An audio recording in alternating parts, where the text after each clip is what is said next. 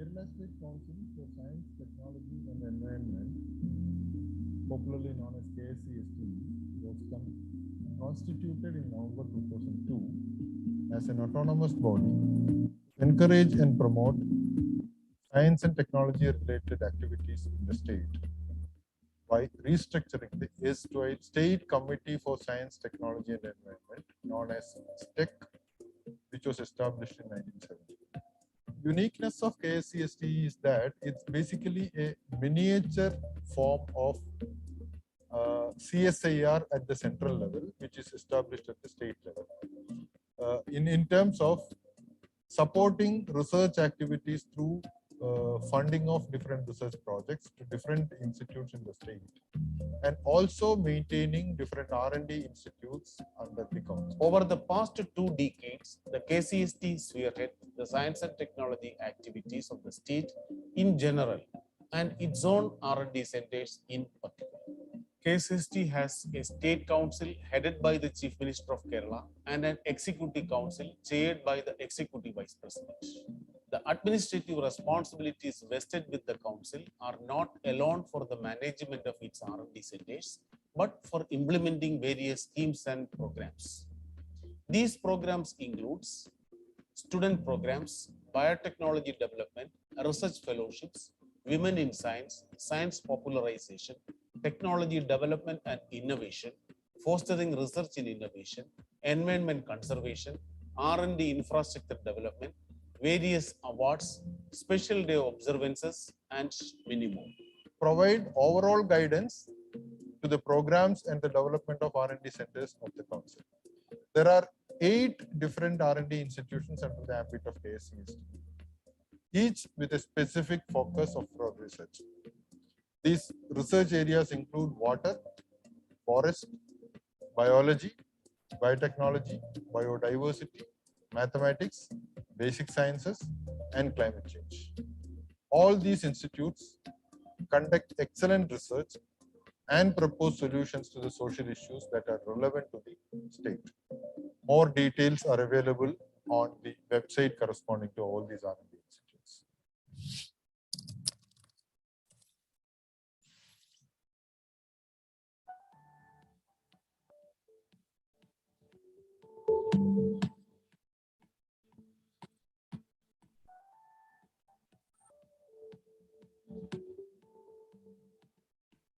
The saga of Kerala Forest Research Institute is nearing half a century.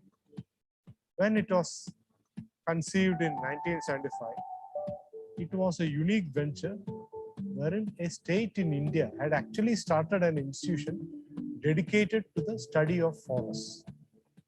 Internationally, KFRI is touted as a role model forestry research institute dedicated to research in tropical forestry and biodiversity. The research at KFRI is structured into various departments. These are the silviculture, soil science, biotechnology, botany, genetics and tree breeding, non-wood forest products, tree physiology, wildlife, statistics, ecology, economics, sociology, entomology, pathology, training and extension departments. The International Secretariat of TeakNet Association, apart from its headquarters at Pichi, Thrissur, it has sub-centers at Nilambur, Palappilly, Kottapara, Devikulam, Malakkapara, and Kurur, which caters to field research and germ plasm collections. The vision of KFRI is to become a center of excellence in tropical forestry research and to provide a scientific backbone for effective conservation of our forest ecosystem and sustainable utilization of natural resource for the benefit of society. KFRI also envisages to provide technical advice and solutions to practical problems related to forest conservation and sustainable utilization of forest resources, as well as to disseminate knowledge and information on forest-related matters to end users, farmers, public, and also transfer of technology to stakeholders for societal benefits. The mission of KFRI is to provide technical support to facilitate scientific management and utilization of forests for societal benefit. For a period of 10 years, the Secretariat of the Asia-Pacific Forest Invasive Species Network was also functioning at KFRI. One of the major factors which make KFRI a unique forestry research organization is the presence of human science research departments. The interaction of people with forests, the drivers of historical changes in forestry practices, the value chain of medicinal plant trade, the issues related to indigenous people are all attended to. KFRI has a dedicated journal for bamboo and cane, which was launched owing to the massive amount of research pioneered by KFRI. Our sub-center at Palappilly has a live collection of bamboo with 68 species. A unique attraction of KFRI is its museums and live collections. There's a teak museum, soil museum, wildlife museum, the xylarium with wood samples from across the world, an insect collection, and also a microbial collection. The live collections include that of ferns, orchids, medicinal plants, palmatum, arboretum, bambusetum, and a taxonomic garden. The expertise of KFRI has been made use by other states of India and other countries too. Founded in 1975, Institute is envisioned as a center of excellence in tropical forestry to provide scientific support for decision making on matters related to forestry, with particular emphasis on conservation, sustainable utilization, and scientific management of natural resources.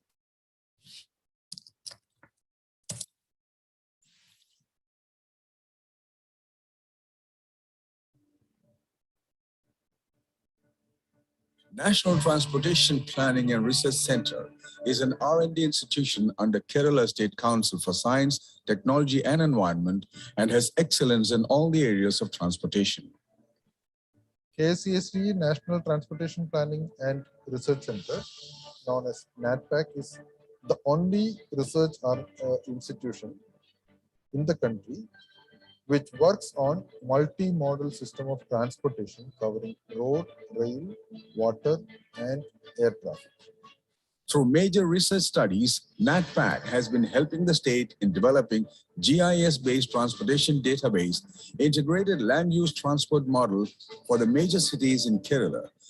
NATPAC has creatively contributed to state transport development, both as a consultant and in an advisory role, by providing technical support to various state government departments.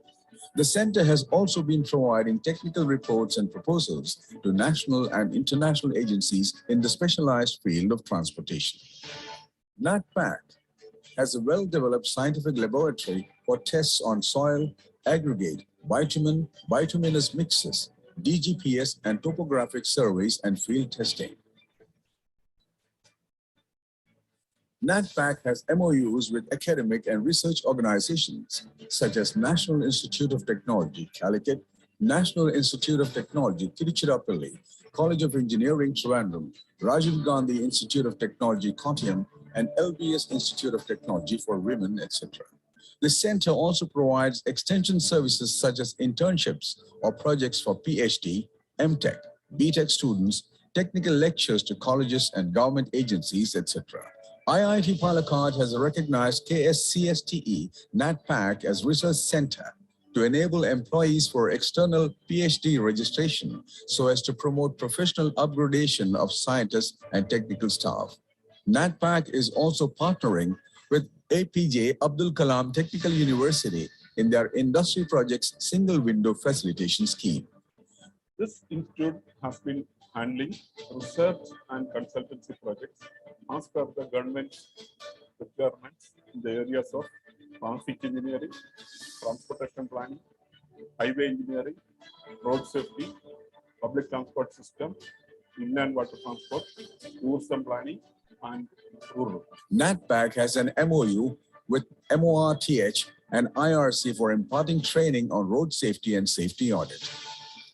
The center imparts training on road safety and safety audit for highway engineers all over the country, road safety training programs to various kinds of road users, traffic enforcement agencies, hazardous goods drivers, etc. on regular basis, and has organized seminars, short-term courses, and national conferences in association with government engineering colleges.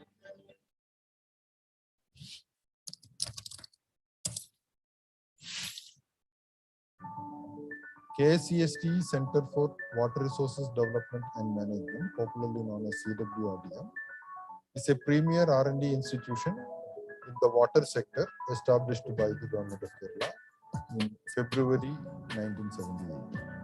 This was in recognition to the need for catering to the R&D needs in the field of water resources management in Kerala.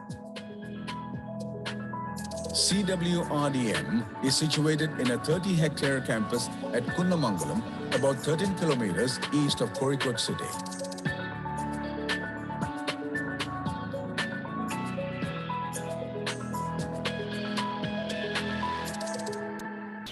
It functions with 4 research groups, namely hydrology and climatology, ecology and environment, land and water management, and training and outreach.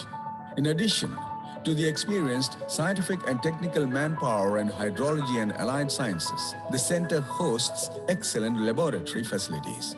The NABL accredited water quality laboratory, soil analysis laboratory, the National Isotope Facility, Meteorological Observatory, and the Geomatics Laboratory are housed with sophisticated analytical instruments and softwares. CWRDM has been the resource center of the hydrological and meteorological information in different agroclimatic regions of the state, as well as the Lakshadweep Islands. CWRDM has been undertaking groundwater resource development and management studies in the river basin scales, ensuring efficient management practices, a method which is only recently adopted by the central agencies. Water quality studies of all the 44 river basins of the state and all the major wetlands are done by CWRDM, and management action plans were also proposed. Several rejuvenation projects have been undertaken in different parts of the state. On the conservation aspects, rainwater harvesting structures specific to the geographical location has been constructed by CWRDM, and the technical know-how is shared with the public. To extend the current research outputs, regular training programs and tailor-made need-based programs are conducted for the user departments. Recognizing our capabilities, several national and international agencies and academic institutions have collaborated with CWRDM, UNDP, UNEP, UNICEF, IAEA, USAID, IIASA, IITs, NIT, ICEF, OECF, Wetlands International, etc., are to name a few. In addition, it has common programs with IITs, NITs, and the many universities in India.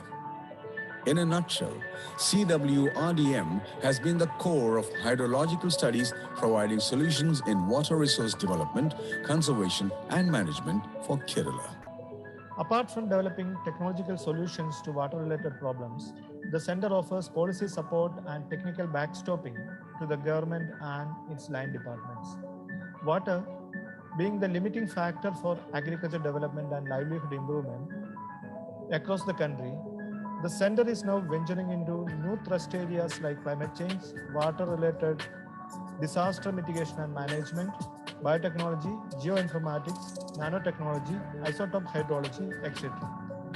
We also associate with the initiatives of both state and central governments like Jal Jeevan Mission, Amrit, Swachh Bharat Abhiyan, Jal Shakti Abhiyan, etc. for ensuring water security for both the state and the center.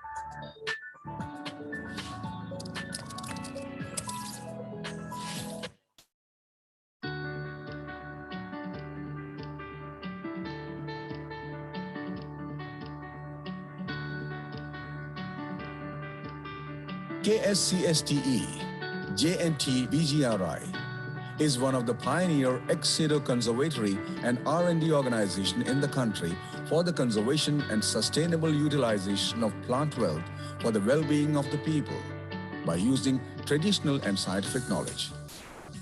KSCST Jawaharlal Nehru Tropical Botanical Garden and Research Institute, known as JNTBGRI, was founded in 1979 with the objective of establishing a conservatory botanic garden of tropical plant resources in general and specifically in the country and Kerala state.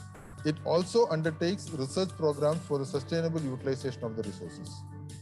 JNTBGRI is the only organization in India which maintain a 300-acre conservatory which is full of garden constituting wild tropical plant genetic resources of the country.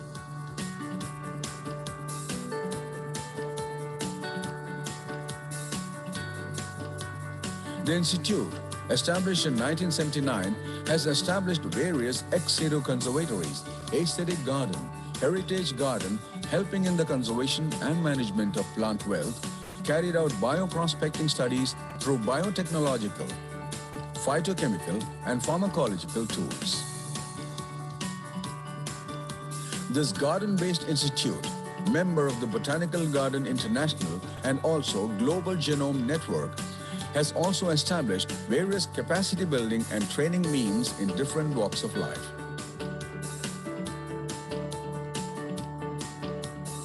The gene bank and conservatories include arboretum, Andaman plants, aquatic plants, bamboos, reeds, rattans, lesser-known fruit plants, RET plants, curious plants, wild ornamentals, medicinal and aromatic plants.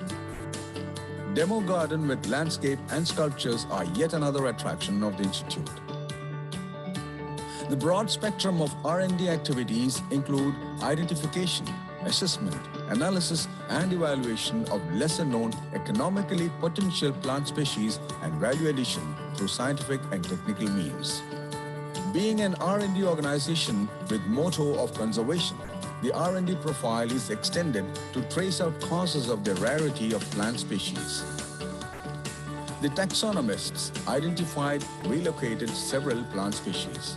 Another thrust area of the institute is tapping up the traditional knowledge and dissemination of knowledge to people and production of bioproducts based on this information. The institute also developed new compounds based on the traditional knowledge information, agrotechniques, protocol for large-scale propagation of horticultural, RET, medicinal and aromatic plants. Identification of notable lead molecules effective in the treatment of viral infections and other disorders are also a major part of the activity-based outcome.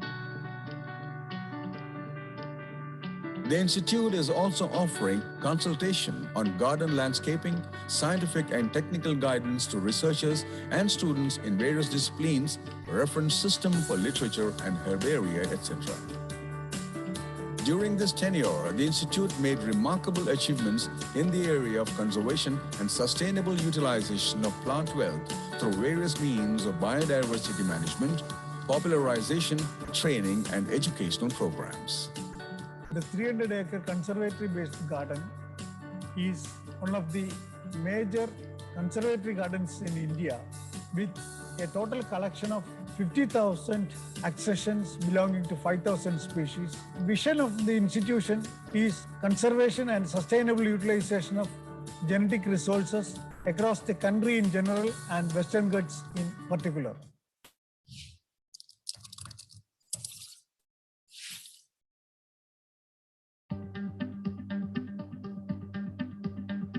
Kerala School of Mathematics is a research institute conducting high-quality research in mathematics.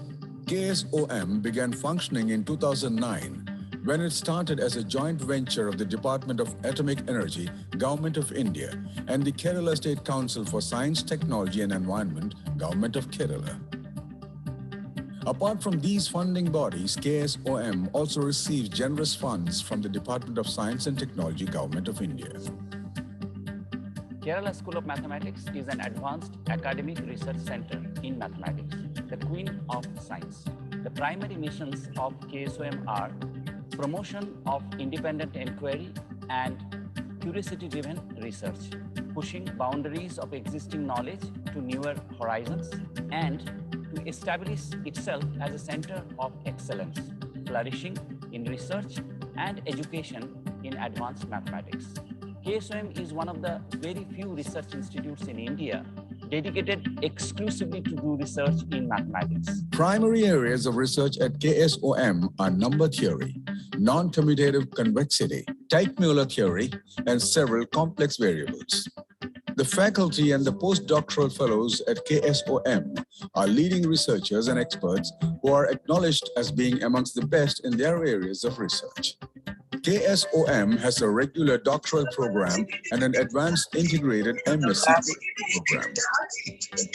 The students at KSOM are from diverse backgrounds and from all over the country. The academic programs at KSOM maintain high standards and are comparable with the best universities. The Kerala School of Mathematics is host to many international and national conferences and research workshops on a regular basis. The faculty members at KSOM also share their expertise by getting involved in many enrichment and refresher programs across the state of Kerala. Kerala School of Mathematics KSOM, is an institution meant for advanced learning and research in mathematics, and it's a joint venture of Kerala State Council for Science, Technology and Environment, Government of Kerala, and the Department of Atomic Energy, Government of India. Kerala School of Mathematics aims to play a catalytic role in reviving the great mathematical tradition of Kerala in the modern paradigm.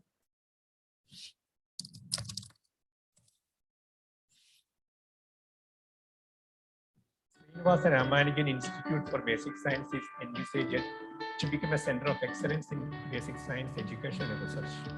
It also aims to facilitate capacity building exercises in basic sciences. Many academic programs are being conducted for the benefit of researchers and upcoming researchers. The center is located at Pambadi Kotte. KSCST, Srinivasa Ramanujan Institute for Basic Sciences.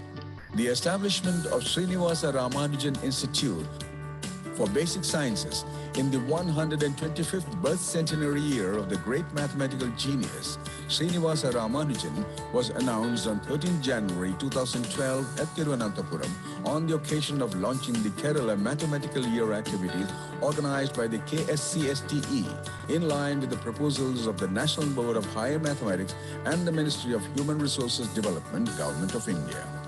The institute was formally inaugurated on February 7, 2013, along with the National Seminar on 100 Years of Crystallography. Professor Ada Yonath, the 2009 Nobel laureate in chemistry, was the keynote speaker. The institute focused on education and research in basic sciences, especially in theoretical sciences. The other mandate of the institute, which is first of its kind in the state of Kerala, is to create awareness among postgraduate students, researchers, and young faculty members in cutting-edge areas of science. With this mission, the institute conducts several academic programs like colloquia, seminars, workshops, and training programs in basic sciences, inviting eminent speakers from premier institutions. Webinars and web-based interactions between students, young faculty members, researchers, and scientists across the world are other major intended activities of the Institute. Since its inception, the Institute has received considerable attention through its various academic activities organized to inspire and motivate young researchers, faculty members, and postgraduate students. Several national-level colloquia, workshops, and international conferences and symposia were conducted at various parts of the state. The mission of SRIPS is to become a center of excellence in research in basic sciences and to act as a platform for productive scientific exchange at the international level, and also to build up a basis for fostering and bringing up young talents so as to play a crucial role in promoting fundamental research in Kerala and make important contribution to science at the worldwide.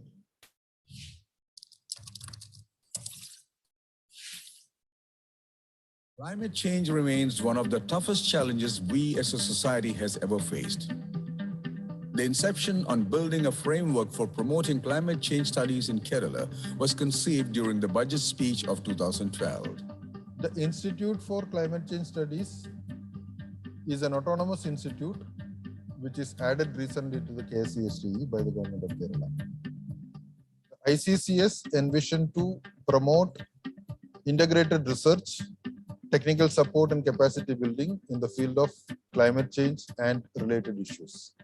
The Institute for Climate Change Studies was established at Kottayam. Over the years, ICCS delivered a quantum of research activities ranging from observational studies to climate modeling. In the year 2016, the climate change studies at the Institute were further strengthened through the national mission.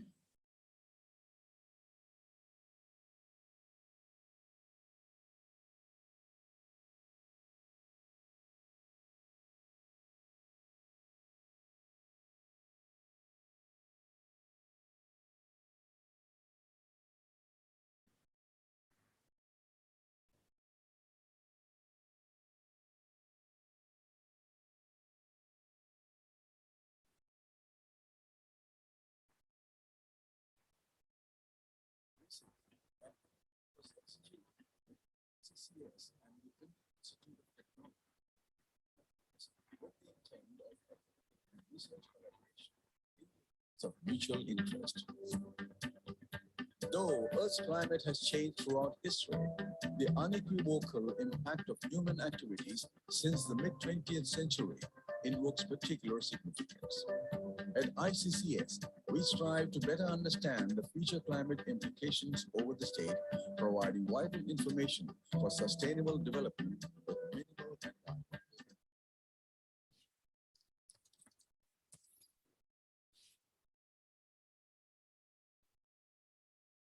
KCST Malabar Botanical Garden and Institute of Plant Science is an institution dedicated to the conservation and research for aquatic plant diversity, lower group plants, endangered plants of the erstwhile Malabar region, as well as disseminating knowledge on various facets of plant sciences. Malabar Botanical Garden and Institute for Plant Sciences, initiated initially as a government botanical garden during 1991 as a grant and aid center under Museums and Zoos Department, Government of Kerala, which was later renamed as Malabar Botanical Garden in 1996.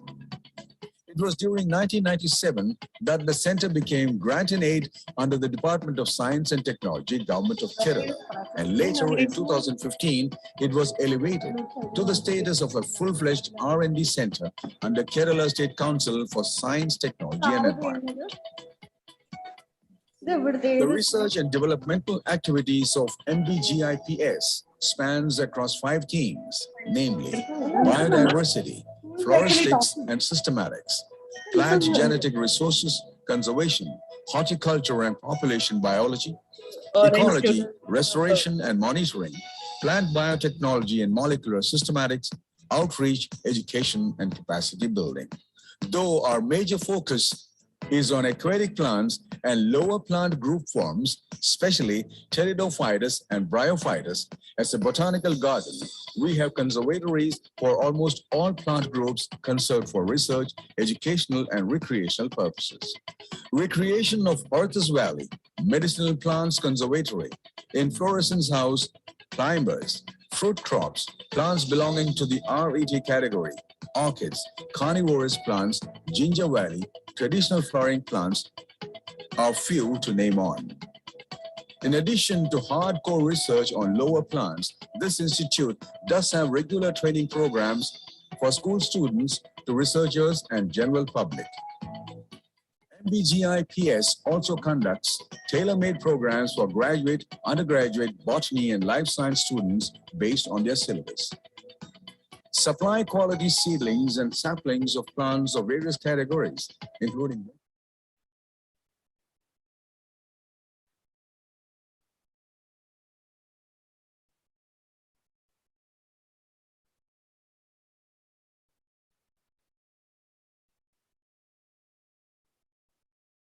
Check.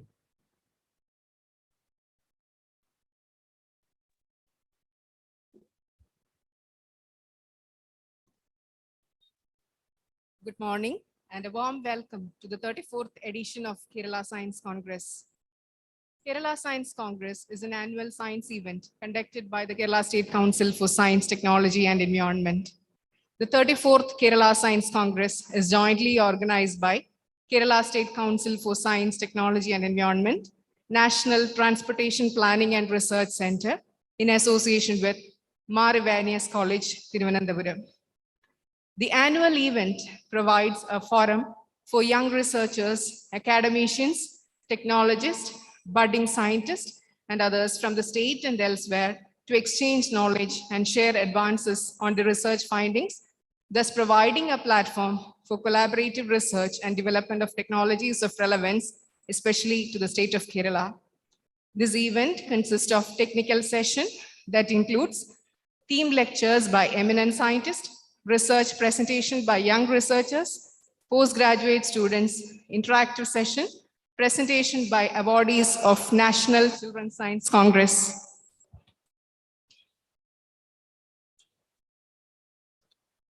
In this event, the best researchers will be honored with Kerala State Young Scientist Award, Dr. S. Vasudev Award, and Science Literature Award will also be given. The best paper and poster awards will be awarded to the selected papers in 12 different subject areas.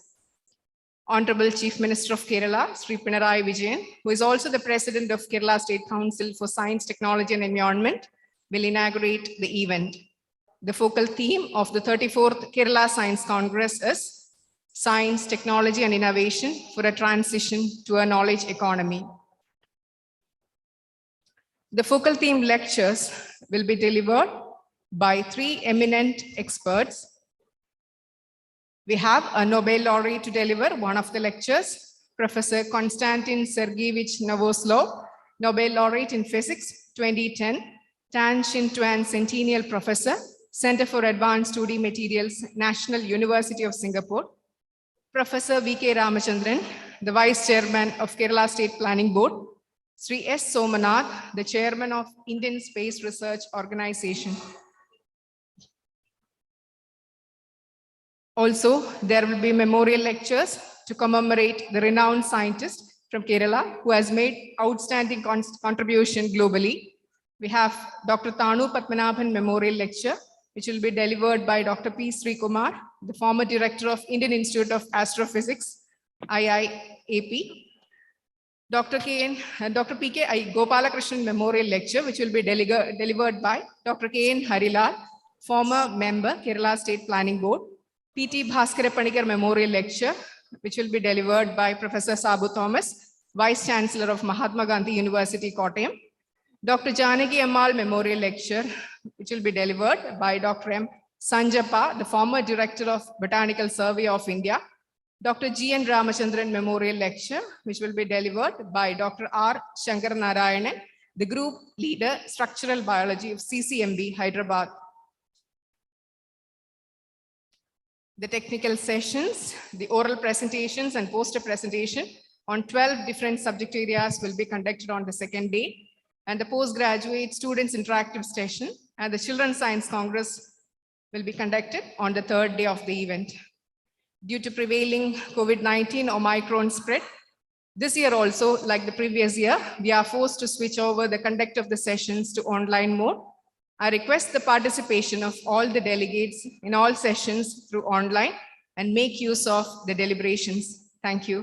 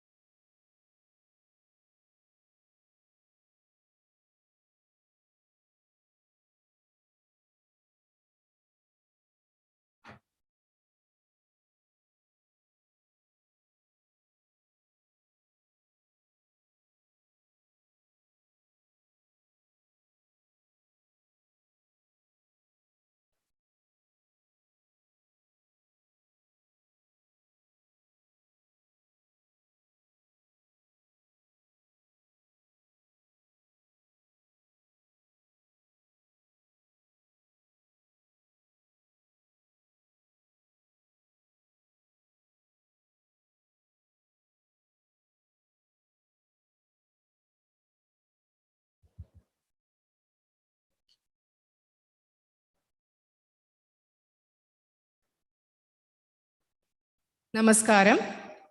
34ാമത് Kerala ശാസ്ത്ര കോൺഗ്രസിന്റെ ഉദ്ഘാടന ചടങ്ങിലേക്ക് ഏവർക്കും സ്വാഗതം. കേരള ശാസ്ത്ര സാങ്കേതിക പരിസ്ഥിതി കൗൺസിലിന്റെ വാർഷിക ശാസ്ത്ര പരിപാടിയാണ് കേരള ശാസ്ത്ര കോൺഗ്രസ്. കൊറോണ മഹാമാരിയെ തുടർന്ന് ഈ വർഷത്തെ സെഷൻസ് മുൻ വർഷത്തെ പോലെ തന്നെ ഓൺലൈൻ പ്ലാറ്റ്ഫോമിലൂടെ ആയിരിക്കും നടക്കുന്നത്. ഈ വർഷത്തെ കേരള ശാസ്ത്ര കോൺഗ്രസിന്റെ chairman Kerala university of digital sciences innovation ടെക്നോളജിയിലെ vice chancellor doctor Saji Gopinath അവർകളാണ്.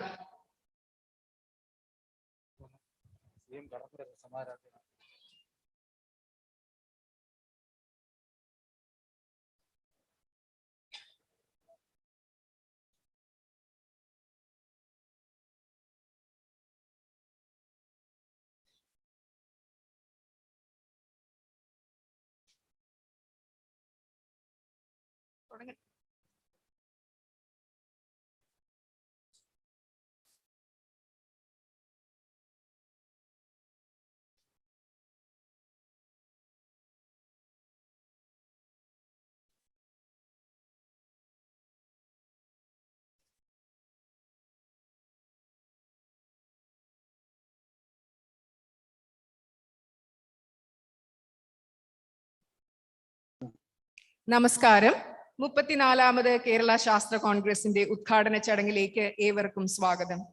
ഈ പരിപാടി ഉദ്ഘാടനം ചെയ്യുന്നതിനായി നമ്മുടെ ബഹുമാനപ്പെട്ട മുഖ്യമന്ത്രി ശ്രീ പിണറായി വിജയൻ അവർകൾ ഇവിടെ എത്തിച്ചേർന്നിട്ടുണ്ട്. അദ്ദേഹത്തെ ആദരപൂർവ്വം വേദിയിലേക്ക് സ്വാഗതം ചെയ്യുന്നു. അദ്ദേഹത്തോടൊപ്പം എല്ലാ വിശിഷ്ട വ്യക്തികളെയും സാദരം വേദിയിലേക്ക് ക്ഷണിക്കുന്നു.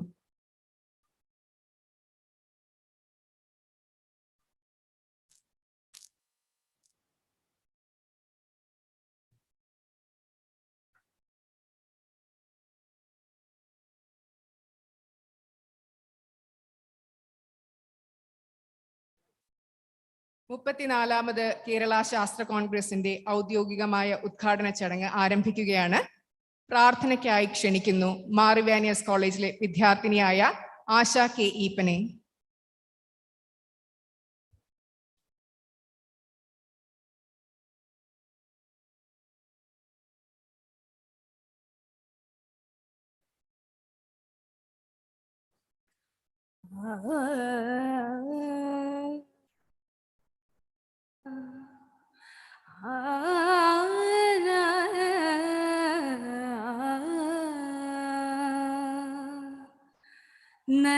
നന്മയാകുന്ന കാന്തി കാണുവാൻ കണ്ണിനാകേണമേ.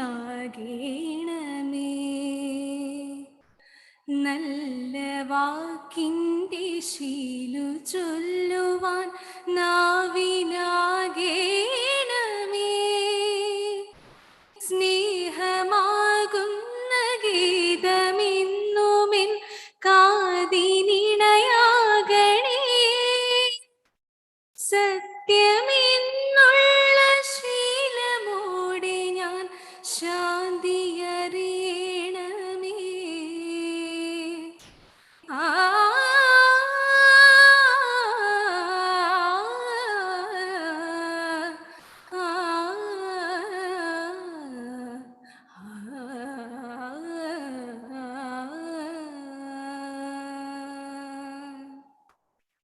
നന്ദി ആശ. സ്വാഗത പ്രസംഗത്തിനായി ദേശീയ ഗതാഗത ആസൂത്രണ ഗവേഷണ കേന്ദ്രത്തിന്റെ ഡയറക്ടറും 34ാമത് കേരള ശാസ്ത്ര കോൺഗ്രസ് സംഘാടക സമിതി അധ്യക്ഷനുമായ ഡോക്ടർ സാംസൺ മാത്യു അവർകളെ സാദരം ക്ഷണിച്ചുകൊള്ളുന്നു. ബഹുമാനപ്പെട്ട കേരള മുഖ്യമന്ത്രി, കേരള ശാസ്ത്ര സാങ്കേതിക പരിസ്ഥിതി കൗൺസിലിൻ്റെ പ്രസിഡന്റുമായ ശ്രീ പിണറായി വിജയൻ അവർ, കേരള ശാസ്ത്ര സാങ്കേതിക പരിസ്ഥിതി കൗൺസിലിൻ്റെ executive vice president professor KP Sudheer, mentor science Kerala government Padmashri MC Dathan, Kerala university of digital sciences innovation and technology vice chancellor professor Saji Gopinath, മഹാവീനസ് കോളേജിൻ്റെ manager major archbishop Catholicos his gratitude Baselios cardinal Cleemis, doctor Vijayakumar, 34ാമത് കേരള ശാസ്ത്ര കോൺഗ്രസിൽ ഓൺലൈനായും ഓഫ്ലൈനായും പങ്കെടുക്കുന്ന ഏവരുമേ നിങ്ങൾക്കെൻ്റെ നമസ്കാരം. 34ാമത് കേരള സയൻസ് കോൺഗ്രസിന് കേരള ശാസ്ത്ര സാങ്കേതിക പരിസ്ഥിതി കൗൺസിലിനോടൊപ്പം ചേർന്ന് ആതിഥേയത്വം വഹിക്കുവാൻ ഞാൻ ഉൾപ്പെടുന്ന ദേശീയ ഗതാഗത ആസൂത്രണ ഗവേഷണ കേന്ദ്രത്തിന് അവസരം ലഭിച്ചതിൽ അതിയായ സന്തോഷമുണ്ട്. കോവിഡ് മഹാമാരിയുടെ പരിമിതികൾക്കിടയിൽ ഇവിടെ ഒന്നിച്ചുകൂടി ഉദ്ഘാടന ചടങ്ങ് ഔപചാരികമായി നടത്തുവാൻ സാധിക്കുമോ എന്ന് ശങ്കിച്ചു പോയ അവസരങ്ങൾ ഉണ്ടായിട്ടുണ്ട്. എങ്കിലും ഇത്രത്തോളം ചെയ്യാൻ സാധിച്ചു എന്ന ചാരിതാർത്ഥത്തോടെ ഞാൻ എൻ്റെ കർത്തവ്യത്തിലേക്ക് കടക്കട്ടെ. ആദ്യമായി നമ്മുടെ ക്ഷണം സ്വീകരിച്ച് ഒരു വിദേശ യാത്രയ്ക്ക് ശേഷം ഉണ്ടാവുന്ന അധികരിച്ച ഔദ്യോഗിക തിരക്കുകൾക്കിടയിലും സമയം വേർതിരിച്ച് 34ാമത് കേരള ശാസ്ത്ര കോൺഗ്രസിൻ്റെ ഔപചാരികമായ ഉദ്ഘാടന കർമ്മം നിർവഹിക്കുവാനായി തക്ക സമയത്ത് തന്നെ എത്തിച്ചേർന്ന നമ്മുടെ ബഹുമാനപ്പെട്ട മുഖ്യമന്ത്രി ശ്രീ പിണറായി വിജയൻ അവർക്കുള്ള ഏറ്റവും ആദരപൂർവ്വം കേരള ശാസ്ത്ര കോൺഗ്രസിൻ്റെ പേരിലും എൻ്റെ വ്യക്തിപരമായ പേരിലും സ്വാഗതം ചെയ്തുകൊള്ളുന്നു. ഈ ഉദ്ഘാടന ചടങ്ങിന് അധ്യക്ഷസ്ഥാനം അലങ്കരിക്കുന്നത് കേരള ശാസ്ത്ര സാഹിത്യ പരിസ്ഥിതി കൗൺസിലിൻ്റെ executive vice president professor KP സുധീറാണ്. 34ാമത് കേരള ശാസ്ത്ര കോൺഗ്രസിൻ്റെ പ്രസിഡന്റായും ഞങ്ങളെ നയിക്കുന്ന പ്രൊഫസർ സുധീറിനെ ഈ ചടങ്ങിലേക്ക് സ്വാഗതം ചെയ്യും.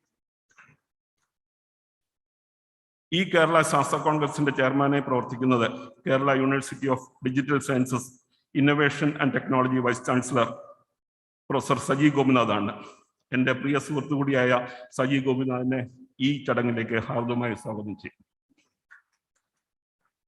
കേരള സർക്കാരിൻ്റെ സയൻസ് മെന്ററും മുഖ്യമന്ത്രിയുടെ ഉപദേശകനുമായ പത്മശ്രീ MC ദത്തൻ സാർ, കേരള ശാസ്ത്ര സാങ്കേതിക പരിസ്ഥിതി സംസ്ഥാന കൗൺസിലിൻ്റെ കമ്മിറ്റി അംഗവും ഞങ്ങളുടെ എല്ലാ പ്രവർത്തനങ്ങൾക്കും മാർഗദർശകമായി പ്രവർത്തിക്കുന്ന ദത്തൻ സാറിനെ സ്നേഹപൂർവ്വം ഈ ചടങ്ങിലേക്ക് സ്വാഗതം ചെയ്യും.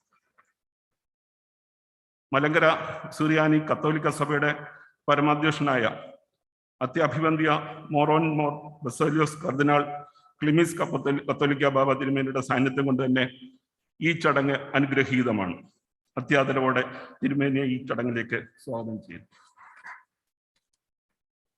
കേരള ശാസ്ത്ര സാങ്കേതിക പരിസ്ഥിതി കൗൺസിലിന്റെ മെമ്പർ സെക്രട്ടറിയായും 34ാമത് കേരള ശാസ്ത്ര കോൺഗ്രസിന്റെ ജനറൽ കൺവീനറുമായി പ്രവർത്തിക്കുന്ന doctor S Pradeep Kumar sir ഈ ചടങ്ങിന് ആതിഥ്യം അരുളേണ്ടതായിരുന്നു. ആരോഗ്യപരമായ കാരണങ്ങളാൽ സാറിന് ഈ ചടങ്ങിൽ നേരിട്ട് പങ്കെടുക്കുവാൻ കഴിഞ്ഞില്ല. ഞാൻ പ്രതീക്ഷിക്കുന്ന സാർ ഓൺലൈനിൽ പങ്കെടുക്കുന്നു എന്നുള്ളതാണ്. ഡോക്ടർ എസ് പ്രദീപ് കുമാറിനെ സാറിനെ ഈ ചടങ്ങിലേക്ക് ആദരപൂർവ്വം സ്വാഗതം ചെയ്യും. Chief ministers young scientist gold medal, doctor S Vasudev award, science literature award ജേതാക്കളെ അഭിനന്ദിക്കുന്നതോടൊപ്പം ഈ ചടങ്ങിലേക്ക് ഹാർദവമായി സ്വാഗതം ചെയ്യും. 34ാമത് സയൻസ് കോൺഗ്രസ് നടത്തുവാനായി മാർ യുവാനസ് കോളേജിന്റെ സൗകര്യങ്ങൾ തരികയും മറ്റ് സഹായങ്ങൾ നൽകുകയും ചെയ്ത college principal professor doctor Jijimon K തോമസിനെയും അധ്യാപകരെയും അനധ്യാപകരെയും വിദ്യാർത്ഥികളെയും ഈ ചടങ്ങിലേക്ക് സ്വാഗതം ചെയ്യും. കേരള ശാസ്ത്ര സാങ്കേതിക പരിസ്ഥിതി കൗൺസിലിന്റെയും അനുബന്ധ ഗവേഷണ സ്ഥാപനങ്ങളുടെയും മേധാവികളും എല്ലാ ജീവനക്കാരെയും ഹൃദയത്തിന്റെ ഭാഷയിൽ ഇവിടെ സ്വാഗതം ചെയ്യുന്നു. കേരള ശാസ്ത്ര സാങ്കേതിക പരിസ്ഥിതി കൗൺസിലിന്റെ executive committee members, state council members എന്നിവരെയും വളരെ ആദരപൂർവ്വം ഈ ചടങ്ങിലേക്ക് സ്വാഗതം ചെയ്യുന്നു. ലോകത്തിന്റെ വിവിധ ഭാഗങ്ങളിൽ ഇരുന്ന് ഓൺലൈനായി ഇതിൽ പങ്കെടുക്കുന്ന എല്ലാവരെയും ഈ ഉദ്ഘാടന ചടങ്ങിലേക്ക് സ്വാഗതം ചെയ്യുന്നു. കൗൺസിലിന്റെ എല്ലാ സംരംഭങ്ങളിലും അച്ചടി ദൃശ്യ മാധ്യമ സുഹൃത്തുക്കൾ എന്നും പ്രോത്സാഹനം നൽകി വരുന്നു. അവരെയും സന്തോഷപൂർവ്വം ഈ ചടങ്ങിലേക്ക് സ്വാഗതം ചെയ്യുന്നു.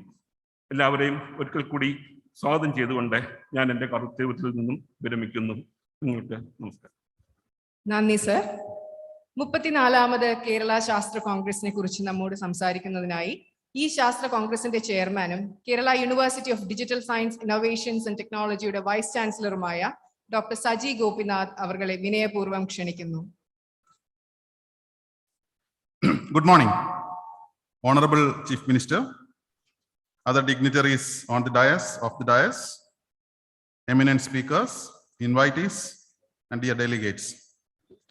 At the outset, let me also extend a very warm welcome to each of you to this 34th edition of Kerala Science Congress.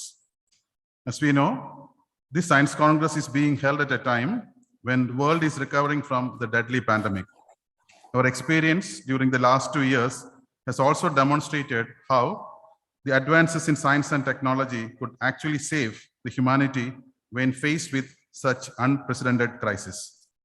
If we compare COVID-19 with the Spanish flu happened almost a century back, we can see that even though the world population grew over 4 times during this period and much more connected now, the advances in science could limit the spread of diseases affecting only around 400 million people, much less compared to what happened during the Spanish flu pandemic.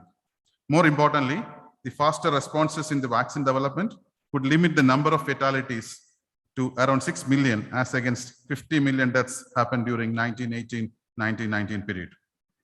When we look at history, extended periods of disasters, whether it is natural or man-made, often results in quantum jumps in development of science and technology, which later leads to paradigmic shifts in the world economic order. It happened during plague, it happened during Spanish flu, world wars, etc., to name a few. The rapid emergence of industrial economy had happened subsequent to World War I and Spanish flu, while World War II led the seeds and foundations of development of semiconductors, which actually form the basis of third industrial revolution, which we are enjoying today. As the world recovers from COVID pandemic, we will see a host of new inventions, methodologies, technologies, and products gaining prominence in the next few years. I'm sure in the next 3 days, we will be discussing some of these scientific innovations happened in Kerala during the Science Congress. This will also hasten the adoption of what we call as Industry 4.0 technologies and the spread of the knowledge revolution. In order to be prepared for this transition, it's important for us to understand the nuances of this change and deliberate on the ways of conducting research, translating the intellectual property just generated into products and solutions to lead the new normal. It is in this context that 34th Science Congress has chosen science, technology, and innovation for transition to a knowledge economy as the focal theme this year.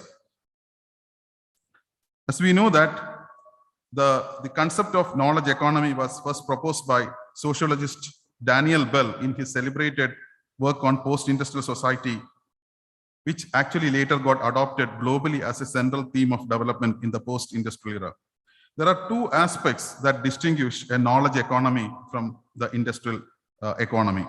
In the knowledge economy, the sources of innovation and development will be increasingly derived from research and development, and the weight of society as measured by a large portion of gross national product and a larger share of employment will increasingly be in the knowledge field. While innovation, IP creation, and education are essential for knowledge societies, it is equally important to leverage on that knowledge to enhance economic wealth and growth in the region. For the state of Kerala, the notion of knowledge society is not new. Even much before independence, the emphasis on education was paramount in the erstwhile princely states, which later continued by the democratic governments thereafter by spending over 10% of the fiscal expenditure on education all these years. This has resulted in universalization of education and overall societal development as reflected in the high human development indices and sustainability ranking of the state. It's the first state which set up focused research centers under the government for working on several areas to develop leading the research in that area. The process of monetizing this knowledge for economic welfare of the society actually is got accelerated at this point of time. And that is an area where I think this Science Congress will be focusing. As a state that always focused on creation of an inclusive knowledge society, transition to a knowledge economy is a logical step in our progression. However, in the past, state could not fully utilize the educational resources for its own economic development, as industrial opportunities were limited due to a variety of reasons. The centralized model of development followed by the industrial world, with scant regard for environment and people, focusing on achieving economies of scale of operation through mega factories and concentrated work centers, were not aligned to the development philosophy of the Kerala, which always stress the need for synergy with nature and planet. As technological evolution and changes happening due to pandemic is rapidly pushing the world to transform from such a factor-based industrial economy that leverages its growth from physical factors to an innovation-based knowledge economy, the state stands to gain from this investment it has made all these years. The development of science and technology, both in universities and the research centers, could play a very pivotal role in this transition. In the next 2 days, many aspects of this transition will be discussed in detail. We have more than 600 researchers and technologists participating in this Congress, presenting over 300 papers, either on oral or a poster presentation mode. Over the 12 technical theme sessions, the focal session where 3 eminent scientists will be speaking on this concept of the knowledge economy, and various plenary sessions, the Children's Science Congress and the postgraduate student session organized as part of this Congress will showcase the research happening in Kerala and will explore how this could be leveraged to support the vision of Kerala emerging as a true knowledge society. I'm sure the next 3 days will provide an enriching learning experience to all participants. And let me end by wishing all the success for this 34th edition of Kerala Science Congress. Thank you. Thank you, sir. അധ്യക്ഷ പ്രസംഗത്തിനായി 34ാമത് കേരള ശാസ്ത്ര കോൺഗ്രസിന്റെ അധ്യക്ഷനും കേരള ശാസ്ത്ര സാങ്കേതിക പരിസ്ഥിതി council ഭരണ നിർവാഹക ഉപാധ്യക്ഷനുമായ professor KP Sudheer അവർകളെ സാദരം ക്ഷണിച്ചുകൊള്ളുന്നു. Chief guest of the day, Honorable Chief Minister Sri Pinarayi Vijayan, Major Archbishop His Beatitude Basilius Cardinal Clemis, the Vice Chancellor of the Kerala University of Digital Sciences, Professor Saji Gopinath, Member of the Executive Committee of the KSCST, Padma Shri MC Dattan, Member Secretary of the KSCST, Dr. Pradeep Kumar, who is not present in person here, Dr. Samson Matthew, Director of the NETPAC, Dr. Vijay Kumar, focal theme speakers, Professor Konstantin Novoselov, Professor VK Ramachandran, Sri S. Somanath, delegates, directors, scientists of different R&D centers of the KCST, my colleagues, ladies and gentlemen, a very good morning to all of you.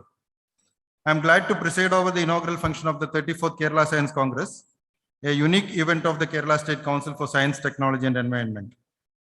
From climate change to population aging, to far-reaching geopolitical adjustments, the world is facing unprecedented changes marked by uncertainties and unknowns.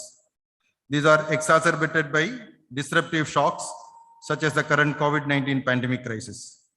The fast pace of technological change, including developments in artificial intelligence and synthetic biology, adds to these uncertainties and makes policy oversight of emerging technologies increasingly difficult.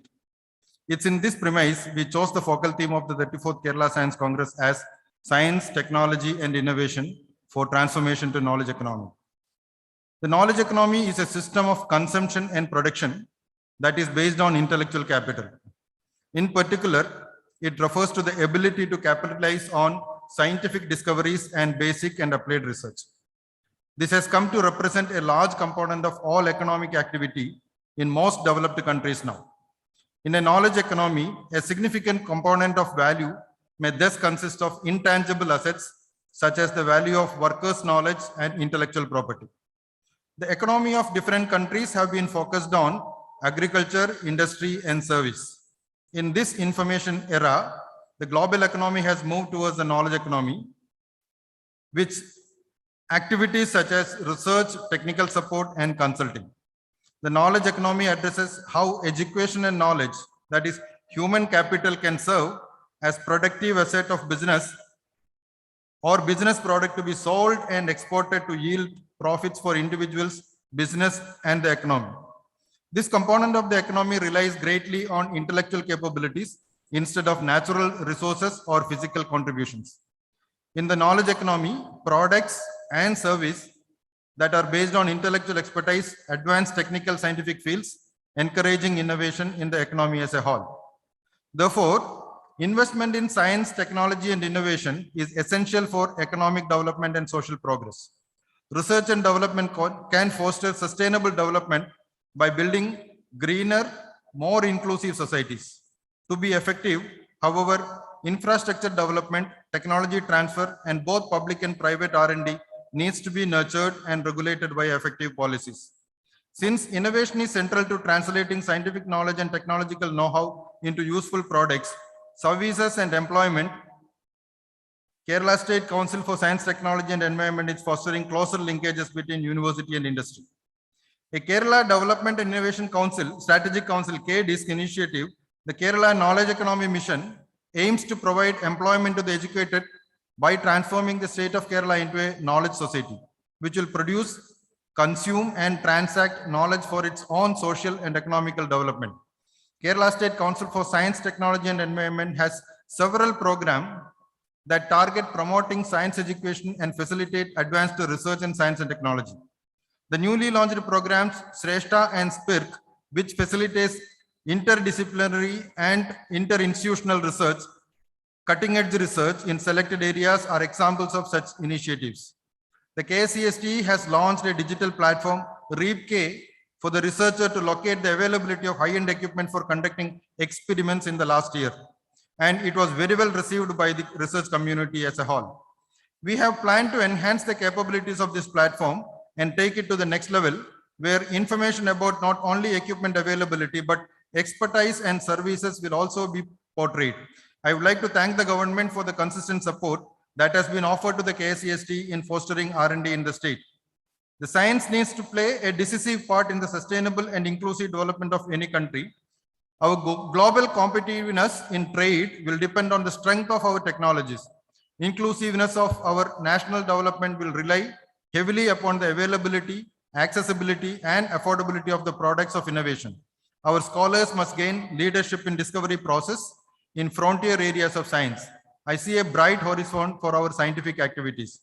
Let me wish the Kerala Science Congress the very best in the next 3 days in disseminating the new discoveries, theories, and findings. I'm sure that the deliberations in this Science Congress would help the researchers benefit from the new discoveries and research findings and utilize them in their future research as well. Thank you. Thank you, sir. 34ാമത് Kerala ശാസ്ത്ര കോൺഗ്രസ് ഉദ്ഘാടനം ചെയ്യുന്നതിനായി നമ്മുടെ ബഹുമാനപ്പെട്ട മുഖ്യമന്ത്രിയും കേരള ശാസ്ത്ര സാങ്കേതിക പരിസ്ഥിതി കൗൺസിലിന്റെ അധ്യക്ഷനുമായ ശ്രീ പിണറായി വിജയൻ അവരെ ആദരപൂർവ്വം ക്ഷണിച്ചുകൊള്ളുന്നു.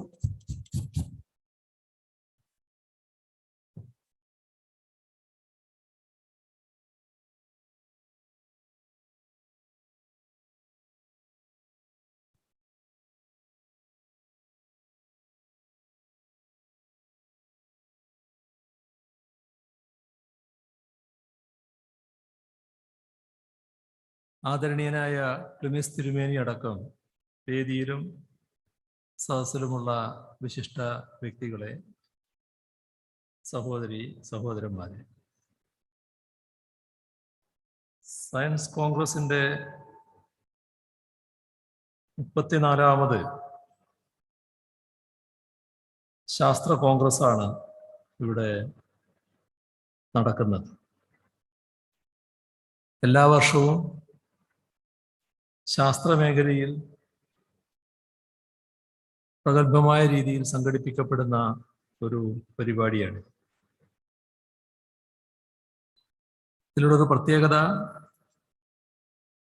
ഈ 2 തവണ ഒഴികെ കഴിഞ്ഞ 32 തവണയും കേരളത്തിലെ ഓരോ ജില്ലയിലാണ് ഇത് സംഘടിപ്പിച്ചിരുന്നത്. കോവിഡ് മഹാമാരിയുടെ പശ്ചാത്തലത്തിലാണ് കഴിഞ്ഞ തവണയും ഇത്തവണയും ഓൺലൈനായി സംഘടിപ്പിക്കേണ്ടി വന്നിട്ടുള്ളത്. നമ്മുടെ രാജ്യത്തെ പല സംസ്ഥാനങ്ങളും ഈ ഒരു മാതൃക, കേരള ശാസ്ത്ര കോൺഗ്രസിന്റെ മാതൃക പിൻപറ്റിക്കൊണ്ട് അത് സംസ്ഥാനങ്ങളിൽ ശാസ്ത്ര സമ്മേളനങ്ങൾ സംഘടിപ്പിക്കുന്നു. ഇതിൻ്റെ സംഘാടകരായ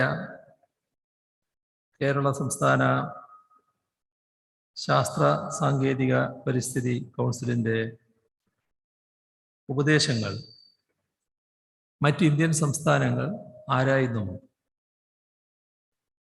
അതായത് ശാസ്ത്ര പ്രചാരണത്തിനും ശാസ്ത്രത്തെ ജനകീയമാക്കുന്നതിനും കേരളത്തിൻ്റെ മാതൃകയാണ് ഇന്ത്യ പിൻപറ്റുന്നത്.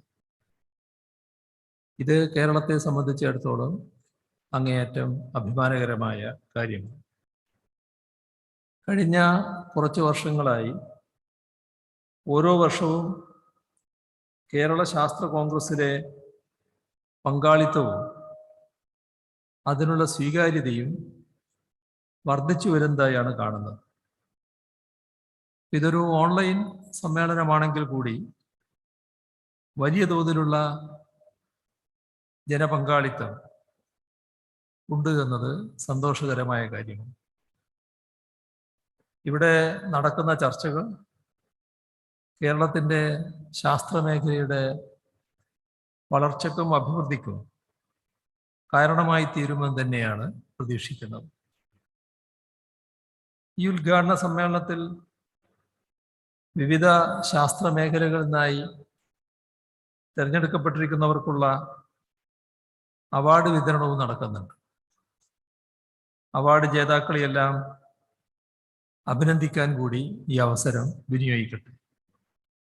ശാസ്ത്രത്തെ കൂടുതൽ ജനകീയവൽക്കരിക്കുന്നതിനും ശാസ്ത്രാവബോധം സമൂഹത്തിൽ വളർത്തിയെടുക്കുന്നതിനും ഈ നേട്ടം നിങ്ങൾക്ക് ഓരോരുത്തർക്കും പ്രചോദനമാവട്ടെ എന്ന് ആശംസിക്കുന്നു.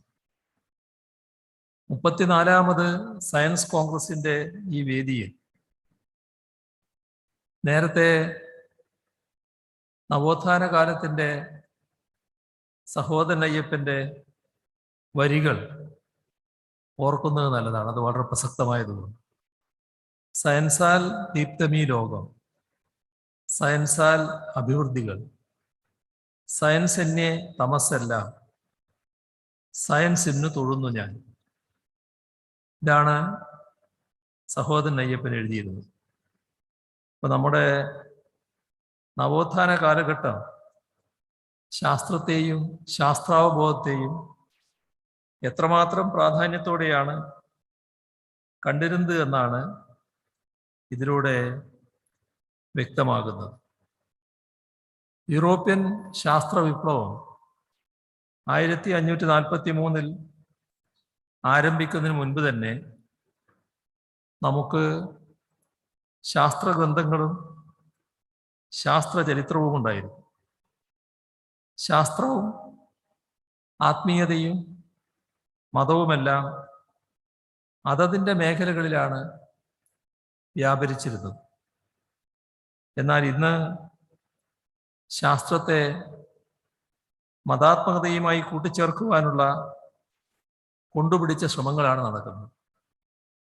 കെട്ടുകഥകളെ ശാസ്ത്ര സത്യങ്ങളായി അവതരിപ്പിച്ചും യഥാർത്ഥ ശാസ്ത്രജ്ഞരെ പിന്തള്ളി കപടശാസ്ത്രവാദികളെ ശാസ്ത്ര സ്ഥാപനങ്ങളുടെ തലപ്പത്ത് പ്രതിഷ്ഠിച്ചുമാണ് ശാസ്ത്രത്തെ അപകടത്തിലാക്കുന്നത്. ശാസ്ത്ര വികസനത്തിനായി രൂപീകരിക്കപ്പെട്ട സ്ഥാപനങ്ങളുണ്ട്. ആ സ്ഥാപനങ്ങളുടെ തലപ്പത്തിരിക്കുന്നവർ തന്നെ അന്ധവിശ്വാസങ്ങൾക്ക് കുടപിടിക്കുന്ന കാഴ്ചയാണ് ഇന്ന് നാം കാണുന്നത്. ഇതിനെതിരെയുള്ള ചെറുത്തുനിൽപ്പുകൾക്കുള്ള വേദി കൂടിയാവണം നമ്മുടെ ശാസ്ത്ര കോൺഗ്രസ്.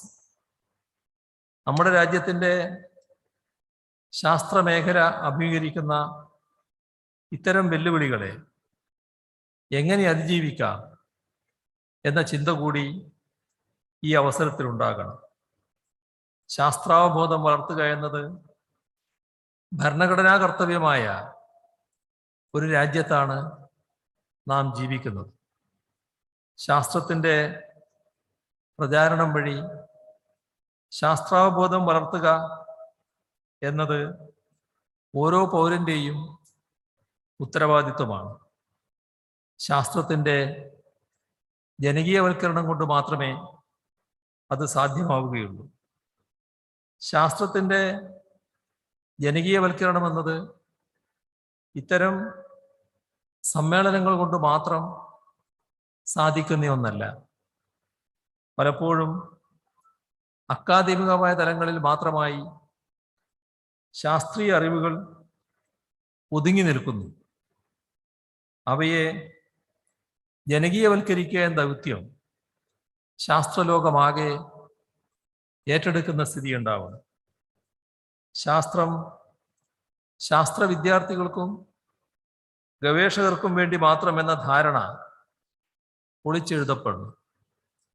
ജനകീയ കലകൾ പോലെ സകല ജനങ്ങൾക്കും പ്രാപ്യമാകുന്ന വിധത്തിൽ ശാസ്ത്രത്തെ പ്രചരിപ്പിക്കുക എന്ന ശ്രമകരമായ ദൗത്യമാണ് ഏറ്റെടുക്കേണ്ടത്. അതായത് ശാസ്ത്രത്തിൻ്റെ ജനകീയവൽക്കരണം. അതാണ് ഈ കാലത്തിൻ്റെ ആവശ്യം.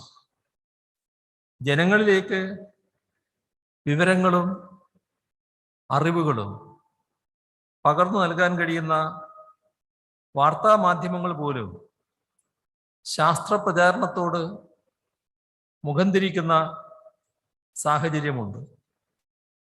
കാൾ സാഗന്റെ കോസ്മോസ് പോലൊരു ടെലിവിഷൻ പരിപാടി സംപ്രേഷണം ചെയ്യാൻ ഇന്ന് ഇന്ത്യയിലെ എത്ര മാധ്യമങ്ങൾക്ക് കഴിയുമെന്നത് പരിശോധിക്കപ്പെടുന്നു.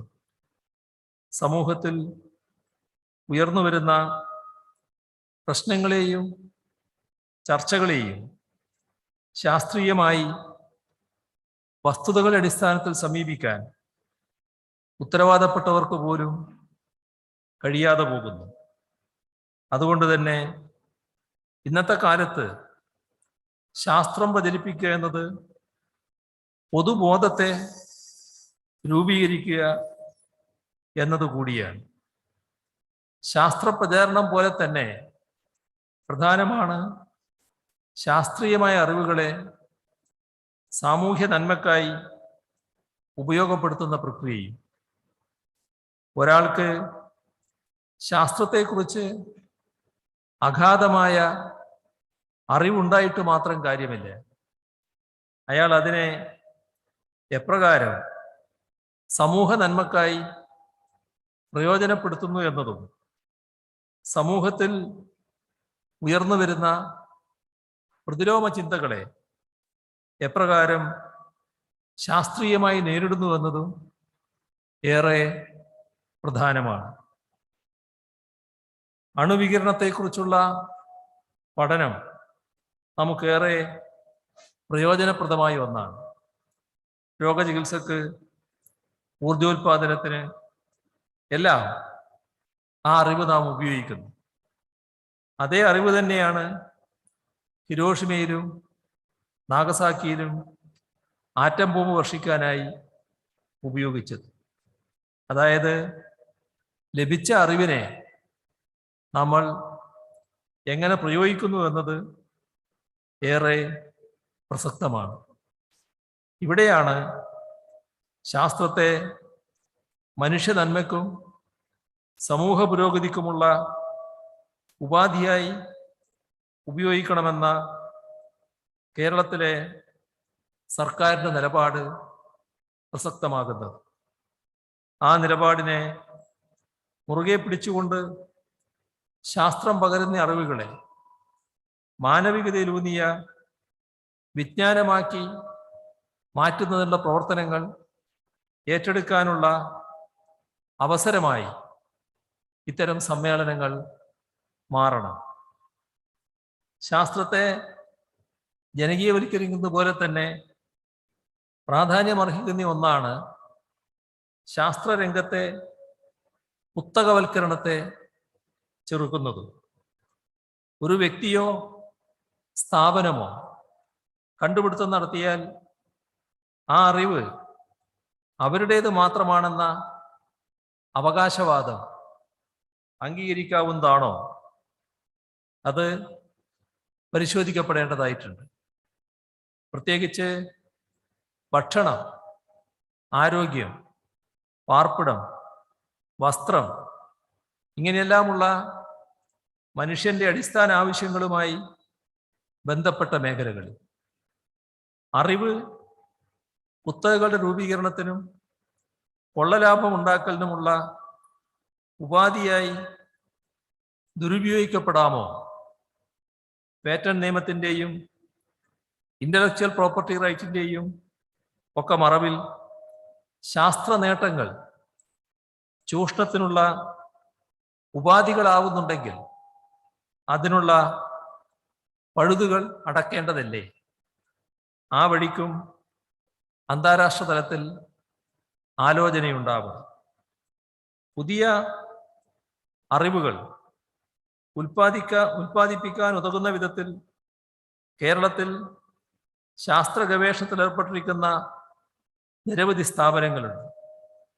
അവയെല്ലാം തന്നെ ശാസ്ത്ര കൗൺസിലിന്റെ നേതൃത്വത്തിൽ സംസ്ഥാനത്തിൻ്റെ വളർച്ചയ്ക്ക് വേണ്ട ഇടപെടലുകൾ തങ്ങളുടേതായ രീതിയിൽ നടത്തുന്നുമുണ്ട്. അവർ ഗവേഷണ പ്രോജക്റ്റുകൾക്ക് സാമ്പത്തിക സഹായം നൽകുകയും ഫെലോഷിപ്പുകൾ അനുവദിക്കുകയും ശാസ്ത്രാവബോധം വളർത്തുകയും ശാസ്ത്രം പ്രചരിപ്പിക്കുകയും ശാസ്ത്രമേഖലയിൽ വേണ്ട അടിസ്ഥാന സൗകര്യങ്ങൾ വികസിപ്പിക്കുകയും ചെയ്യുന്നുണ്ട്. അത്തരം പ്രവർത്തനങ്ങൾ മെച്ചപ്പെടുത്താനുള്ള മാർഗങ്ങൾ ആരായാനുള്ള വേദിയായി കൂടി ശാസ്ത്ര കോൺഗ്രസുകൾ മാറണം. അത്തരത്തിൽ ഉയർന്നു വരുന്ന നിർദ്ദേശങ്ങൾക്കായി സർക്കാർ കാതോർത്തിരിക്കുകയാണ്. അവ നടപ്പാക്കുന്നതിന് വേണ്ട പിന്തുണ സർക്കാരിൻ്റെ ഭാഗത്ത് നിന്ന് ഉണ്ടാവുകയും ചെയ്യും. ഇന്നത്തെ കാലത്ത് നാം നേരിടുന്ന ഒരു വലിയ പ്രശ്നം കാലാവസ്ഥാ വ്യതിയാനവുമായി ബന്ധപ്പെട്ടതാണ്. വരൾച്ചയായും പ്രളയമായുമൊക്കെ അതിൻ്റെ ബുദ്ധിമുട്ടുകൾ നാം അനുഭവിക്കുന്നുണ്ട്. അതൊരു ആഗോള പ്രതിഭാസമാണെങ്കിൽ കൂടി സംസ്ഥാനം എന്ന നിലക്ക് ഇക്കാര്യത്തിൽ ഗൗരവപൂർണമായ ഗവേഷണം നടത്താനാണ് കോട്ടയത്തെ institute four climate change studies എന്ന സ്ഥാപനത്തെ ശാസ്ത്ര കൗൺസിലിൻ്റെ കീഴിൽ പുനഃസംഘടിപ്പിച്ചത്. യുദ്ധകാലാടിസ്ഥാനത്തിൽ ഇൻസ്റ്റിറ്റ്യൂട്ട് ഓഫ് അഡ്വാൻസ്ഡ് വൈറോളജി സജ്ജമാക്കിയതാകട്ടെ പുത്തൻ സാംക്രമിക രോഗങ്ങളെക്കുറിച്ച് ഗവേഷണം നടത്താനും പ്രതിവിധികൾ കണ്ടെത്താനുമാണ്. രാജ്യത്തെ തന്നെ ഏറ്റവും മികച്ച വൈറോളജി ഗവേഷണ കേന്ദ്രമായി അതിനെ വളർത്തിയെടുക്കാനാണ് ശ്രമിക്കുന്നത്. ശാസ്ത്രവും സാങ്കേതിക വിദ്യയും മനുഷ്യ നന്മയ്ക്കും സാമൂഹ്യ പുരോഗതിക്കുമായി ഉപകരിക്കണം. ഇതാണ് സംസ്ഥാന സർക്കാരിൻ്റെ നിലപാട് എന്ന് നേരത്തെ തന്നെ സൂചിപ്പിച്ചതാണ്. ആ മേഖലകളിലെ മാറ്റങ്ങൾ സമൂഹത്തിൻ്റെ പുരോഗമനപരമായ മാറ്റത്തിനുതകണമെന്നതാണ് സർക്കാരിൻ്റെ കാഴ്ചപ്പാട്. അതുകൊണ്ട് തന്നെ ശാസ്ത്ര സാങ്കേതിക വിദ്യാ മേഖലകളുമായി ബന്ധപ്പെട്ടിരിക്കുന്ന സ്ഥാപനങ്ങളെ ശാക്തീകരിക്കാനാണ് കേരളത്തിൽ സർക്കാർ ശ്രമിക്കുന്നത്.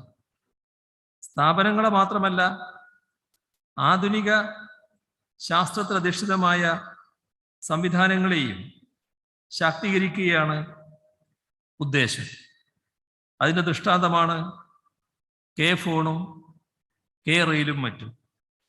അവയിലൂടെ ജനങ്ങളുടെ ജീവിത നിലവാരം മെച്ചപ്പെടുത്തുന്നതിനായി ശാസ്ത്രത്തെയും സാങ്കേതിക വിദ്യയെയും പ്രയോഗിക്കുകയാണ്.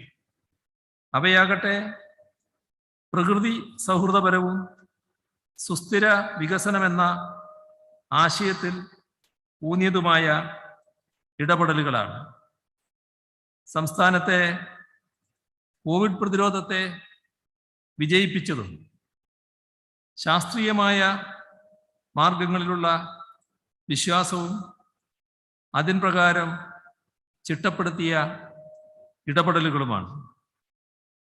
അതായത് മനുഷ്യ ജീവിത നിലവാരം മെച്ചപ്പെടുത്തുക മാത്രമല്ല, മനുഷ്യൻ്റെ ജീവൻ സംരക്ഷിക്കുക, ഇതുകൂടി ശാസ്ത്രത്തെ കൃത്യമായി ഇതിനായി പ്രയോജനപ്പെടുത്തുന്ന നിലപാടാണ് കേരള സർക്കാരിനുള്ളത്. കോവിഡ് പ്രതിരോധത്തിലെ കേരളത്തിൻ്റെ മുൻകൈകൾ മറ്റു സംസ്ഥാനങ്ങൾ പിന്തുടർന്നു എന്നതും നമ്മുടെ ശാസ്ത്രീയമായ ഇടപെടലുകൾക്കുള്ള അംഗീകാരമായാണ് വിലയിരുത്തേണ്ടത്. ശാസ്ത്ര കൗൺസിൽ വരെ കൃത്യമായി കോവിഡ് മാനദണ്ഡങ്ങൾ പാലിച്ചുകൊണ്ട് പരിപാടികൾ നടത്തുകയാണ്. റൂറൽ ഇന്നവേഴ്സ് മീറ്റും കുട്ടികളുടെ ശാസ്ത്ര കോൺഗ്രസുമെല്ലാം അപ്രകാരം നടത്തപ്പെട്ടവയാണ് എന്ന് നാം ഓർക്കേണ്ടതായിട്ടുണ്ട്.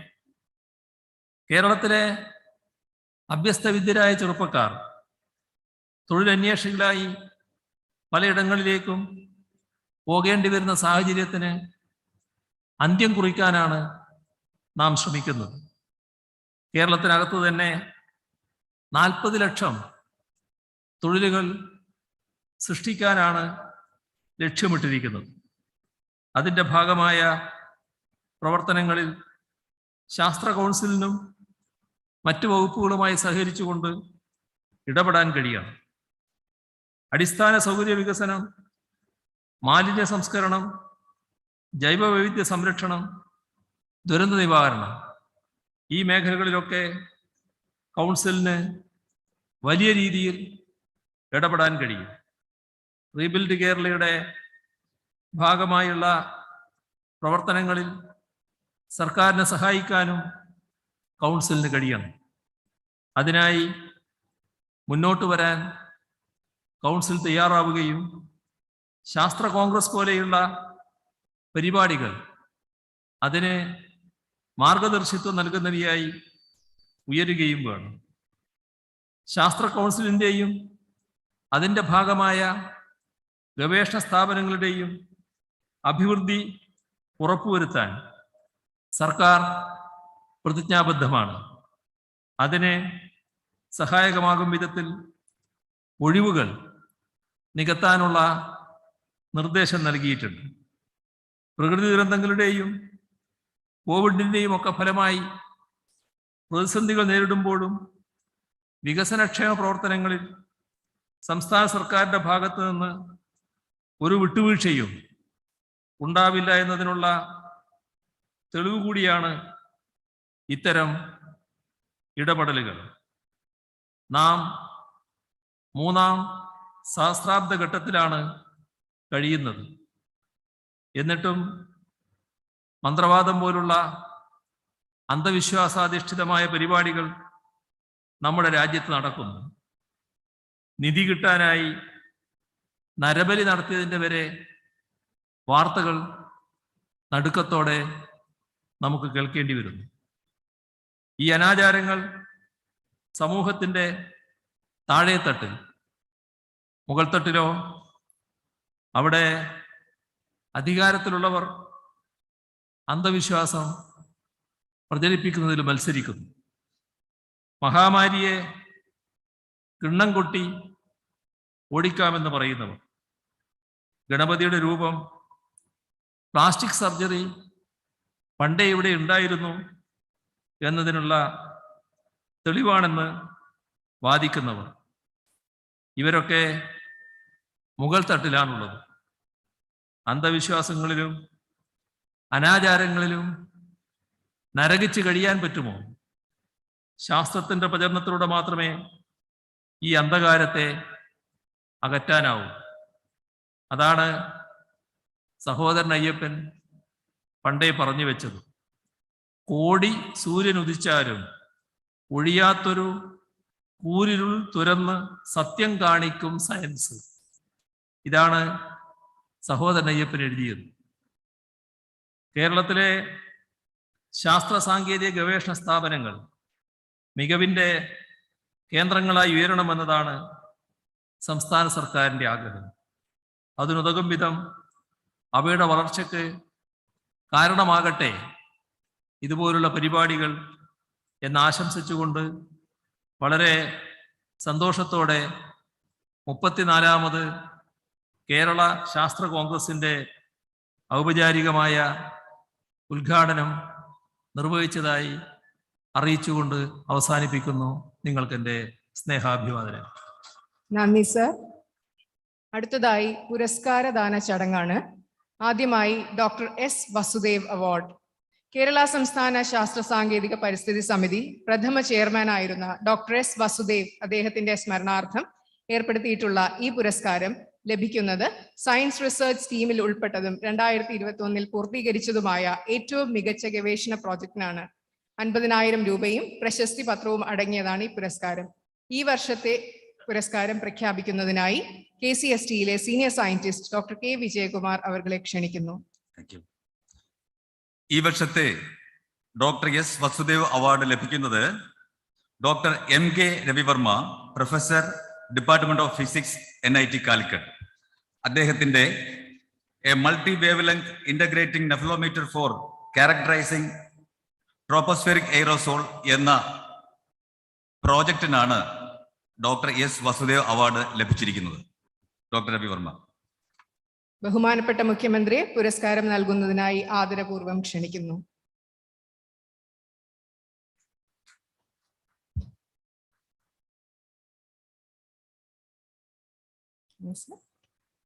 അടുത്തതായി യുവശാസ്ത്രജ്ഞർക്കുള്ള പുരസ്കാരം. ശാസ്ത്ര സാങ്കേതിക മേഖലകളിൽ മികച്ച സംഭാവനകൾ നൽകുന്ന യുവശാസ്ത്രജ്ഞർക്ക് 50,000 രൂപയും മുഖ്യമന്ത്രിയുടെ സുവർണ പതക്കവും പ്രശസ്തി പത്രവുമാണ് പുരസ്കാരം. പുരസ്കാരം നൽകുന്നതിനായി ബഹുമാനപ്പെട്ട മുഖ്യമന്ത്രിയെ ക്ഷണിക്കുന്നു. ബഹുമാനപ്പെട്ട മുഖ്യമന്ത്രിയിൽ നിന്ന് പുരസ്കാരം ഏറ്റുവാങ്ങുന്നതിനായി ജേതാക്കളെയും ക്ഷണിക്കുന്നു. അവാർഡിന് അർഹരായിരിക്കുന്നത് doctor Niladri Sekhar Chatterjee, scientist, biochemistry and nutrition division, ICAR, Central Institute of Fisheries Technology, Wellington Island, Kochi. Dr. Anup CS, Associate Professor, Department of Avionics, Indian Institute of Space Science and Technology, Valiyamala, Thiruvananthapuram.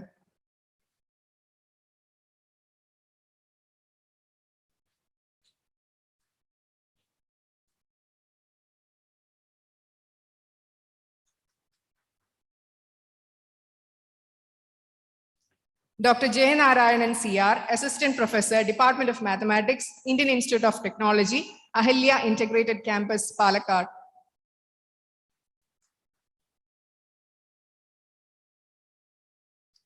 Dr. A.M. Ramya, Assistant Professor, Department of Earth and Space Sciences, Indian Institute of Space Science and Technology, Valiyamala, Thiruvananthapuram.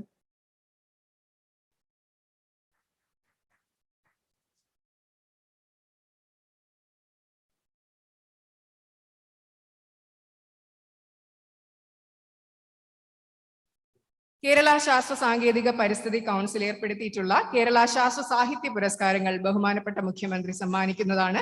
മലയാള സാഹിത്യത്തിലൂടെ ശാസ്ത്ര വിഷയങ്ങളെ ജനകീയവൽക്കരിക്കുന്നതിനാണ് ഈ പുരസ്കാരം ഏർപ്പെടുത്തിയിട്ടുള്ളത്.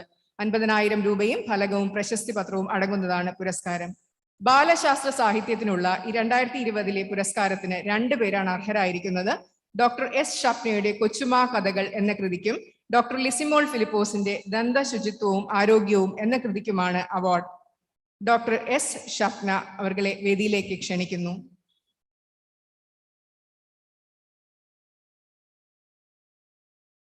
Doctor S Lizymol.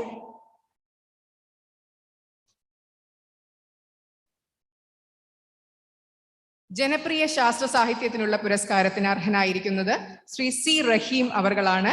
Saleem Ali Indian പക്ഷിശാസ്ത്രത്തിന്റെ പിതാവ് എന്ന കൃതിക്കാണ് award. Shri C റഹീം അവരെ വേദിയിലേക്ക് ക്ഷണിക്കുന്നു. ശാസ്ത്ര പത്രപ്രവർത്തനത്തിനുള്ള 2020 പുരസ്കാരത്തിന് ശ്രീ ജിമ്മി ഫിലിപ്പ് ആണ് അർഹനായിരിക്കുന്നത്. ദീപിക ദിനപത്രത്തിൽ പ്രസിദ്ധീകരിച്ച മരണവല വിരിച്ച് ക്യാൻസർ എന്ന ലേഖനത്തിനാണ് അവാർഡ്. ശ്രീ ജിമ്മി ഫിലിപ്പ് അവരെ വേദിയിലേക്ക് ക്ഷണിക്കുന്നു. ശാസ്ത്ര ഗ്രന്ഥത്തിന്റെ മലയാള വിവർത്തനത്തിനുള്ള 2020 പുരസ്കാരത്തിന് 2 പേരാണ് അർഹരായിരിക്കുന്നത്. ഡോക്ടർ വിവേക് പൂന്തിയലിന് യുവാൽ നോവ ഹരാരിയുടെ 21 lessons for the 21st century എന്ന പുസ്തകത്തിന്റെ വിവർത്തനമായ 21ാം നൂറ്റാണ്ടിലേക്ക് 21 പാഠങ്ങൾ എന്ന പുസ്തകത്തിനും ഡോക്ടർ ഡെന്നി തോമസിന് കാൾ സാഗന്റെ കോസ്മോസ് എന്ന ഗ്രന്ഥത്തിനുമാണ് അവാർഡ്. ഡോക്ടർ വിവേക് വ്യക്തിപരമായ അസൗകര്യമുള്ളതിനാൽ അദ്ദേഹത്തിന്റെ പിതാവ് പുരസ്കാരം ഏറ്റുവാങ്ങുന്നതിനാണ്. അദ്ദേഹത്തെയും ഡോക്ടർ ഡെന്നി തോമസ് അവരെയും പുരസ്കാരം സ്വീകരിക്കുന്നതിനായി വേദിയിലേക്ക് ക്ഷണിക്കുന്നു.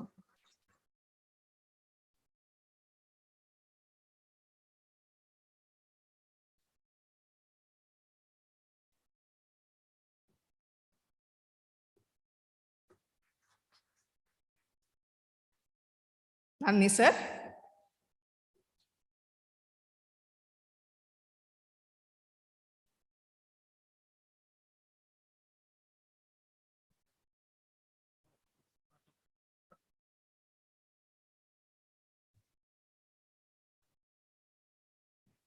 ശാസ്ത്ര കോൺഗ്രസ് പ്രബന്ധ സംഗ്രഹം പ്രകാശനം ചെയ്യുന്നതിനായി ശാസ്ത്ര സാങ്കേതിക പരിസ്ഥിതി കൗൺസിൽ എക്സിക്യൂട്ടീവ് കമ്മിറ്റി അംഗവും കേരള ഗവൺമെന്റിന്റെ ശാസ്ത്ര ഉപദേഷ്ടാവുമായ പത്മശ്രീ MC ദത്തൻ അവരെ ക്ഷണിക്കുന്നു.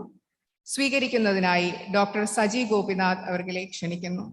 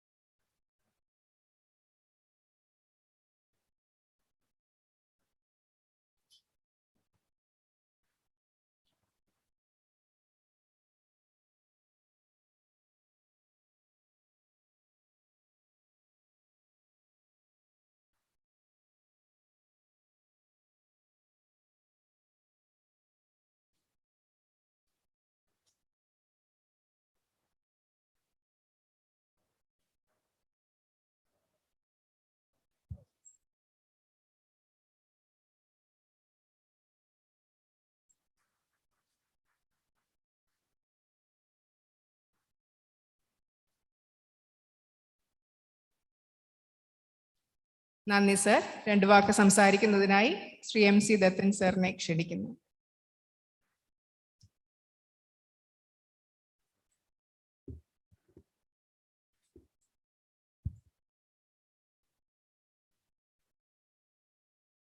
ആദരണീയനായ മുഖ്യമന്ത്രി, ബഹുമാനപ്പെട്ട തിരുമേനി, doctor Sudheer, doctor Saji, doctor Samson, doctor Vijayakumar,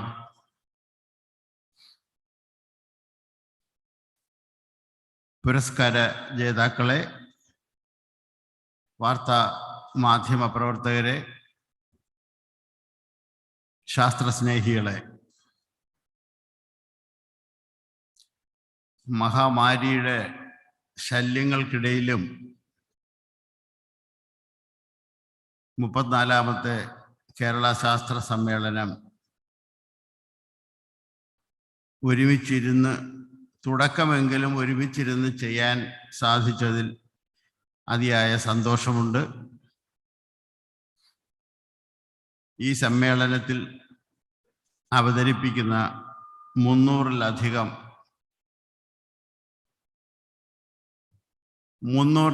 ഗവേഷണ പ്രബന്ധങ്ങളുടെ സംഗ്രഹം ഇവിടെ പ്രകാശനം ചെയ്തതിലും എനിക്ക് അതിയായ സന്തോഷമുണ്ട്. ഈ സംരംഭം ഇത്രയും ഭംഗിയായി നടത്തിച്ച സംഘാടകർക്കും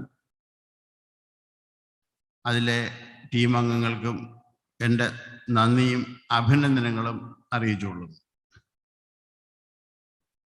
ശാസ്ത്രവും സാങ്കേതിക വിദ്യയും സമന്വയിച്ച് നേടുന്ന നൂതന ആശയങ്ങൾ, ആ ആശയങ്ങളിൽ നിന്നുള്ള അറിവിനെ സമ്പത്താക്കി മാറ്റാനായിട്ടുള്ള വഴികൾ, അതാണ് നമ്മുടെ ഈ സമ്മേളനത്തിൻ്റെ കേന്ദ്രബിന്ദു, ചർച്ചയുടെ കേന്ദ്രബിന്ദുവായിട്ട് എടുത്തിരിക്കുന്നത്. നമ്മുടെ സംസ്ഥാനത്തിൻ്റെ സാമ്പത്തിക നിലയെ മെച്ചപ്പെടുത്താനായിട്ട് ഈ നൂതന ആശയങ്ങളിൽ നിന്നുണ്ടാകുന്ന അറിവിനെ എത്രമാത്രം നമുക്ക് ഉപയോഗപ്പെടുത്താൻ സാധിക്കും ഓരോ വിദ്യകളിൽ കൂടി, അതാണ് നമ്മൾ പ്രധാനമായിട്ടും ചർച്ച ചെയ്യുന്ന ഒരു വിഷയം. ശരിക്കും ആഗോള വ്യാപാര കരാറിൽ ഒപ്പുവെച്ചത് മുതൽ നമ്മളൊരു മത്സരത്തിലാണ്. ആ മത്സരത്തിൽ പിടിച്ചു നിൽക്കാൻ സാധിക്കണമെന്നുണ്ടെങ്കിൽ, പ്രത്യേകിച്ചും സാമ്പത്തികമായിട്ട് പിടിച്ചു നിൽക്കണമെന്നുണ്ടെങ്കിൽ, നമ്മുടെ സാമ്പത്തിക വളർച്ച അനുദിനം മുന്നോട്ട് പോകണമെന്നുണ്ടെങ്കിൽ നമ്മുടെ ഉൽപ്പന്നങ്ങളും സേവനങ്ങളും ആഗോളമായി താരതമ്യപ്പെടുത്തുമ്പോൾ വിലക്കുറവും ഗുണമേന്മയും ഉണ്ടായിരിക്കണം. ഇതാണ് സാധാരണ ഉള്ള ഒരു തത്വം. പക്ഷെ ഇപ്പോൾ ഒരു പുതിയ തത്വം കൂടി വന്നിട്ടുണ്ട്. വിലക്കുറവും ഗുണമേന്മയും മാത്രം പോരാ, പരിസ്ഥിതിയുടെ സംരക്ഷണവും കൂടി മാത്രമേ നമ്മുടെ ഉൽപാദനശാലകളും പ്രവർത്തനങ്ങളും പ്രവർത്തിക്കാവൂ.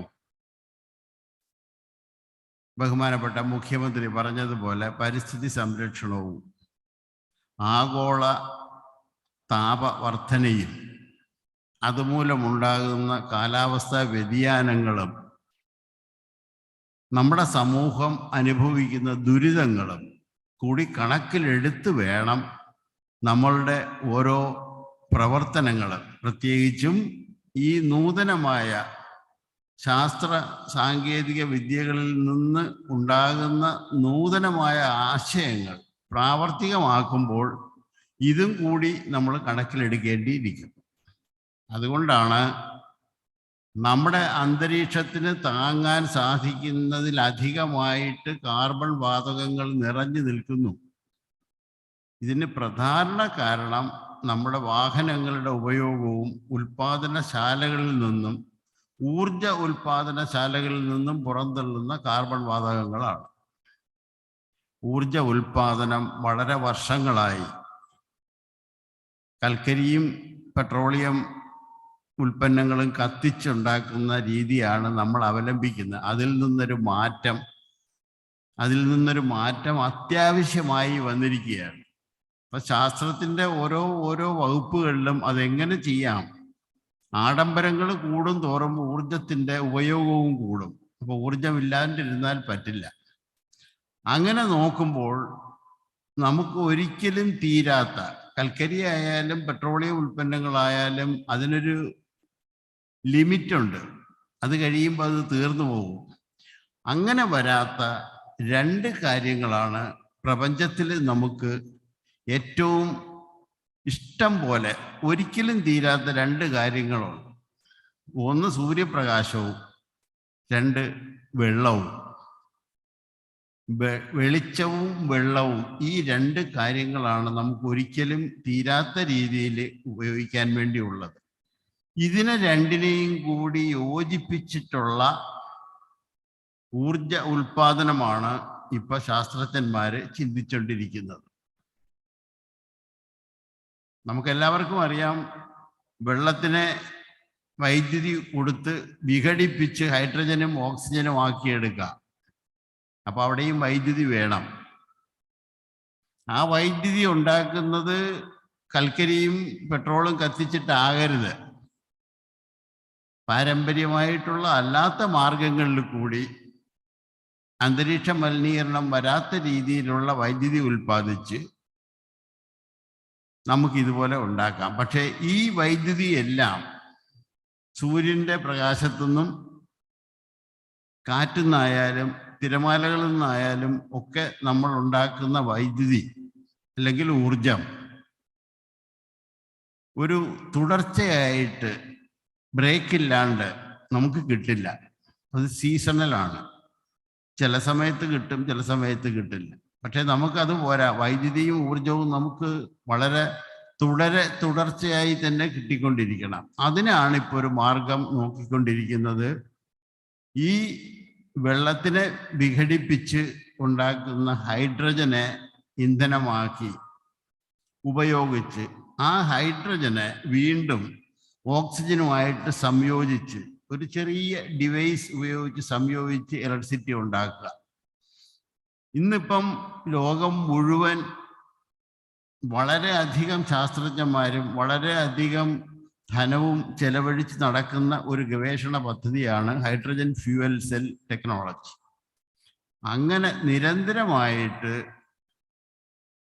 ആഗോള വ്യാപനമായിട്ടുള്ള പ്രതിസന്ധികളെയും കൂടി മനസ്സിലാക്കി നേരിട്ട് കൊണ്ട് നമ്മുടെ സമ്പദ്ഘടന താഴോട്ട് പോകാത്ത രീതിയിൽ നമ്മുടെ നൂതനമായ അറിവിനെ സമ്പത്താക്കി മാറ്റാനായിട്ടുള്ള ഓരോ മാർഗങ്ങളിലേക്ക് ശാസ്ത്രജ്ഞരുടെയും സാങ്കേതിക വിദഗ്ധരുടെയും ശ്രദ്ധ തിരിയണം എന്നുള്ള ആ ഒരു തീം ഈ സമ്മേളനത്തിൽ എല്ലാ ശാസ്ത്ര സുഹൃത്തുക്കളും മനസ്സിൽ കരുതണമെന്ന് അപേക്ഷിച്ചുകൊണ്ട് എൻ്റെ കുറഞ്ഞ വാക്കുകൾ നിർത്തുന്നു.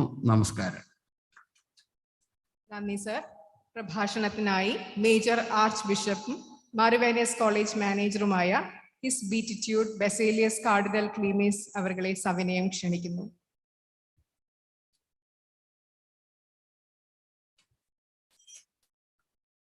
Good morning to you all.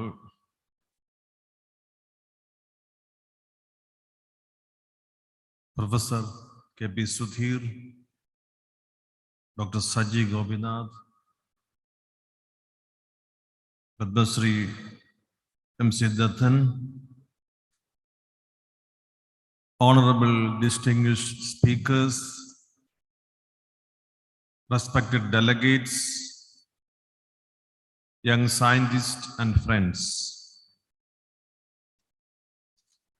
It gives me great joy to be with you in participating the 34th Kerala State Science Congress. And I am extremely privileged and happy to note that the Honorable Chief Minister and the respected organizers for having chosen Marianius College as the venue for these prestigious events and gatherings.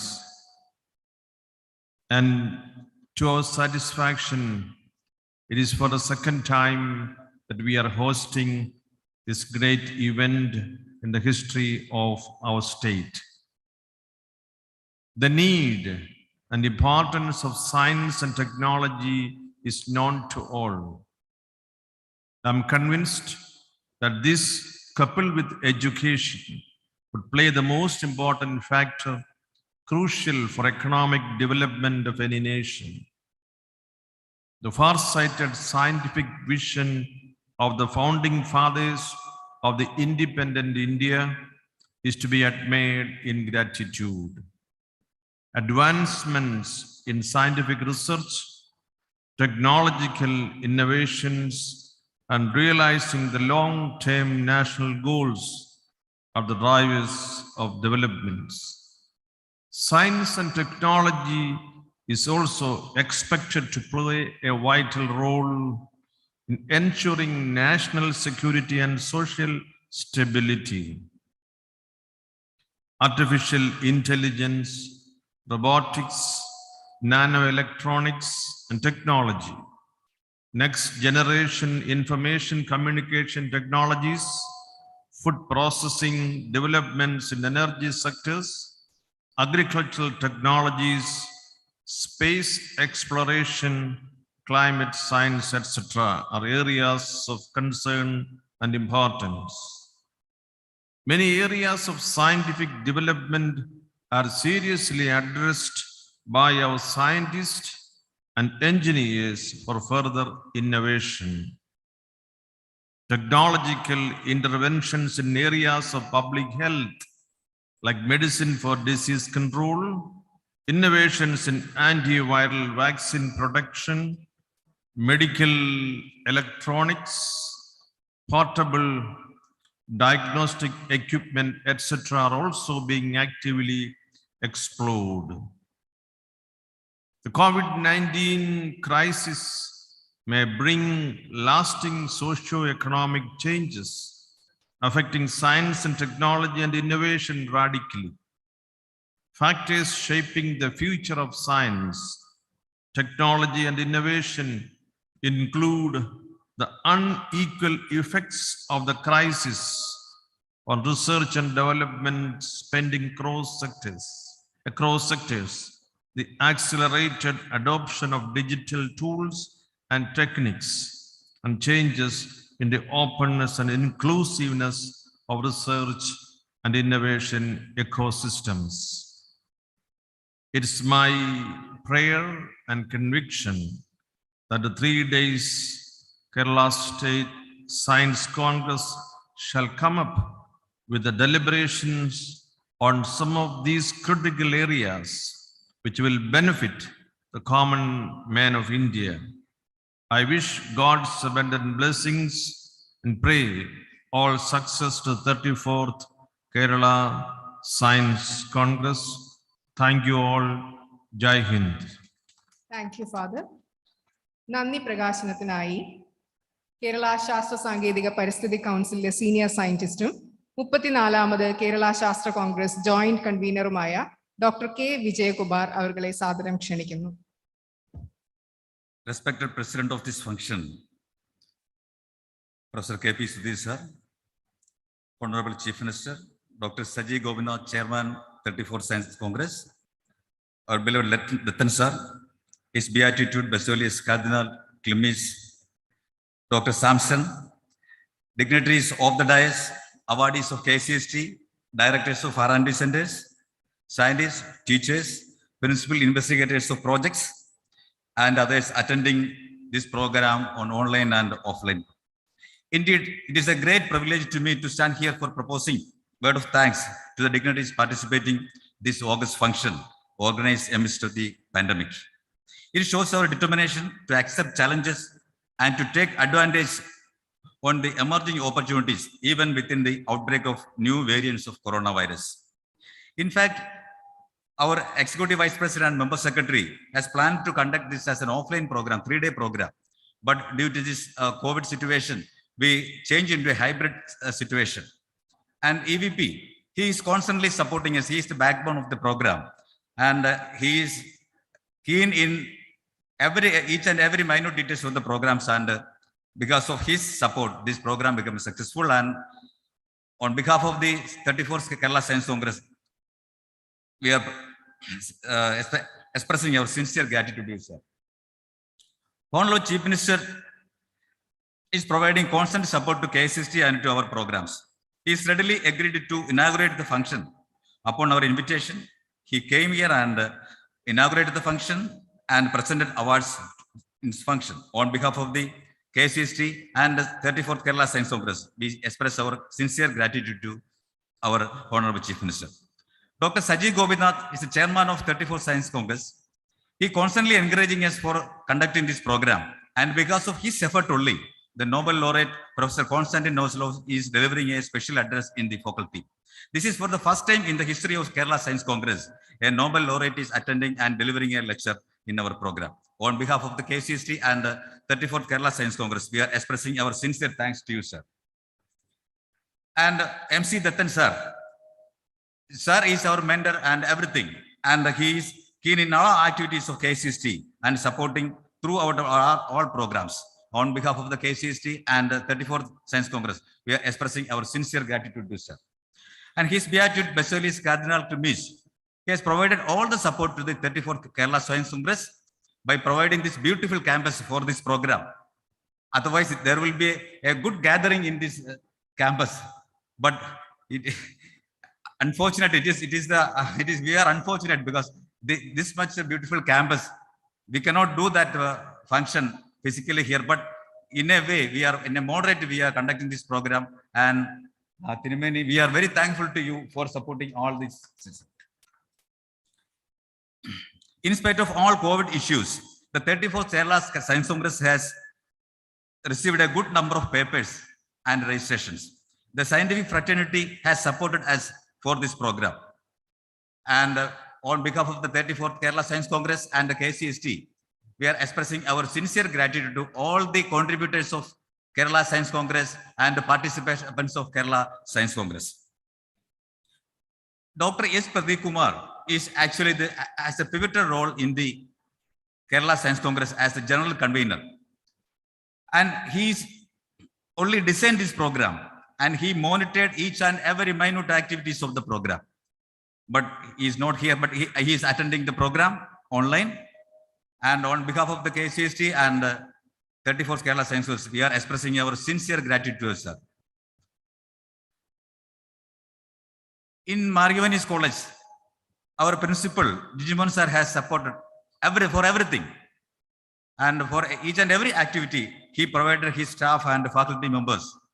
And on behalf of the 34th KSC and KCST, we are expressing our sincere gratitude to our principal and all the faculty members and the father. And NATPAC. NATPAC is actually the organizing group of this function. And directed by Dr. Samson Matthew sir. He's actually coordinated all the programs. And the staff of NATPAC, they are the conveners of the subcommittees, and they have successfully conducted all the programs. And on behalf of the 34th Science Congress, we are expressing our sincere gratitude to our director and all the members of the NATPAC. Then the media, very important to us. They are constantly supporting us by providing news in the print and the visual media. On behalf of the 34th Kerala Science Congress and the KCST, we are expressing our sincere gratitude to all the media members here. And the most important is that this program is becoming a successful one by the participation of the members in online and offline. We are having 3-day program from here onwards. Then the next day is the technical sessions, and the last day is the children's science course and the postgraduate students interaction. In all these programs, we got a good number of participants, especially in the postgraduate students interaction. There were more than 600 PG students were registered for the online program. So we are getting a lot of encouragement from all these groups, all the scientific fraternities, research scholars, scientists, academicians, faculty members. On behalf of KCST, we are expressing our sincere gratitude to all the participants who are attending the program online and offline. And the scientists of KCST, the directors of R&D centers, and supported us for conducting this program successfully. And on behalf of the KCST and 34th Kerala Science Congress, we are expressing our sincere gratitude. And once again, we are expressing our sincere gratitude to all the members of the KCST fraternity, scientific fraternity of Kerala, print and media and print and visual media. Thank you very much. Thank you, sir. Udghadana ചടങ്ങ് ഇവിടെ അവസാനിച്ചിരിക്കുകയാണ്. Now we have the focal theme session. The focal theme of 34th Kerala Science Congress is Science, Technology, Innovation for Transition to a Knowledge Economy. I request Dr. V. Ajit Prabhu, the Chief Scientist of Kerala State Council for Science, Technology and Environment, Dr. Saji Gopinath, Vice Chancellor, Kerala University of Digital Sciences, Innovation and Technology, to occupy the dais.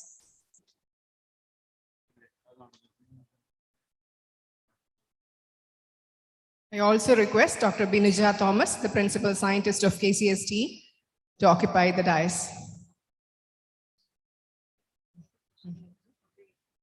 The focal theme session will be delivered by three experts: Professor Konstantin Sergeyevich Novoselov, the 2010 Nobel laureate in physics, Tan Shin Tuan Centennial Professor, Center for Advanced 2D Materials, National University of Singapore, Professor V.K. Ramachandran, the Vice Chairman of Kerala State Planning Board, and Sri S. Somanath, the Chairman of Indian Space Research Organization. Also welcome you to this program. Dr. Saji Gopinath, the Vice Chairman of Kerala University of Digital Sciences, Innovation Technology, will be chairing this session.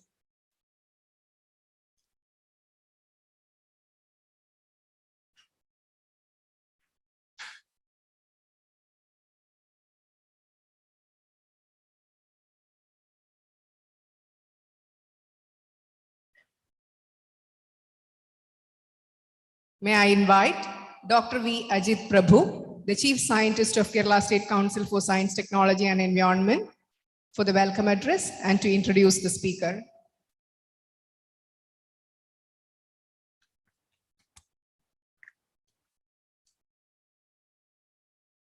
Respected President of the 34th Kerala Science Congress, Professor K.P. Sudhir, respected Chairman of the Kerala Science Congress, as well as Chairman of this session, Honorable Vice Chancellor of Digital University, Dr. Saji Gopinath, Dr. S. Pradeep Kumar, Member Secretary, KSCSTE, respected Dr. M.C. Dattan, Professor Konstantin Sergeyevich Novoselov, Professor V.K. Ramachandran, Dr. S. Somanath, Dr. Binuja Thomas, Dr. Vijay Kumar and my colleague scientists, respected directors of R&D centers, other dignitaries, scholars, and delegates, ladies and gentlemen. The focal theme of this 34th Kerala Science Congress is Science, Technology, and Innovation for Transition to a Knowledge Economy. As all of you know, science, technology, and innovation are the key drivers for economic growth and human development in the 21st century. The global economy has moved further toward the knowledge economy. The knowledge economy is a system of consumption and production that is based on intellectual capital. In the knowledge economy, innovation based on research is commodified via patents and other forms of intellectual property. Knowledge-based factors create an interconnected and global economy where sources of knowledge, such as human expertise, are crucial factors in economic growth and are considered important economic resources. Knowledge is increasingly important as a source of wealth in this knowledge economy. On average, nearly 70% of recent economic growth in the United States and other advanced economies was the result of technological changes. Hence, this important topic is selected as the focal theme of the 34th Kerala Science Congress in order to keep pace with the next stage of inclusive growth to the Kerala state, and hopefully will evolve solution approaches that would take advantage of knowledge creation, developing new knowledge-based industries that are fueled by international competitiveness, blending digital economy. This session is chaired by Dr. Saji Gopinath, the Honorable Vice Chancellor of the Kerala University of Digital Sciences, Innovation and Technology. Dr. Saji Gopinath served as professor in the Premium Indian Institute of Management, Kozhikode, and as Dean Development and Dean Academics there. He also served as founder, Dean of School of Management at Bennett University, a new age university set up by the Times Group, which is world's largest media company, as you know. He was also heading the Kerala Startup Mission and IIITMK. In his 30 years of career in several organizations, Dr. Gopinath had set up several iconic projects in the organizations wherever he worked. He is a recipient of several national and international awards for his scholastic and professional achievements, which include Education Leadership Award and British Council Knowledge Partnership Fellowship. Sir, on behalf of KSCST and the organizers, may I invite you to chair the session and carry out the proceedings of this focal theme session. Focal theme session special lecture is delivered by Professor Konstantin Novoselov, Nobel Laureate 2010. Sir Konstantin Novoselov is a Russian-British physicist and professor at the Center of Advanced 2D Materials, National University of Singapore. He is also the professor in the School of Physics and Astronomy at the University of Manchester. His work on graphene with Andre Geim earned them the Nobel Prize in Physics in 2010. Novoselov has published 376 peer-reviewed research papers on several topics, including mesoscopic superconductivity, subatomic movements of magnetic domain walls, the discovery of Gecko tape, and graphene. Novoselov is one of the directors of the National Graphene Institute and sits on the International Scientific Advisory Committee of Australia's ARC Center of Excellence in Future Low Energy Electronics Technologies. Sir, I invite you to this session with great pleasure. Focal theme session invited lecture is delivered by Professor V.K. Ramachandran, Vice Chairperson, Kerala State Planning Board. Professor V.K. Ramachandran has previously served as the head and professor of the Economic Analysis Unit at the Indian Statistical Institute. His area of interest are research in development economics, agrarian relations, agrarian issues, rural development, labor issues in the Indian economy, etc. He is the editor of the Review of Agrarian Studies. Sir, on behalf of KSCST, with great pleasure, I invite you to this session. Another focal theme session invited lecture is delivered by Dr. S. Somanath, the chairman, Indian Space Research Organization. Dr. Somanath is also the secretary, Department of Space, and chairman, Space Commission. He served as the director, Vikram Sarabhai Space Center, and also as director of Liquid Propulsion Systems Center, Valiamala. He is the recipient of the Space Gold Medal from the Astronautical Society of India. He received the Merit Award and Performance Excellence Award from ISRO and a Team of Excellence Award for GSLV Mark III development.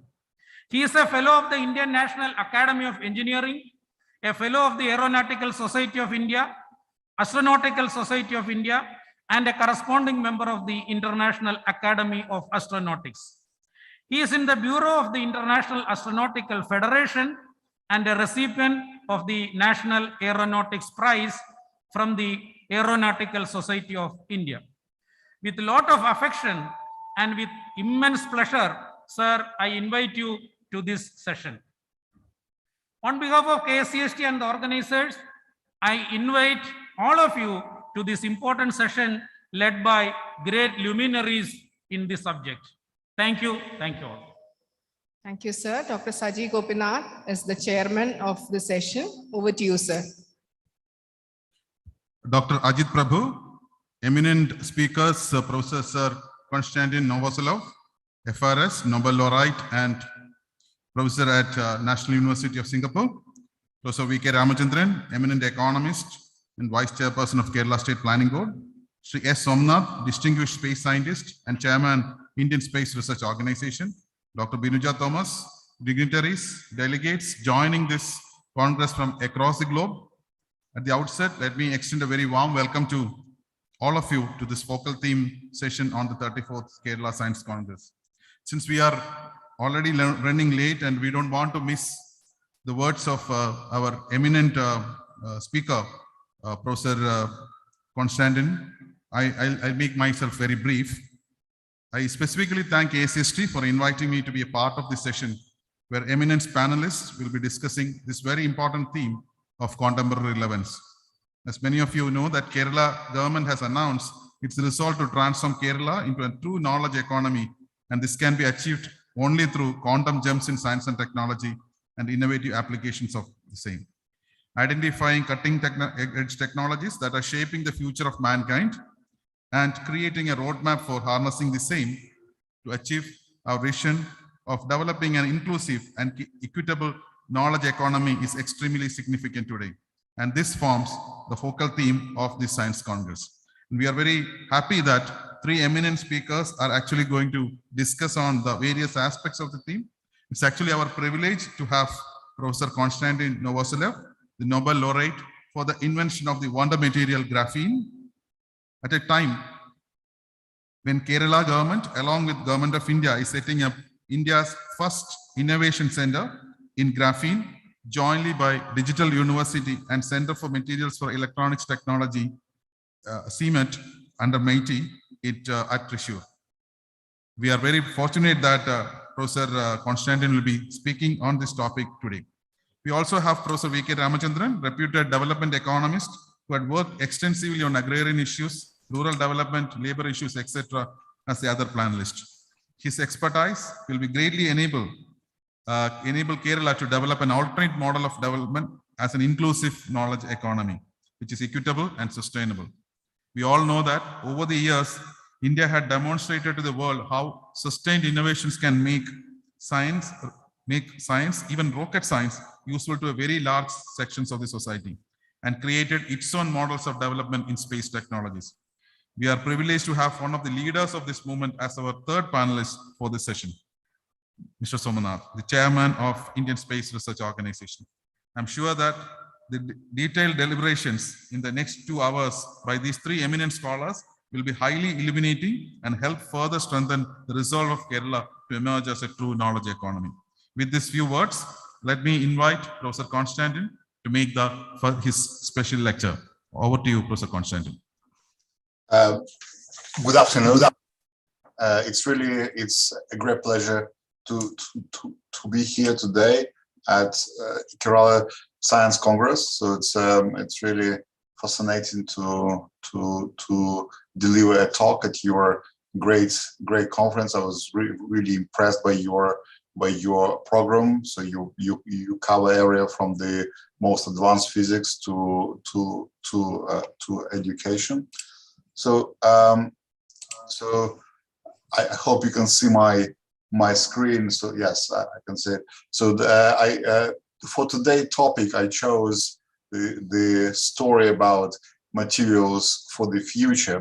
You will see it later on how it is, why it is materials for the future. But I would like to start still with graphene, because it's one of the established materials these days, and it's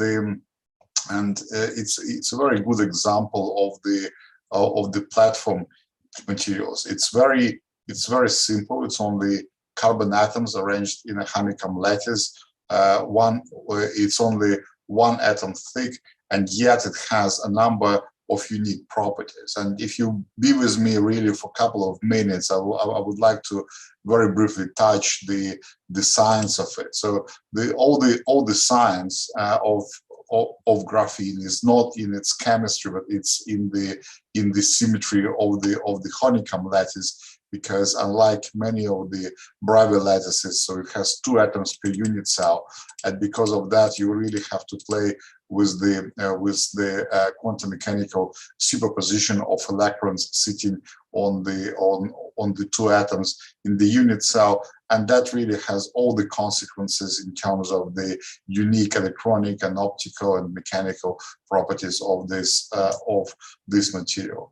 I don't want to go into specific details, especially considering that there is a mixed audience, so from the experts to the young students. So I just give you one example of the kind of unusual effects we can come across in graphene. So generally in the classical physics, we all know that if we run our car into a concrete wall, we will crash it. So that's the common knowledge. In quantum mechanics, however, there is such a phenomenon called tunneling, which allows quantum objects to penetrate through small, thin, and not too high barriers with finite probability. The probability, however, is very, very small, so definitely you shouldn't try it with your car. However, in the microscope world, we do see this phenomena quite regularly, and it is actually becoming already a problem as our transistors get smaller and smaller and smaller. Some of the electronic current get tunneled through the gate barrier. So, but still, it is quite a small effect. You really need to work hard to observe it. At the same time, electrons in graphene, they're so special that for them, this tunneling effect is 100%, and it's a reminiscence of the ultra-relativistic quantum tunneling called the Klein tunneling. So that's only one example of the very special properties of graphene, and there are many of them, and they all give rise to very specific possible applications. For example, the possibility of tunnel through any barriers gives very high mobility. Mobility is the figure of merit which shows how fast your transistor can be, and which is about 1,000 for modern silicon transistors. It can be 1 million for graphene devices, and same for in terms of the optical properties. So it is not completely, but it is a very, very transparent material, absorbs only 2.3% of light, and again this number 2.3% is given by just a combination of the fundamental constants, and again it's a consequence of this this honeycomb structure. So there are actually many of those unique properties for graphene. Is the thinnest material, is the strongest, is the most conductive, thermally conductive, impermeable, and so on and so on and so on. But probably the most important one is that all those superlatives actually combined in one material. So you can use not only one property, but you can use the combination of those unique properties. And indeed, graphene has been proposed to be used for a variety of different applications, from energy to optoelectronic, from composites to sensors and printable electronics.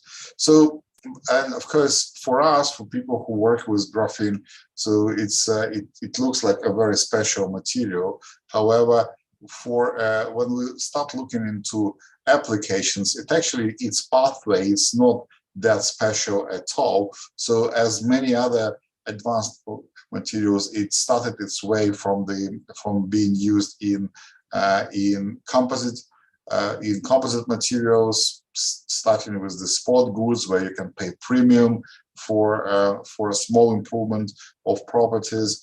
Ourselves, we worked with McLaren and Richard Miller to create this world lightest, unfortunately also world most expensive watch. So it's 32 grams for 1 million Swiss francs. If you haven't got 1 million Swiss, you can spend $250,000 on this car, which is the it's a proper roadworthy car. And these days, panels for this car, which are composite panels, are made with using graphene. And the reason for that is actually not that it's being it is to save any mass or any weight or to make it stronger. It's actually the speed of production because of the thermal conductivity of graphene. And then, but actually it went much broader than that. And these days, pretty much every single Ford car have got graphene under its bonnet as a noise absorption material. And then from noise absorption, we go to the noise creation. So there are several companies in the world which produce headphones with the use of graphene as the speaker membrane. For the speaker membrane, what you need is for the membrane to be stiff and light at the same time. And of course, that's all graphene. And then we go to more electronic-like application, as for example, the thermal management material. Graphene has the highest thermal conductivity, so it's being used by Huawei to for the thermal management in their top models of the phones. It is being used these days as a resistance standard in many standard laboratories, standardization laboratories across the globe. And going to proper electronic applications, it is being used for to create ultra-sensitive photodetectors where you can tune the sensitivity wavelengths. For example, they're used for autonomous vehicles and telecommunication. Is really an important part of this. So because you can, of course, most of the signal processing is now they try to move the signal processing into the optical domain, and the use of graphene is absolutely essential. Or maybe other 2D materials. I might talk about it a bit later. So, and just one last slide about the application. So, if I need to think about future promising applications, I would say that probably the use of graphene as a membrane, which is completely permeable to any atoms or molecules, but we can make it selectively permeable for certain species. It would be probably one of the most exciting applications for the future, because it can be used for in medicine as well as in water purification and so on. So, but I would like to, but probably one of the most important properties of graphene is the use, is that it gave rise to many other materials. Because we actually managed to, so these days we can produce graphene by many different methods, like CVD, where you can run a carbon-containing gas on top of a hot surface of a metal, and then this carbon-containing species crack, carbon rearranges itself on the surface into graphene. And the beauty is that you can use pretty much anything here, so any carbon-containing species. So here is one example. I don't think you can guess what it is. So you can take your blood, put it on top of copper, stick it into the furnace, and you get iron-doped graphene, for example. So you can use liquid phase exfoliation or molecular assembly or other epitaxial techniques. So there are many ways how we can produce graphene depending on the possible application. But as I said, probably the most important part, or the most important role for graphene is that it gave rise to many other 2D crystals to be discovered and studied. And the story goes as follows. Of course, many of you know that graphene can be considered as the single layer of graphite, the material which goes into your lead pencils, and we can exfoliate that graphite with Scotch tape. So what happens? Okay, you can exfoliate lead pencils and you get Scotch tape. What happens if you exfoliate? Sorry, you exfoliate the lead pencils with the Scotch tape and you get graphene? What happens if you exfoliate other pencils? Well, the answer is that you can actually get many other two-dimensional crystals as well. And these days, we're talking about not only graphene, but we're talking about the full family of two-dimensional materials, of two-dimensional crystals. And this family is quite large these days. It's going really broad from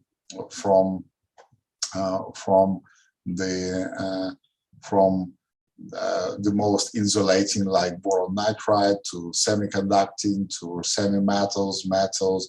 There are ferromagnets, superconductors, you name it.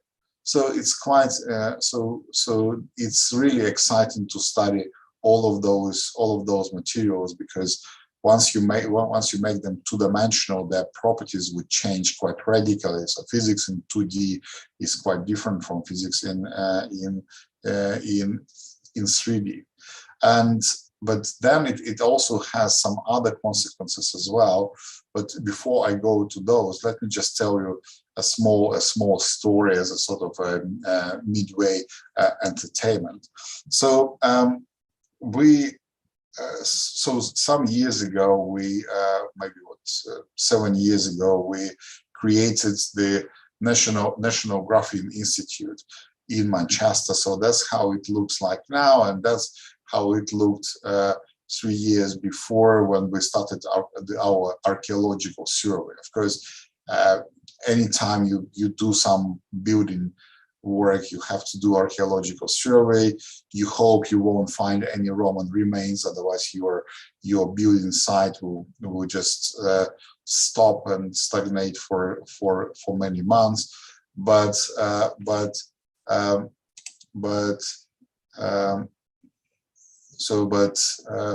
of course, we were quite happy to find some interesting remains of the terrace houses from the beginning of the Industrial Revolution, but also the fairly large building which occupied this spot right under the future National Graphene Institute, which has been identified as an Albert Club house, which was the club for German expats for the beginning of Industrial Revolution. And so we probably won't know much about this German club, but this gentleman was the member of the club. So it's Engels, and basically same as the Communist Manifesto. So Engels basically wrote his conditions of the working class in Britain right underneath of my office in the National Graphene Institute. But same as Engels wasn't the only one who was writing the Communist Manifesto, so we thought that it would be really stupid that you would do only graphene in the Graphene Institute, and we really thought that it's just broadening the horizon and studying other materials is extremely important. So why is it important to have a breadth of different materials? Well, let me give you one example. Here is the periodic table of elements which we have been using in our silicon technology prior to 1990. So you can see that so it's very simple, only 6 elements. So silicon, boron, phosphorus for doping, aluminium for interconnect, hydrogen and oxygen for passivation. So very, very, very simple technology. You and I probably could do it. and then past 1990 we added copper because we had to increase the density, make the interconnects narrower. So we had to add copper. Because we added copper, we needed some diffusion barriers, some work function management materials, but essentially it's the same technology. Look at it these days. So these days we basically use half of the periodic table of elements in our silicon technology, and it's basically because we started with a simple technology, a simple material, which we know quite well, but now we are demanding much more from it than it could deliver, and we have to adapt this technology for the modern demands.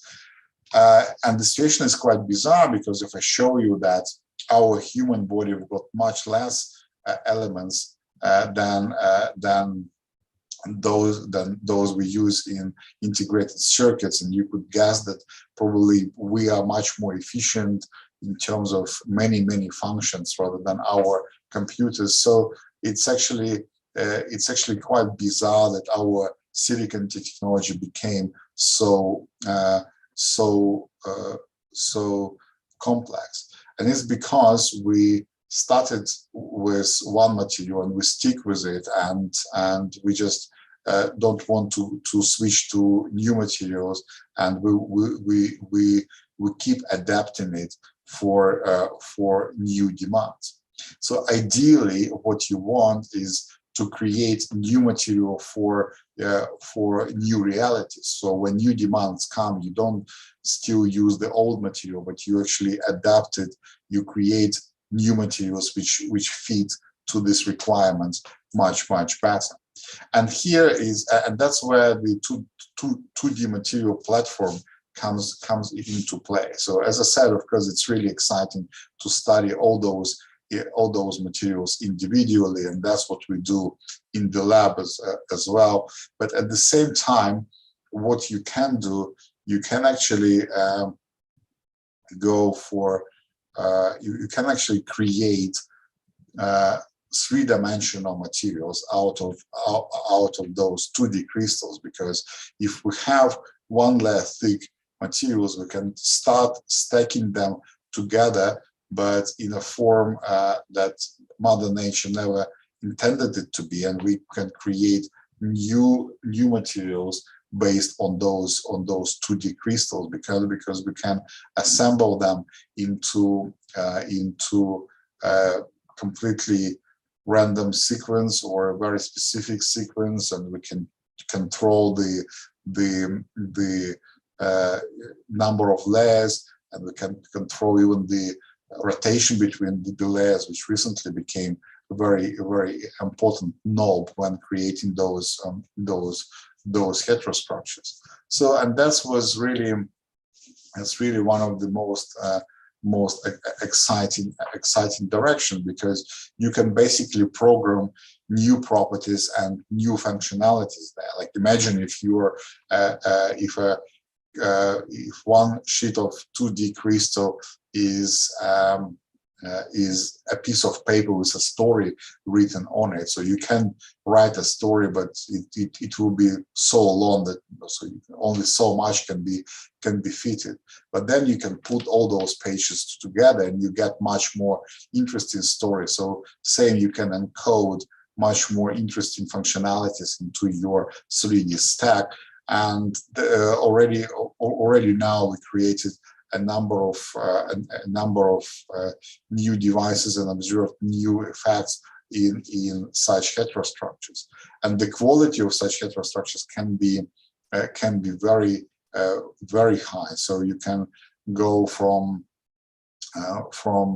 the so here's an example of a heterostructure where we started with boron nitride and then added 2 layers of graphene, then boron nitride, graphene, boron nitride, graphene.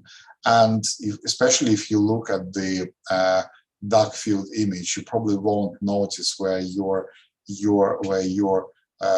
boron nitride stops and where your graphene starts. So it's really so the quality can be very high, and the number of different combinations is huge. So that's so it's really a very beautiful platform. And here is one of our most complex devices. So we created light emitting diodes based on this technology. So graphene plays only secondary role here as the transparent conductive coating, but there are many. So like the major role is played by those semiconducting monolayers, which are embedded into these heterostructures as quantum wells. And then if you apply voltage, inject electrons holes, you can they can emit light upon recombination. So so it works really well with this technology.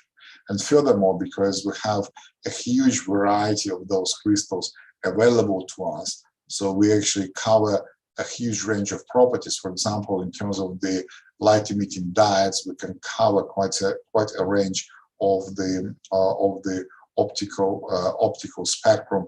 And probably most interesting is this molybdenum ditellerite, which sits right at the telecom range. So it would be useful to for telecommunication. And furthermore, you can actually keep creating and assembling other quantum objects. For example, quantum dots. You can create quantum dots inside those two-dimensional crystals, and you can use those quantum dots as single photon emitters. Again, very useful technology to have for many applications, especially for quantum telecommunications.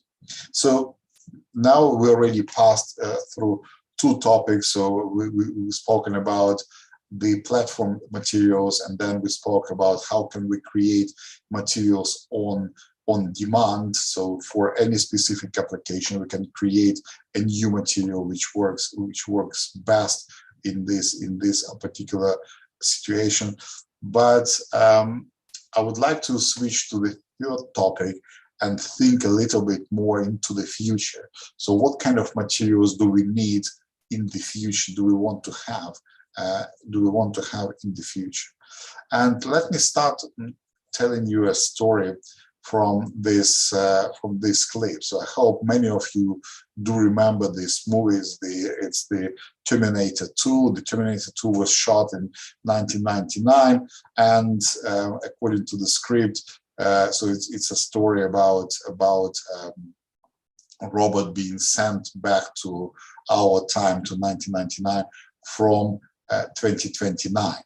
So, and that's how we thought our robots in 2029 would look like. So they would be made of liquid metal, would be agile, would be able to self-repair, and so on and so on and so on. So we are now in 2022, and that's the reality. So our robots are quite a bit far away from what you would expect. So it's a bit well, of course, we still got 8 years or 7 years to go for until 2029.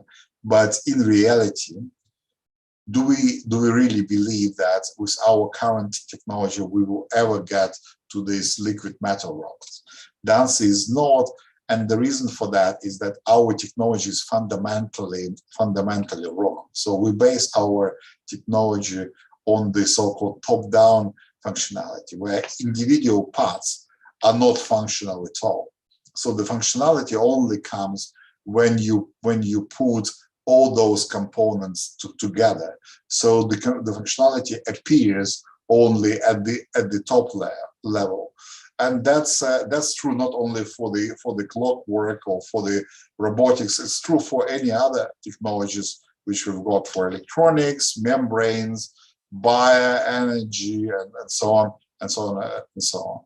So at the same time, if you look at how biology works and biological objects work, they work on the completely different structure. So there the functionality is distributed across all the possible domains, starting from the proteins, they're functional in their own rights, so membranes, the cells, organs, the human body, and this distribution of the functionality across all the different levels, that's what gives the versatility to our cells, to all the living organisms, that you don't need to think what each particular protein needs to do. So they do know this by themselves. They were programmed to do that, and they just wait for the right moment. So that's exactly what we would like to do with the materials, with the future materials. So we think that our future materials need to be functional, but also need to be intelligent. And functional means that they should be programmable to perform a certain complex response to certain external stimuli, and intelligence that they should have memory and should be able to learn to perform a particular function. And just give you one example, a couple of examples. So of course, graphene have been used for as water filtration for many years now. So it does it quite well. But imagine you can actually combine it with some signaling molecules, and those signaling molecules, like polyelectrolytes, for example, they would sense the presence of some foreign species, and if there is any contamination in water, they can change their conformation, and by changing their conformation, they would close the pores and then stop the water to go through. And that's actually, quite a nice ability, because imagine these days what you need to do to stop dirty water from going into your pipes. You need to put a sensor. The sensor needs to figure out if there is some toxic material or not, sends a signal to a computer sends a signal to a valve, and valve gets closing. Instead, you can use one smart filter, smart material, to do all those functions. Here is another example of a live material which combines bacteria together with conductive polymers or graphene network. Those bacteria can emit electron, which can be collected by the conductive network, and then can be delivered to a circuit. It's a form of a fuel cell. So, but here bacteria evolve with time, and they can evolve together with the conductive network. So it can respond to immediate environment. You can choose the food for these bacteria. They would evolve in a different direction depending on the on the selection pressure and on the evolution pressure, and we would like to extend such principles to many other applications as well. The issue is that the moment you start talking about functional and intelligent materials, you have to realize that your materials then have to be out of equilibrium, because if you want them to evolve in time, to change something, they have to be out of equilibrium. And that's exactly where modern science doesn't really work that well. So we usually describe all the processes as in equilibrium processes, and then afterwards we put some perturbation theory to get out of equilibrium phenomena. If the out of equilibrium is your magic effect, you really have to apply some new ways how to do it, new methodology. But then it would really allow you to describe the dynamic dissipative processes which happens in your in your materials and or in your systems, and that would really increase the area of the applicability of such materials. So our big task here is to try to create materials which would be able to get as close to the biological functionality as possible. So, and we do have some progress in it. So we do understand that it has to be a complex material and there should be certain rules how to create it. First, individual components of this material need to interact quite strongly between themselves, but also this interaction should go through different channels, different competing channels, because then it would allow you to create a degenerate energy landscape with multiple local minima, and then you can store a simple system in one minima and then force it to jump to another, changing the conformation, and that would give you this this memory function as well as the functionality. And in fact, the situation is quite similar to the story about the protein folding, because so our proteins they can do so many different functions exactly because they can be folded into different conformations, and all those conformations can be considered as metastable states on some energy landscape. And then if we learn how to transform our system from one local minima to another, we can force it to do certain functions. So in our work, we do combine many different materials together. We start with say 0D, 1D, 2D, even 3D. So we try to avoid three-dimensional crystals because when they interact, they only interact on the surface. So the bulk of the crystal doesn't work. But then we work with we work with MOFs and COFs, which actually 3D without bulk. And then we assemble those crystals, and we assemble them in such a way that they would respond with a specific response to external stimuli, but also they would change their internal structure, internal conformation. So depending on the particular stimuli, and that would give us these memory functions.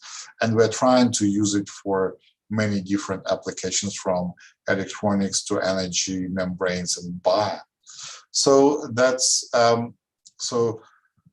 unfortunately, as I said, the physical formalism is not enough to solve it. So we use intensively the AI as well as dynamic AI, and it has to be also complemented by the big data, which is acquired through the material robotics. So those are the essential components for the future intelligent materials design. But if you do that, there are many applications start to be possible. Just to think about one, you can make smart capsules for the drug delivery, which can you can program when those capsules need to be open or closed, and then you can basically program them to go through your stomach and through the bloodstream directly to the place where you want it to be. So a lot of work which we do now involve 2D materials, polymers, polyelectrolytes, and we design them in such a way that they have very specific response to very specific stimuli, but they also are able to change their internal conformation. And this way we achieved many different functions, like ion separation, ion extraction. We can use it for artificial tissue, for drug delivery, and so on. Let me skip this story, but I'll give you one last story. So here is another example of such a smart material. So this is the high entropy alloy, and it was programmed to have the self-healing properties. So if you create a hole in it, you can actually by giving it some energy, you can force this material to heal this hole, and so depending on the amount of energy you give, but say after maybe half an hour, for example, the hole completely disappears, and you get pristine material as well. And again, the basic trick is to prepare this material in the metastable state, and then use the energy stored to self-heal and self-repair. Okay, so I think I will probably stop here, and I will just say that it is important that we have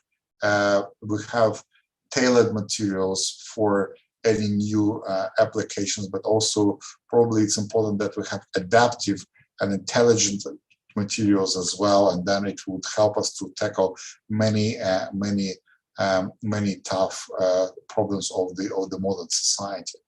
And I would like to thank you for your attention, and I'll be happy to answer questions. Thank you so much.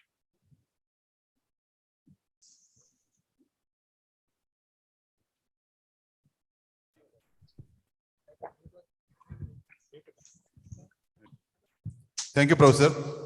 Let's have the questions from the participants. You can type on your chat window.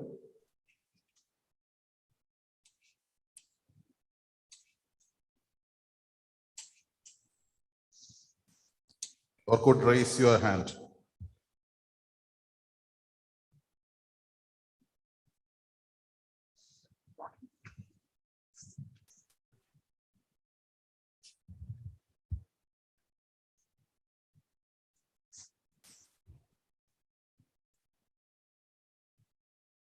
So while people will be thinking about this, I have a question, Professor, that you mentioned that widespread deployment or adoption of this requires a paradigmic shift in the way the whole material science and application has been conceived. How much time do you think this is going to take? Will it happen soon, or it will have some structural challenges to this transition? Well, I think so. Same as with the introduction of the new material, like with graphene. So there were speculations, of course, that one day, so it's a wonder material. One day we wake up, everything is made around. It's made of graphene. What we see instead is the gradual influx of the advanced materials into our life. I think that's what's going to happen with those intelligent materials as well. So they would first go into applications where no other materials can work. Like I'm thinking biology, for example, artificial organs. You really need something like this for those applications, and then gradually spreading across to other domains. So I don't think there will be just one moment when we'll see that all the materials are now smart. Absolutely not. So it will be a gradual influx, and we're only starting on this pathway. But I think we would need to give it at least 10 years before we start seeing them in applications. Yeah, Professor, there's a question from Dr. Ekhu. I think that's in the chat window. He's basically looking at, can you elaborate the application of 2D materials on the next generation computing? Right. It's a very difficult question, because so it's not actually how good is your material, is how bad is or good is silicon, and to replace silicon is pretty much impossible just immediately. So it will be a gradual progress. And as you know, there are several competing candidates. Which material can replace silicon? There are 3.5s. There are 2D materials like MOS2, for example. There are some other materials. So it's very difficult to predict. But at least what we see that outside of CMOS area, where because CMOS, it's impossible to introduce, very difficult to introduce new materials into CMOS technology. The requirements are so tough that it's very difficult. But outside of CMOS, we see other materials start being used, including 2D materials. And I would say optoelectronics, telecommunications are two areas where I would expect that we will be using 2D materials quite soon.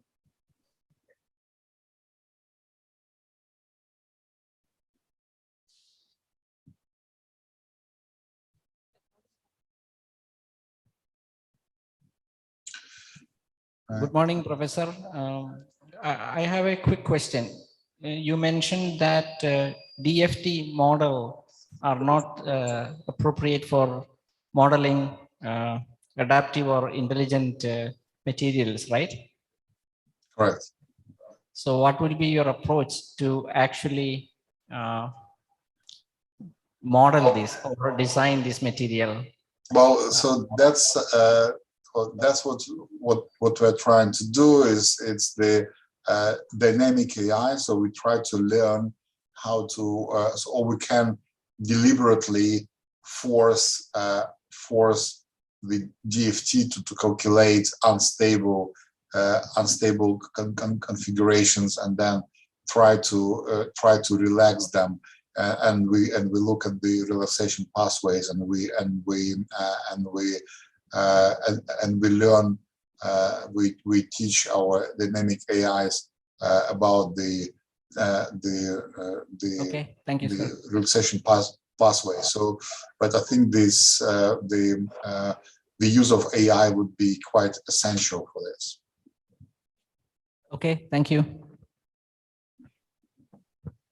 Sir, can solvent properties like dipole moment, surface energy affect the polar orientation of nanomaterials during the synthesis? Well, it's of course there are many different syntheses, but say in the wet synthesis, yes, that's the I would say it's more interaction with the more interaction with the environment. So and partly it depends what do you call the dipolar moment, because the surface dipoles and the surface energy it would influence the synthesis pathway. If we're talking about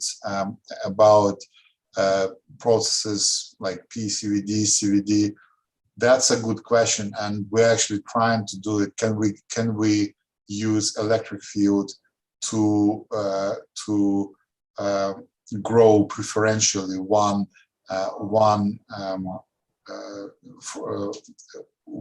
particular phase or another? So many of those 2D crystals can exist in different phases, and we should be able to influence the particular phase with the electric field.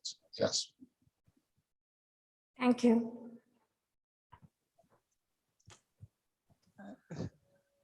Take one last question. I think there's a question on the chat box, specifically on as a world together, how can we make relevant contribution to adaptive intelligent materials, especially what with the kind of expensive tools required for investigations? Do you have any suggestions for global collaborations on this space? I don't think, I mean, of course, so because good tools never hurt anyone, but also those materials which I showed you and those examples which I showed you, they were not obtained with very expensive tools. You just need to think how to make different components to interact and compete against each other, and then you can design something which you can do by the means of the wet chemistry, for example. So that's, but of course, if we are serious about this, and if we will be using it, if we're going to switch to intelligent materials, yes, we will need to use supercomputers and probably GPUs and TPUs for the computations or their properties, and that's where indeed the international cooperation would help, because we need larger and larger computing powers, and combining, especially for the AI, and combining them together and distributing the resources would be very helpful.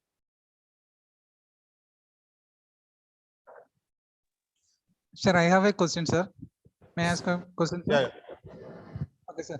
So you have mentioned that graphite or silicon is used in biological systems, sir. If it is used in biological system, whether it is combat with this biological system, and is it causing any reaction in the biological system, sir? Well, that's it's a good question, of course,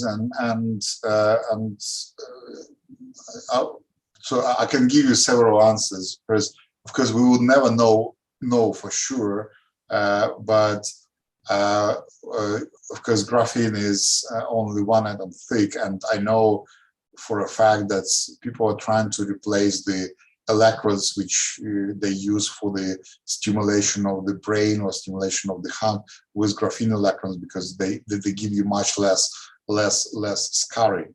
But at the same time, of course, any foreign material inside of your body needs to be treated with care, especially nanomaterials. So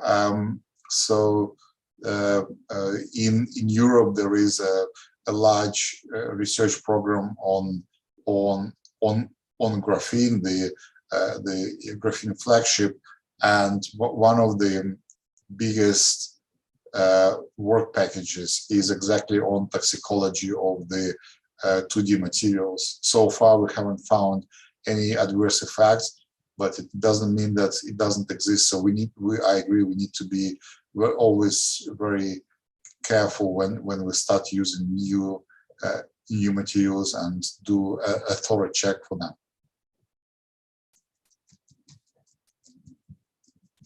Thank you very much, sir.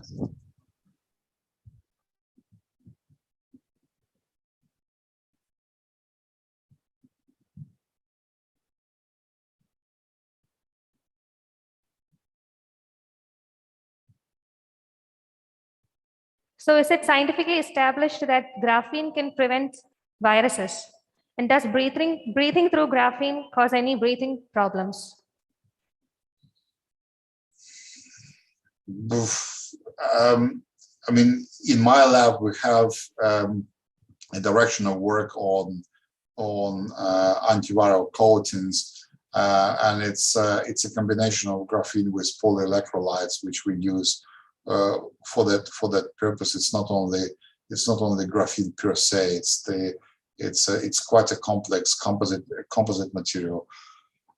Breathing through graphene, so I never heard about any adverse effects because of this, and I think it has been tested in the lab, but so I've never seen any publications which would say that there is that graphene is carcinogenic or anything of this sort. Thank you, sir. Okay, since there are no other questions, thank you, Professor, for a very exciting talk. You have taken us to the future world of materials. I think that this is going to be the way the knowledge economy is actually getting defined. And as you know that the India Innovation Center for Graphene is now being established here. We hope that we will be able to connect with you in the future also. And thank you very much for your great presentation. And thank you. Thank you on behalf of all the members of the Science Congress. Thank you so much. It's really a great pleasure. Thank you.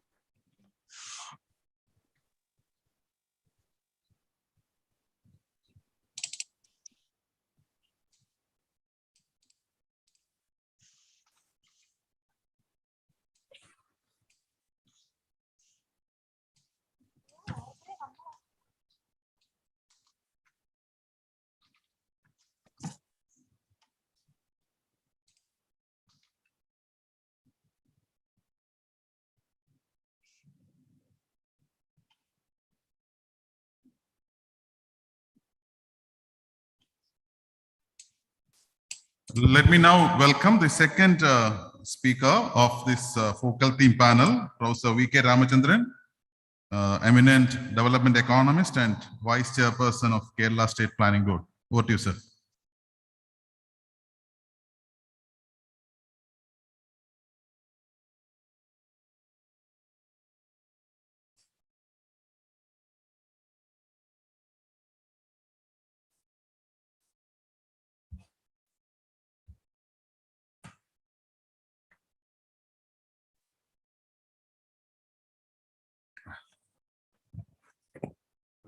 Hello. Should I take this off? I think it's better taken off. Okay. Yeah, okay. Then you'll switch this off.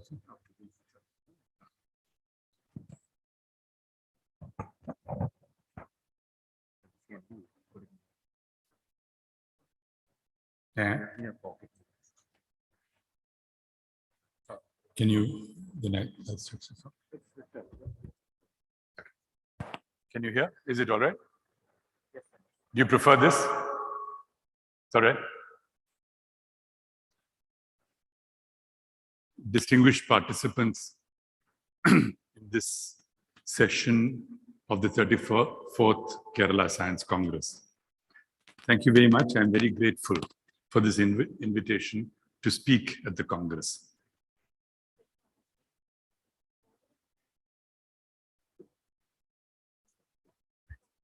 In India, the occasion of a science congress, whether at the state level or at the national level, is an opportunity and an occasion, or in my experience, to reiterate the part played by the inculcation of the scientific temper in a society, in particular in Indian society. This, and I believe that, and I shall do that, I shall begin my short address by reiterating the importance of the scientific temper in society. India, as we know, has played a leadership role in the popularization of the idea of the scientific temper and of the propagation of scientific temper as national policy. In fact, I believe it's the only country in the world where the term scientific temper is actually in the constitution of the country. Although the term has 19th century origins and was used in different contexts, it was really popularized by Jawaharlal Nehru in the discovery of India. And I remember some years ago attending a conference in Chennai where Bruce Alberts, Professor Bruce Alberts, the biochemist, he was saying that who was the president of the National Academy of Sciences and the editor-in-chief of Science. It's very interesting that one of the points he made was that he became familiar with the term scientific temper in the context of policy only through his association with India. And it was something that brought him back every year. So this, and this I must say, we owe to our, bringing this to the center of the national discourse is something we owe to our partly to our first, in very important measure to our first Prime Minister, who, when writing about the scientific temper, I think it's worth worth quoting. The scientific temper points out the way along which human beings should travel. It is the temper of a free human being. We live in a scientific age, so we are told, but there is little evidence of this temper in the people anywhere or even in their leaders. This is all from the discovery of India. What is needed is the scientific approach, the adventurous and yet critical temper of science, the search for truth and new knowledge, the refusal to accept anything without testing and trial, the capacity to change previous conclusions in the face of new evidence, the reliance on observed fact and not on preconceived theory, the hard discipline of the mind.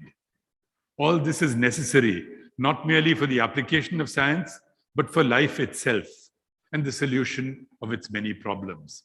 Apart from the wonderful sentiments expressed there, I also draw your attention to the fact that our first Prime Minister, the brilliance of the Prime Minister's writing, of his skill as a writer, something which we miss.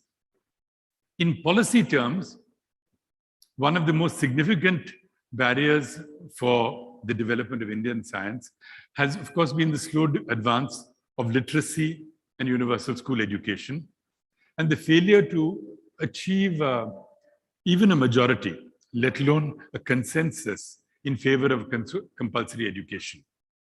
The quality of science education has also remained persistently below the increasing demand for better science education, which could keep pace with the general trend of scientific advance. So, in the background, as I said, is the enormous deprivation in the access to knowledge, especially in rural India, that is home to about 70% of our population.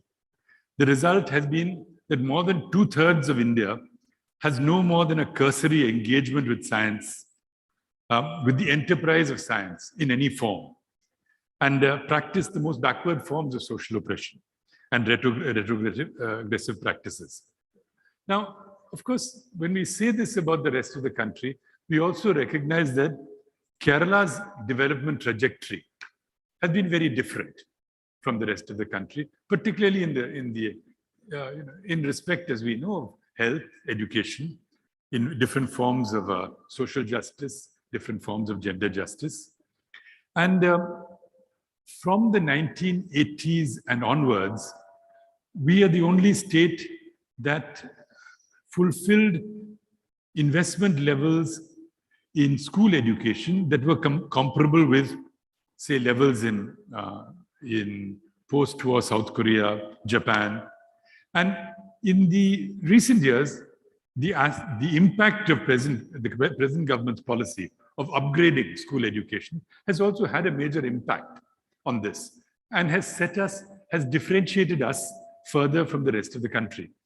So the unique features of our social and economic development have made the state stand apart from other states, and in fact has set models for the achievement of school education. Now, what the government has decided is that while deepening and extending our achievements in human development, we must use these as a foundation on which to create new opportunities for the people, new employment opportunities, particularly for youth, to enhance our productive forces, to increase incomes from production in agriculture, industry, from income-bearing services, and to build infrastructure. So this task of building high skills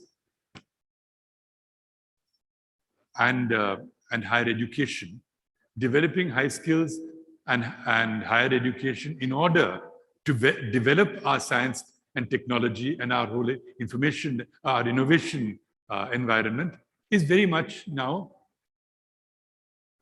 government policy. So use our achievements in human development as a springboard for further development in production, in science and technology, and in innovation. In this endeavor to build on our achievements in human development, to develop our productive forces, and to build a modern society that is characterized by higher incomes and social justice, we have no stronger weapon than science and technology. In our reliance on science and technology and the development of productive forces, in establishing a just society, there is also no room now any longer for pessimism or for backwardness.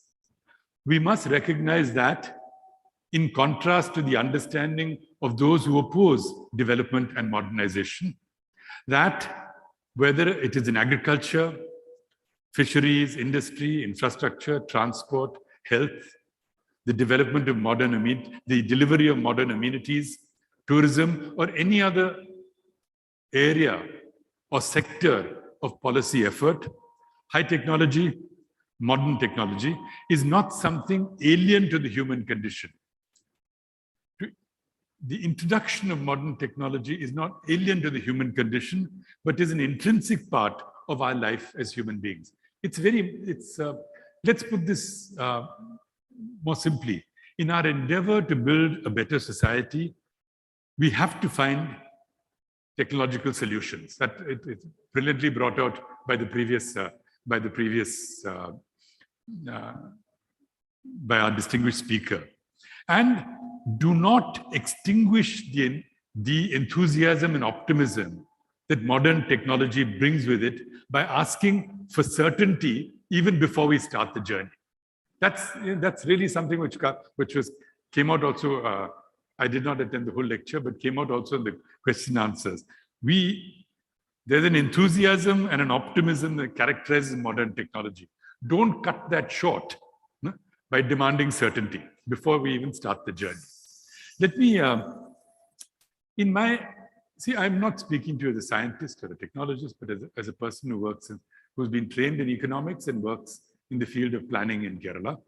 So let me draw on some of my experience to give you two such challenges that I or we have encountered in recent times in this regard. I'm going to give you two sectoral examples. The first is from my own area of specialization, that is agriculture. And common controversies and challenges in the field of the application of science and technology to agriculture.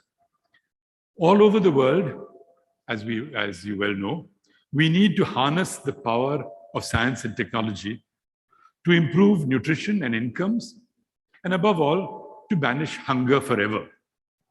And this is, this task of improving nutrition and incomes and banishing hunger is well within our scope. But we must also, of course, plan for the next 50, 100 years to keep up nutrition, incomes, and the abolition of hunger. What stands in the way? Two things, I believe.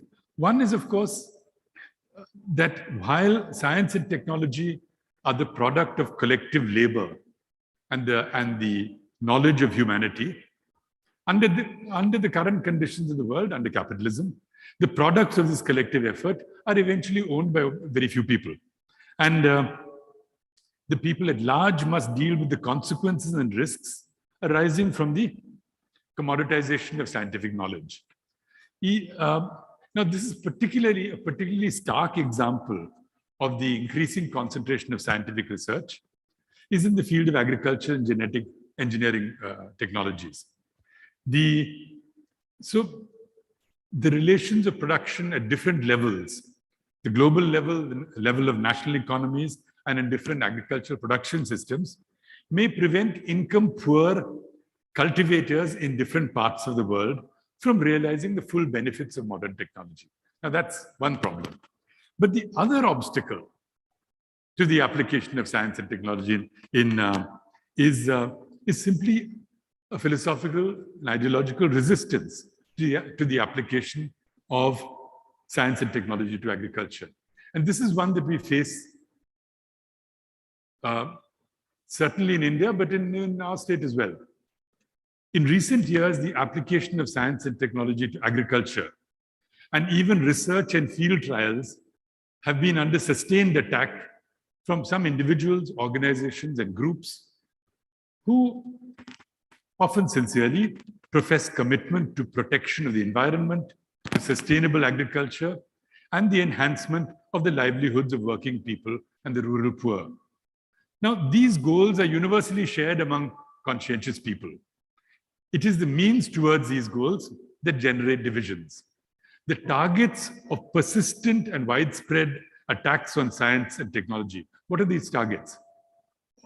All seed material that is produced off-farm, particularly high-yielding varieties, hybrids, transgenics, seed material that is produced through CRISPR technologies, all synthetic chemicals used in agriculture, whether for soil nutrition or plant protection, a host of modern farming practices, including mechanization, any farming practice that involves the use of fossil fuels, often all large-scale irrigation schemes, and different methods of the exploitation of groundwater.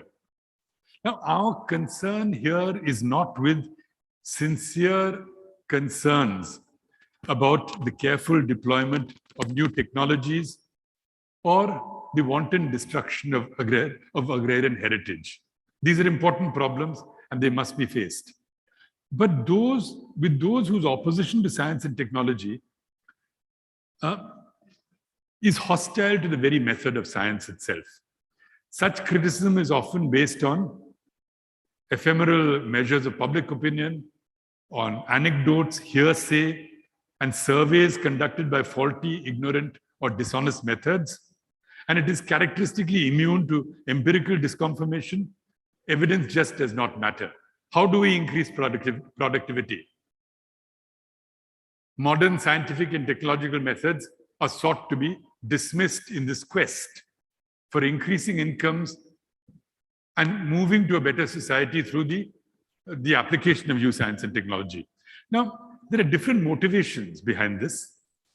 One is, of course, as I said, there is the concern that many of these modern technologies are now being concentrated in the hands of big companies. But there's an inability to separate the science here from its ownership, I believe. And the other, of course, the other great obstacle to the advance of science and technology, to its application to agriculture, is the absence of the scientific temper. Look at today.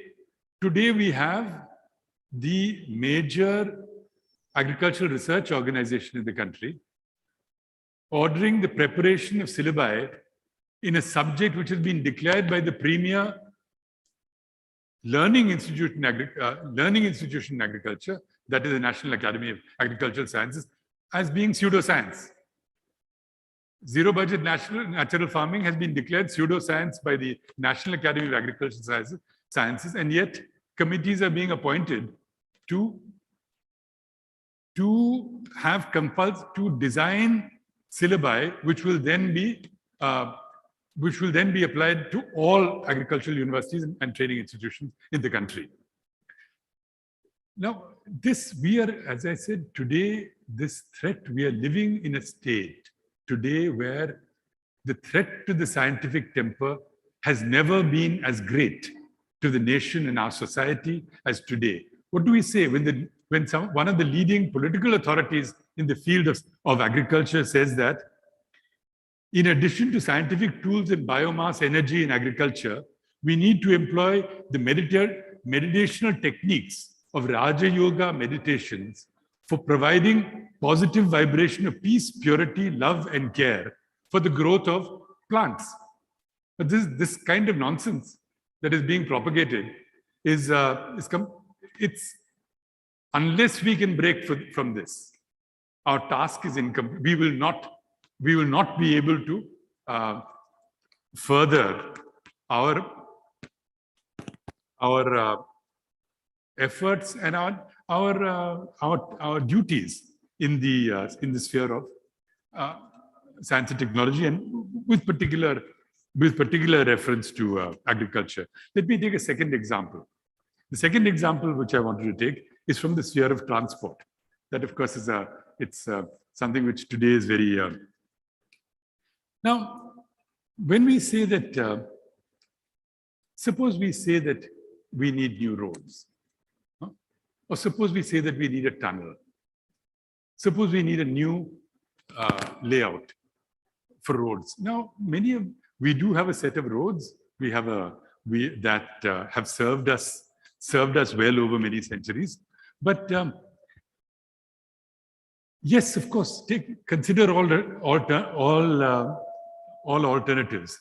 But can you have the last century's Ghat Road alignments of the previous century?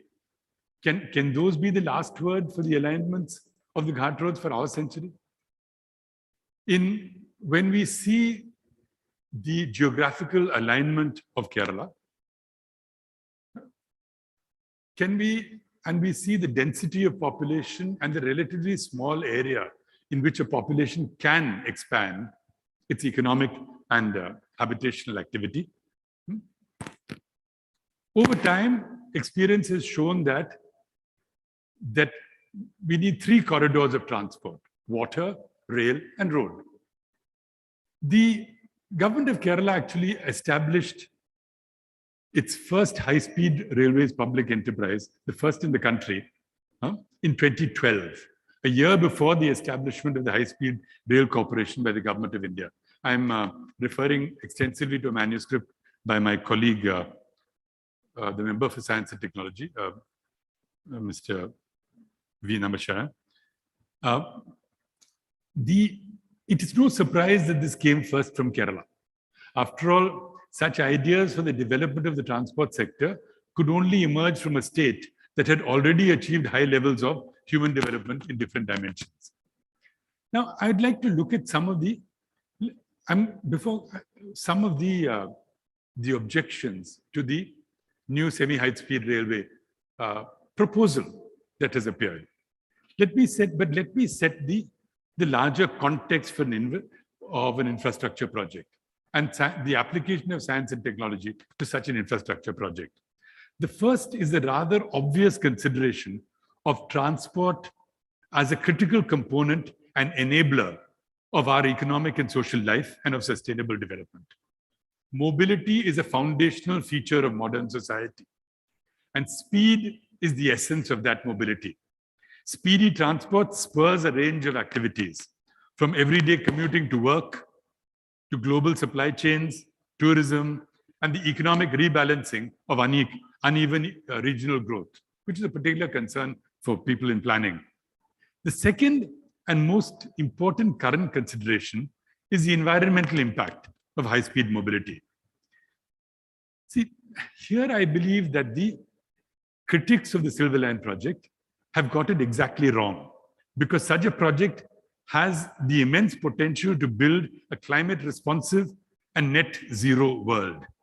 Indeed, a study of the intended nationally determined contribution plans and strategies under the Paris Climate Agreement by developed and large economies is instructive in this context. The EU study on mobility notes that high-speed railways are the least cost emission option among all modes of long-distance transport. So far from being a threat to the environment, it's probably the best way of protecting it. But let's go into some of the specifics. Because you see, clearly a project of this size and complexity will involve issues of implementation. For example, with respect to resource mobilization, measuring the important task of measuring the local environmental impact, the specific alignment of tracts, land acquisition, a humane compensation policy, all of these can and must be addressed. But what are the more specific criticisms? That the harm done to the environment exceeds the declared benefits. In fact, I'll read some of the quotations of the major media, some major interventions that have appeared in the media. Given the massive nature of construction, the the cost will be so enormous that they might given the massive nature of construction, the demand on natural resources will be so enormous that they might trigger environmental adversities with long-term consequences to be considered. The faster the speed, the more capital intensive a project, the less accessible the project for ordinary people. I can't see why. Do we need more speed or do we need better job opportunities? Certainly not more speed. What a confusion of categories. Do we need speed or do we need jobs? Do we need, given the perilous state of public finances, should not the government's top priority be to enhance tax collection efficiency rather than increasing the public debt? Now, so that's one set. One set. The second is, so there are three sets of objections. The harm done to the environment, financial unviability, and the choices on technology, standards and alignment are not appropriate. These are the three basic lines of argument. Now, I am afraid that the discussions now have been muddled. For example, one of the major concerns of the critics concerns the capital-intensive nature of the project and its consequent impact on Kerala's finances.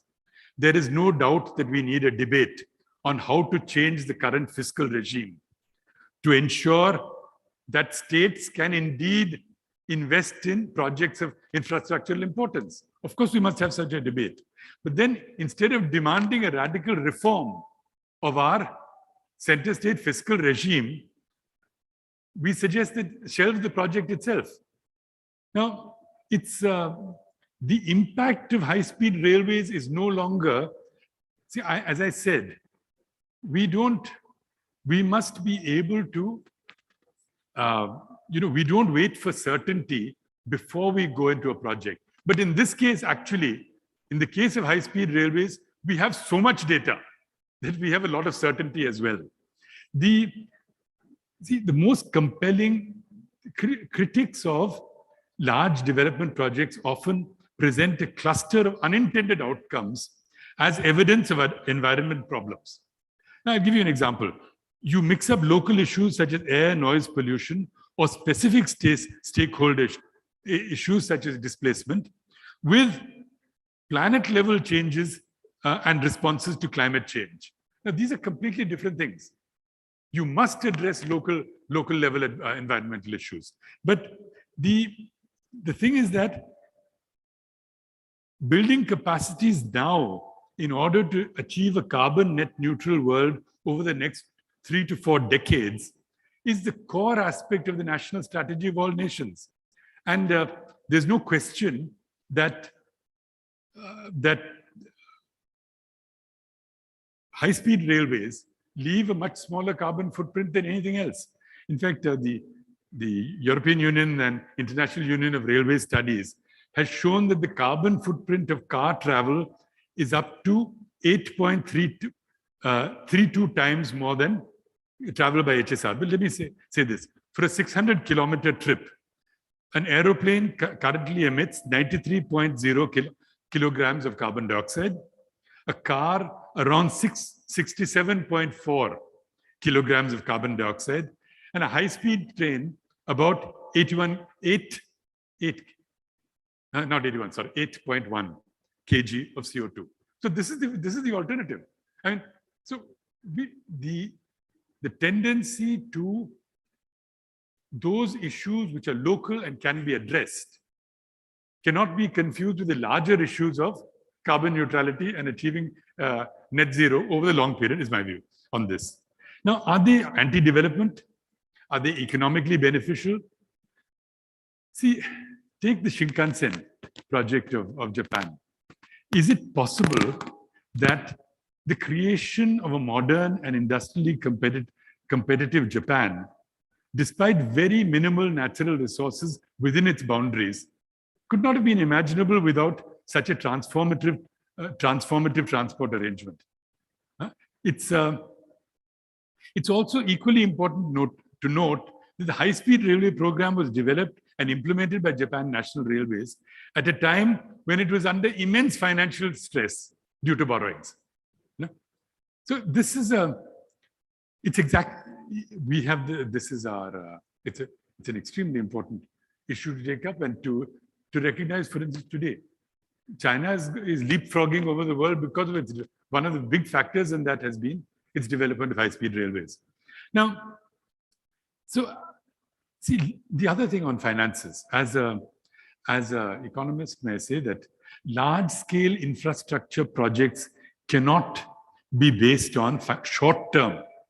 Long-term, large-scale infrastructure projects cannot be evaluated on short-term financial viability considerations alone. It's very important that we move out of that mindset. When the London Underground Railway was conceived, it was considered to be financially unviable. But can you imagine today the City of London's economic activities? They're inconceivable without the London Underground. Green technologies that we consider cheaper than fossil fuel technologies were not initially financially viable and were unable to survive without government subsidies. You cannot assess HSR systems, high-speed railway systems, in project financial mode. Their impact is over a longer term and goes far beyond the economics of railways alone. So this was my second example of a kind of creating an impasse for science and technology. My first example was from agriculture. The second was for refusing to learn, not only not daring to do, which is essential to the spirit of science and technology, the ability to dare to do, but also ignoring evidence and hard data. As I mentioned, economic policy in Kerala, we now seek to use our achievements in human development to improve the productive forces in our society. Building knowledge to enhance science, technology, and innovation is central to this effort. The government has often said that high technology, socially inclusive skill development, and a strong, independent, flourishing, and inclusive system of higher education with systematic state support will receive particular attention. Now, I think the building blocks, these building blocks, are essential, and the government has expressed, and the Chief Minister, right from the first press conference, immediately after swearing in, has spoken about the need to develop high technology skills and higher education in order to develop what UNESCO has called, in fact, going even beyond what UNESCO has called a knowledge society, and to build Kerala into a science and technology hub, and also, I mean, even in the medium term, to make Kerala into the skilled labor hub of the country. We must, as a society, provide our youth with the scientific and technological wherewithal to go ahead. We must ultimately build. Why is it that our youth, when they go outside, when they get the opportunity for technological advance, and here I stress not only the scientific temper, actually, as my colleague the former member for science and technology in the planning board, Dr. Jayaraman, used to say, it's not only a question of the scientific temper, it's also a question of the technological temper. No? That we must empower our youth to be able to do in Kerala what they do so excellently in other parts of the world. Look at the technological development that many of our graduates and many of our youth have been involved with in different parts of the world. We must empower them to be able to do that in our society. In order, finally, ultimately, to build a society here. I mean, we have, this is the least we can do in terms of intergenerational equity, is to provide youth with the scientific and technological wherewithal to go ahead and ultimately to build a society that is high income, high development, and socially just. Thank you very much. Thank you. Thank you.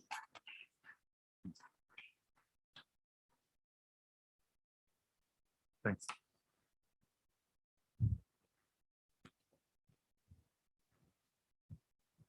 Sorry. Oh, sure, sure. Sir. Yeah, sure. Yeah, please. Questions? Yeah. Is it on the?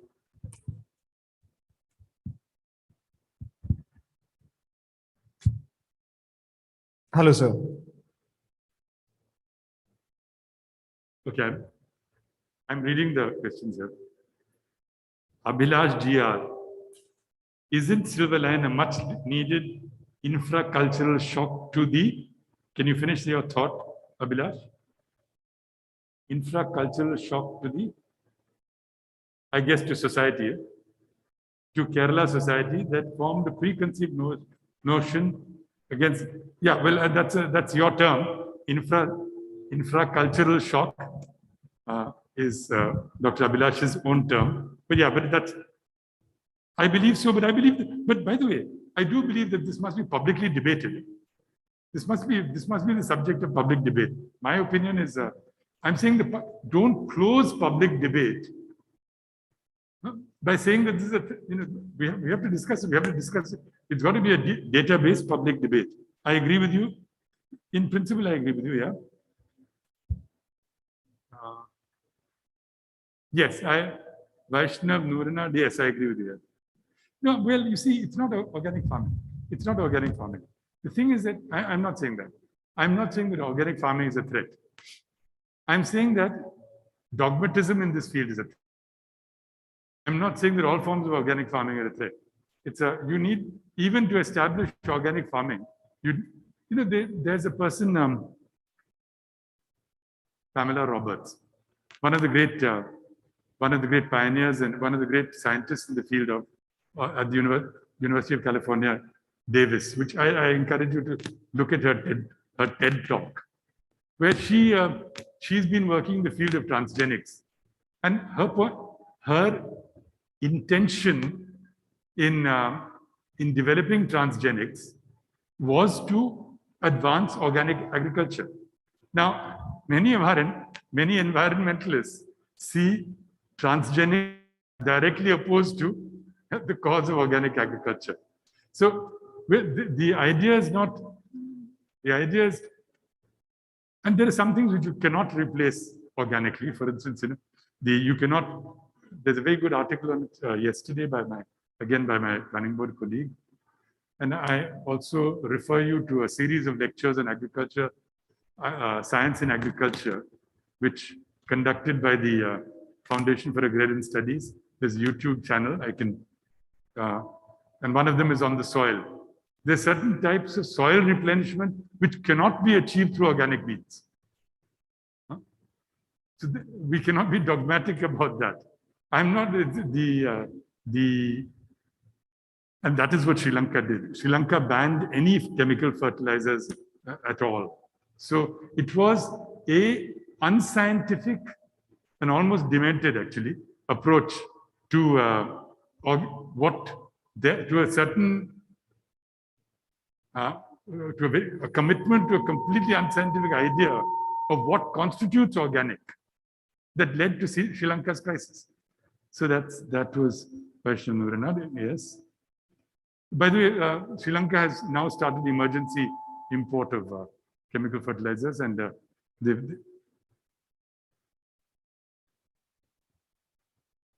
are the two I've got here.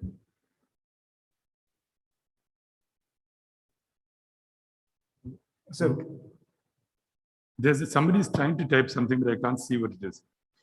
A few years manufacturing. Sir, in a few years, the manufacturing and resource exploitation might be highly localized, services automated, employee productivity and consumer sentiment highly transparent and predictable. So what would this really mean for us as individual and for our economy? Can I see that fully again? Can you put can you cut and paste it so that I can see the rows?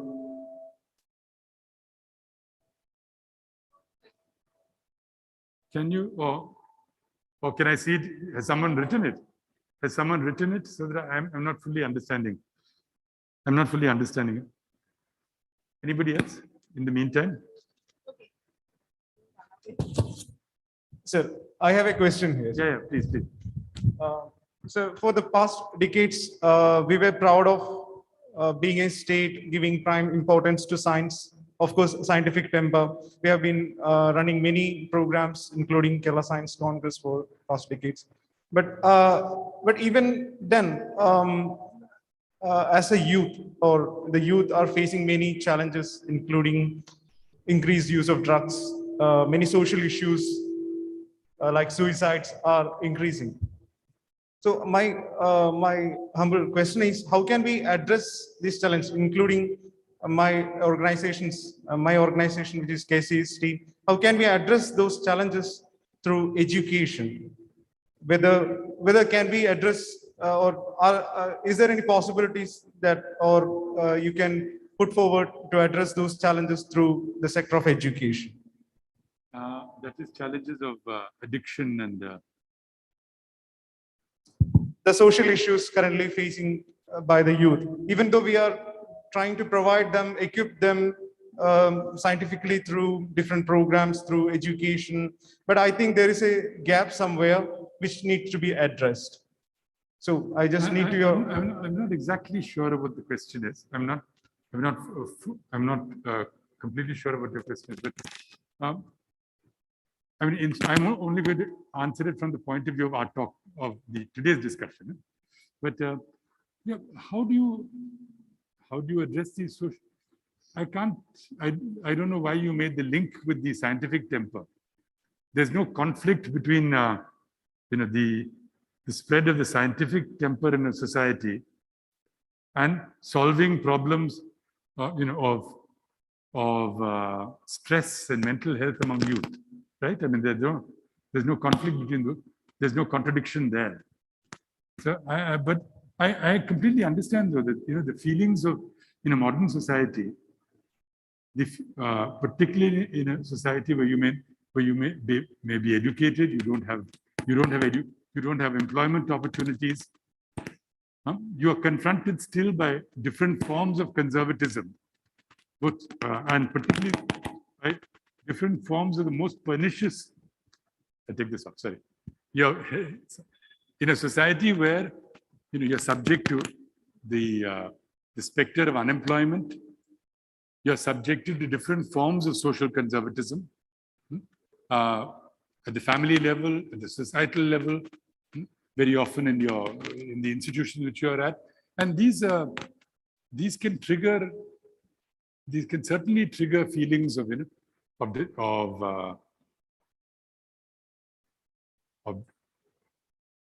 disappointment, of alienation, of sometimes of great distress among youth. It's to the extent to which policy can repair such issues. We should do that. We should education, sir. Yeah, because those are social issues which need to be addressed. Absolutely. To the extent to which education can counter the kind of social conservatism that triggers despair, our education system must do that. I mean, there's no question about that. And to the extent to which this is caused by unemployment or the lack of satisfactory employment, there too, our education system has a part to play, and our economic policy has a part to play. So these are important, but I don't think they're in any way, I can only think that efforts to spread the scientific temper, or efforts to combat conservatism through science can only help your effort, and not sort of undermine it. In a few years, sorry. Huh? Yeah, sure. How can in a few years manufacturing is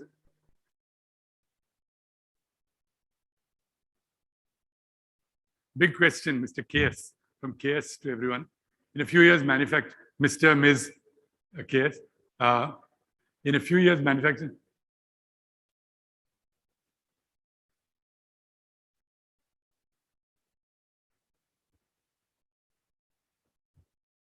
I don't think that this is only one part of the picture. It's localized and it's globalized. I mean, I don't think you will have services will be automated, but I don't know what employee productivity becoming transparent means. I don't know what transparent productivity is, but services may be automated. But I don't see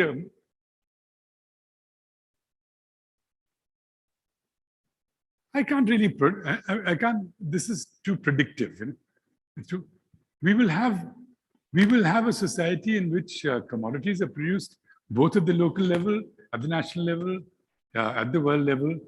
We will have, an ideal society is not only a mechanized society. There's a place for arts and crafts and artisans.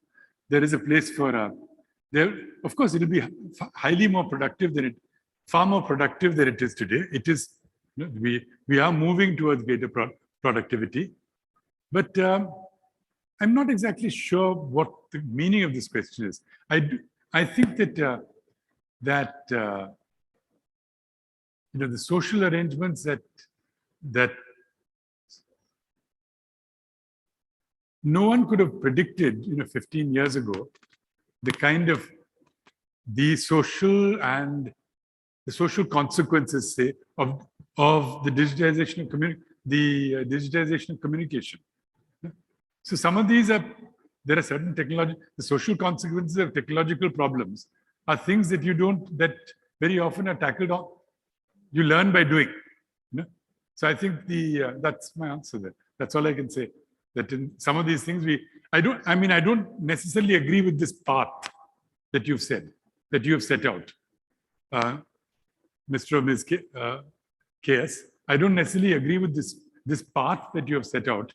But when a certain technology does take over, the social consequences of that technology are not entirely predictable.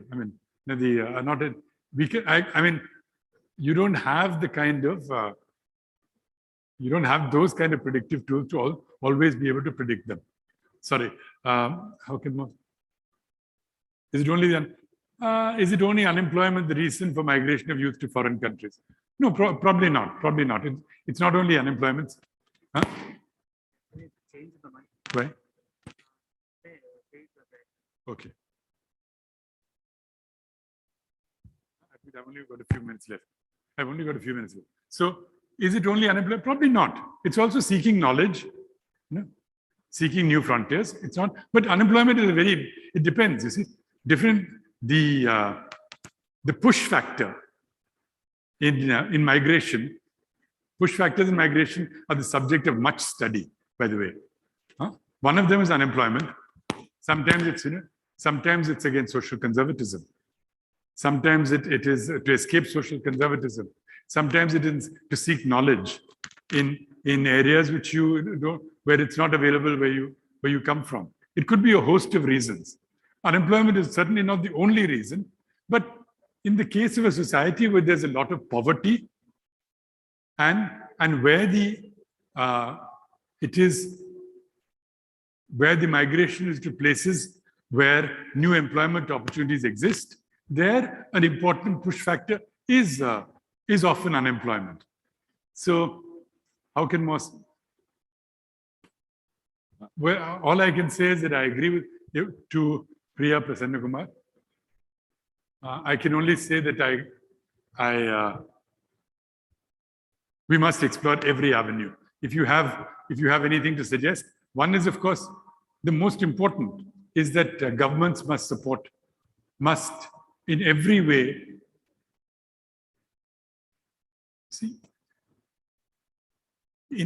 way support women's entry and retention in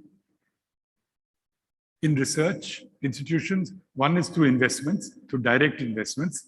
The other, what you have in, say, in many countries, to have a system of support at every stage to things like childcare, creches.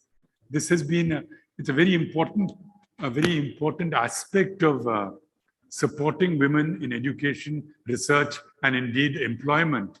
For instance, in the Scandinavian countries, has been the social security system that supports women in many different ways. How much we can afford in our society is one question, but you must also, all women in research, and all men in research, must look at the kinds of support systems that are, what are the international best practices in this? For instance, many Scandinavian countries have 1 year paternity leave for men, so that women can continue their employment in research or otherwise immediately after childbirth. It could be creches, it could be other material incentives, but first and foremost, it must be the social encouragement, breaking down all social barriers to women's entry into research and encouraging research through investments. That must be the foundation. I think that's, we're done. I think that's, yeah, thank you. Okay, thank you. Thank you for a wonderful session. I think there are a lot of points which requires debate, discussion as we go forward in our journey to become a knowledge society, because it's some of the aspects of scientific temper is many times sort of misinterpreted. Like you pointed out about scientific temper based on observations. At the same time, you need a tolerance for uncertainty. Many times this looks to be conflicting, and that could be one of the reasons why many times the debates happen where people take it only one side of view. But I'm sure that we will have several occasions where such debates will happen to shape us the economy in the days to come. Thank you, sir, very much for your excellent lecture. And so let me now invite the third speaker, Sri Somnath, the 10th chairman of Indian Space Research Organization. As we all know that Somnath is a very well-known space scientist, and it's great to have you as the third panelist in the 34th Science Congress. Over to you, Somnath. Hope I am audible there.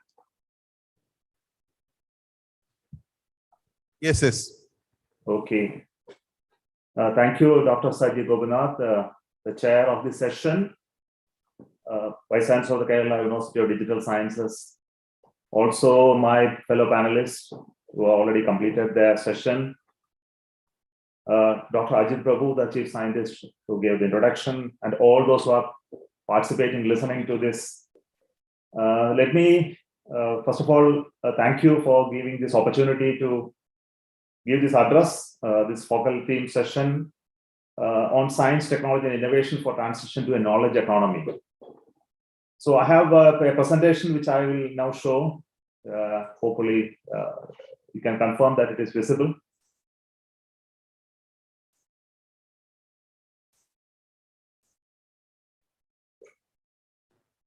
Okay. From the perspective of space, I would like to address this theme on science, technology, and innovation and this transition to a knowledge economy.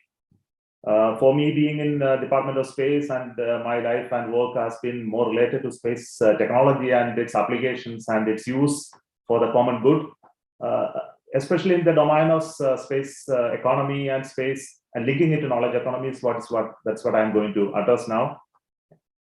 See, all of you realize that when we talk about the knowledge economy, which is past 2020, we have been talking about it, is on creating, transacting, and consuming knowledge products and knowledge services, creating those assets through this process. And the journey of these different types of economy is something in the realm of Professor Ramachandran, which I will not enter into. So I will straight go to the knowledge economy part of discussion today. Next. Now coming to the knowledge economy perspective specific to Kerala, if you look at the references to the studies done earlier, including the World Bank, we know that in Kerala, there is a very good pool of talent, pool of educated and skilled human capital. There is adequate infrastructure for soft and visual production, which actually necessitates not a huge need of physical infra is not there. And there is an atmosphere which creates the support system for it with its macroeconomic stability, the good regulatory policies, and which will actually create a knowledge economy through this four of these abilities while having a good education and training infrastructure, the information infrastructure, which is really good there and it's actually increasing. And also there are economic incentives and also a system of innovation to a certain extent is available, which actually spurs this knowledge economy possible. So with this background, let me get into the next slide where I will talk about what ISRO and space activity in India is doing to enable this knowledge economy to take place. Say there are many space initiatives by space. One of them is to create the engagement with academia. You know that we have an IAST, which is our own institution to create the capability in human capital development. Also, we work with space technology cells all across the country. We have also space technology incubation cells. This is one way of work. And the second is in creating the R&D in this domain with the futuristic missions which we develop. We develop also the space parks. Many of them are under definition and work in progress. The Respond projects, which is actually a collaborative work with academia and industries. And R&D also is there enabled through industry. And ISRO in the last 50 years plus has created a huge infrastructure all across the country, which actually create the R&D facilities. And now it is going to help the innovators and new entrepreneurs to come up and take up this task further. So this is what actually we did in the last many years. Next. Now, if you look at the world as a whole, the type of disruption happening, the changes happening, which actually fuels the knowledge economy are many. One of them is specifically the cost of access to space has come down drastically. And it is coming down further, primarily because of the innovations happening elsewhere in terms of the launcher becoming simpler, launcher becoming reusable, and their cost of launching per kilogram of spacecraft orbit is becoming lesser, which actually enables more and more spacecraft to be launched, more and more applications to come. And also people making use of this opportunity to create the space tourism system, sending people to above the common line and then bringing them back and then creating such activities all across.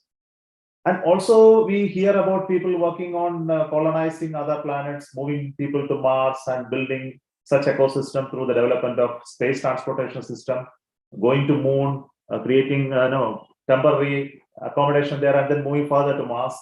This is one type of work with respect to the launchers and launch vehicle technologies, which is again a very, very controlled and strategic regime. But the other side of it is that when you have more and more capability in launchers, we end up with more and more spacecrafts in orbit.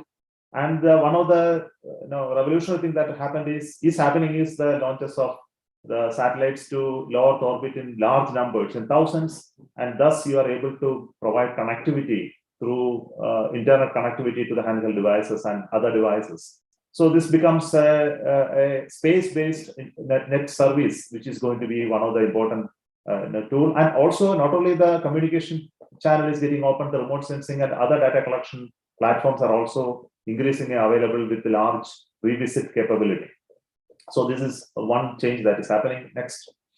Now, if you look at the work we did in ISRO, I don't want to go to the historical part of it, but we have currently created the capability to launch our own satellites from our own soil, even the biggest ones we can launch. We have also created imaging capability of very high resolution for commercial use as well as strategic users.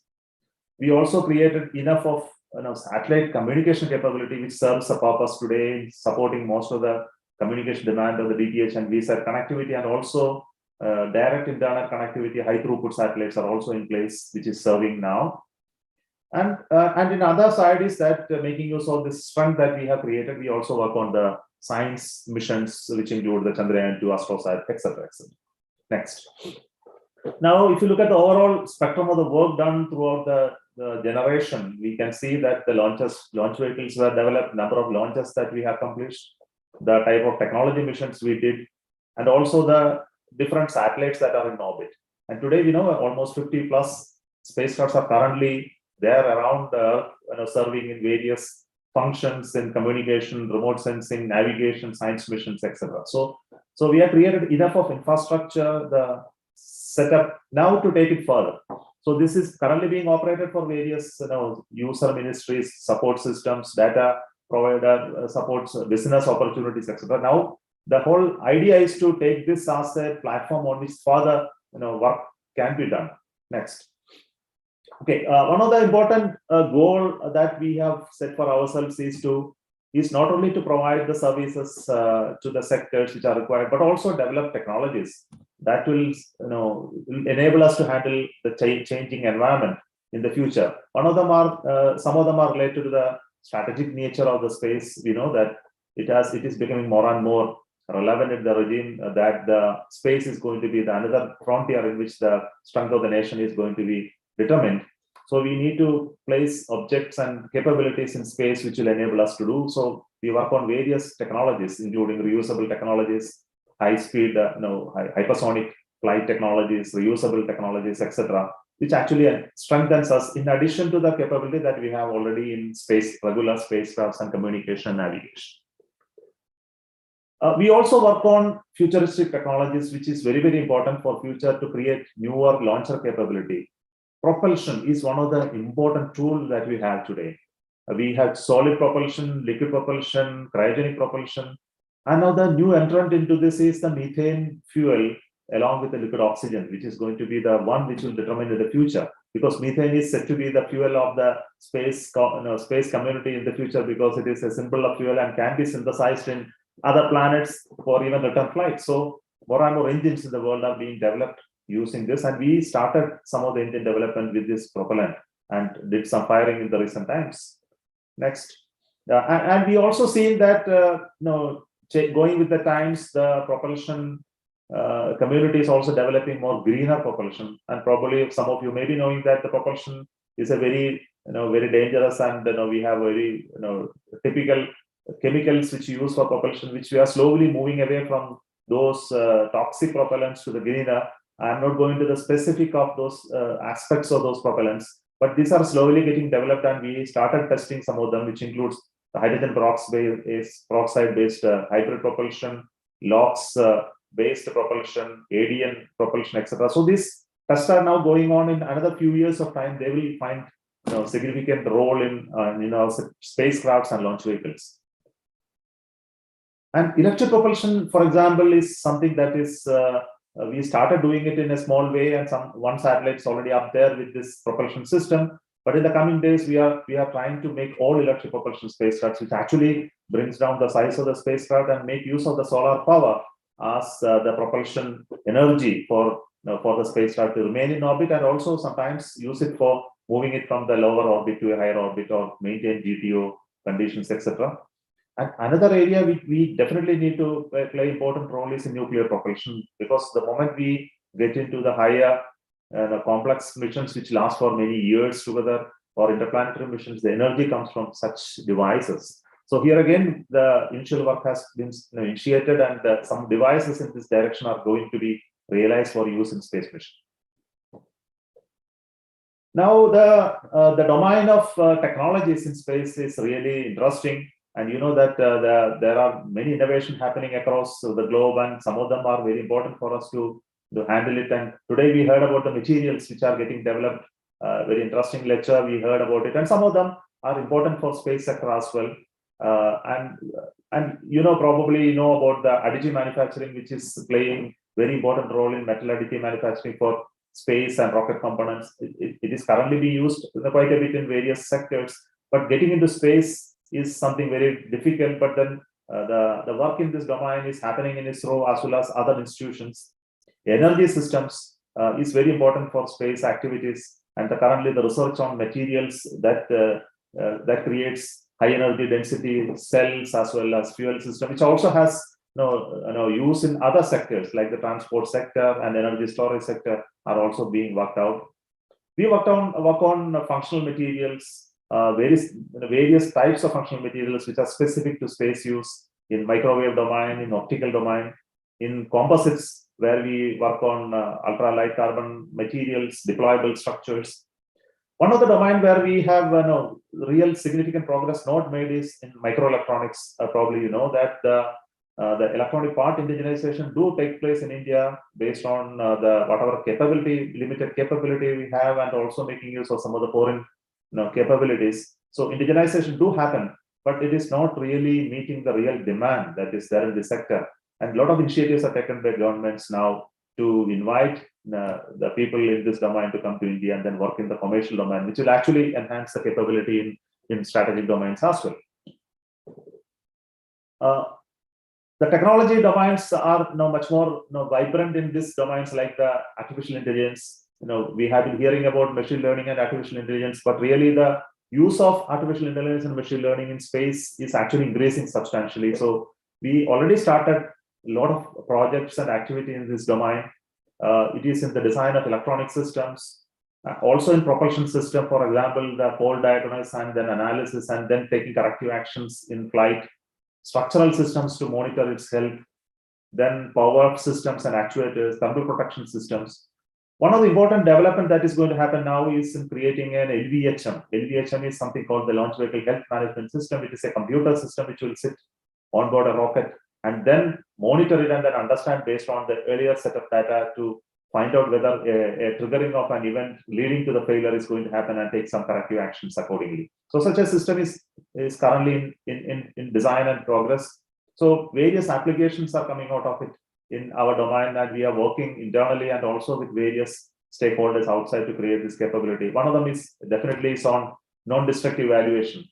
Probably you know that non-destructive evaluation is very, very complex process where the skill set of the operator is very important to detect defects in materials and systems, etc. So classification of defects, understanding defects, and automatically detect defects using the NDT techniques by automation is something that will bring down the human work in substantial manner. So this is currently being worked out within ISRO. Space robotics is another area. Space robotics is another area where we are working quite a bit here. A lot of advanced technologies coming in terms of the vision-based technologies as well as sensor-based technologies, and which will culminate in making a Vyomitra. Probably this will fly in one of the unmanned missions of Gaganyaan. We also developed the robotic arm, refueling capabilities, and various mechanisms and imaging technologies, including the vision-based landing. Suppose we want to land drones and other spacecrafts in some other place. The technologies for landing are really complex, because we have the sensors and the navigation systems integrated in very complex manner to take decisions without human support. So here, a lot of capabilities and technologies are required, enabling such things to really happen. And this is also under development in some form in ISRO. We also work on very advanced and futuristic technologies, and especially materials which are self-degrading and self-destroying, and even energetic materials which are of different class, which will reduce the risks of operating it in space. Also self-healing activities in both electronics and the materials, which you also show one of the holes being repaired by the energy which is being pumped into the system in the video beautifully. So similar work is required in various materials for handling space systems where there is a failure and we need to repair it, like the capsule leaking in space, etc. When you go to space, there is a microgravity environment, and we need to work in microgravity environment, which includes the manufacturing, construction, and even building some equipments, etc. in space. So this is one area where there is a lot of activities are possible. ISRO recently did one very interesting test on quantum entanglement-based communication. So this test was very interesting. We can communicate across two terminals through optical means to send signals which are encrypted using quantum entanglement technology. This is something going to revolutionize the way we do secure communication, and space-based systems can really help in enabling the key distribution which is required for secure communication networks, which are conventional networks. We can make use of this. And we are going to launch this in one of our missions to demonstrate a space-based quantum communication experiment soon. And probably it will lead to a quantum communication key distribution spacecraft to be launched, which will enable this type of technologies to be used for very secure communication, especially in the knowledge economy. Security of information and data exchange is something very, very important. And this technology is something that we have now put hands on, and probably it will get developed much more in a complex manner and much more efficient manner in the days to come. Some of the technologies we work are related to human space flight, and probably you know that the human space flight is going to happen with available technologies first, but with the days to come, the ability for human beings to remain in space for longer duration of stay, and then later take on planetary and manned missions to other planets. We need to discuss this and then enable these projects and programs to happen. But what we do today are the precursors to these type of possibilities, and then create capability in the internal system so that at least we can discuss them and then enable them at a later point in time when we are ready for such activity. So this is another domain of work we do. Next. But the final delivery of whatever we do in terms of building spacecrafts, building launch vehicles and putting them in space is in terms of application delivery. So ever since that ISRO was formed, the space Department of Space was formed, this has been the key driver, how to make the solutions available to the society. The Bhuvan portal is one of the such important portals that we have created, where the data from remote sensing satellite, navigation system, communication systems are delivered as solutions in various sectors, which includes, for example, I'm telling only a few of them, which includes the groundwater prospecting maps, which helps people to drill for water and then get them benefited in a bigger way. Crop intensification using geospatial data, which is again one of the support system for enabling the agricultural planning. Potential fishing zone mapping, which is again another important service, which is helping the fisher community to increase their catch and yield. And there are many such things which we are integrating the remote sensing communication capability as navigation capability into solutions through these with the stakeholders along with us. Next. Very important part of the space activities in looking at disaster risk reduction or mitigation or warning response based systems. So, and probably you are aware about the type of support the space gives for the cyclone warning and risk assessment and the early warning, which minimizes the dangers to human beings and our assets. And a lot of information is currently being given to various ministries and departments for this work. We also look at the cyclone inundation maps, landslide monitoring, forest fires, and support during the earthquake and oil spills and similar supports. This is not only to India, but across the globe. This support system is given making use of the space-based services. Navigation is another important area. The Navig satellite system, which is a regional navigation system that has been established for India, and all of you are aware of GPS, and it is really part of your life now. And it is our endeavor to make Navig also part of your life by introducing Navig capability into the mobile devices, which has been going on for some time. Right now, the adoption of Navig into the standard, the mobile platforms are already happening. And probably in the days to come, the spread of this Navig system will increase when we are in a position to deliver it in a continuous manner and continuous basis, high quality, high fidelity data to all the users. Currently, we have 7 satellites in orbit, which is supporting this, but we need to replenish some of them which are having issues, and also to expand the Navig systems much in the wider region, so which will help us in securing our boundaries, and also look at the sea where there is a security related issues. We also look at how Navig system can support bidirectional communication in deep seas, coastal communication for warning, etc. So this is also another socially relevant work along with the many stakeholders we are doing. The user segment of space is now increasing, not from government users or strategic users or public users, but into non-governmental users and business users, which is very, very important. We have been giving the TV subscriber channel support for all the DDS services now. We also give tele-education services, but in the days to come, new domains are going to evolve where these non-governmental users are going to use space sector on their own without depending on the Department of Space. So the new space policies which are going to come out will enable this segment to grow and then do it themselves by creating space assets and operating themselves. So this is something that is going to be very revolutionary in the days to come next.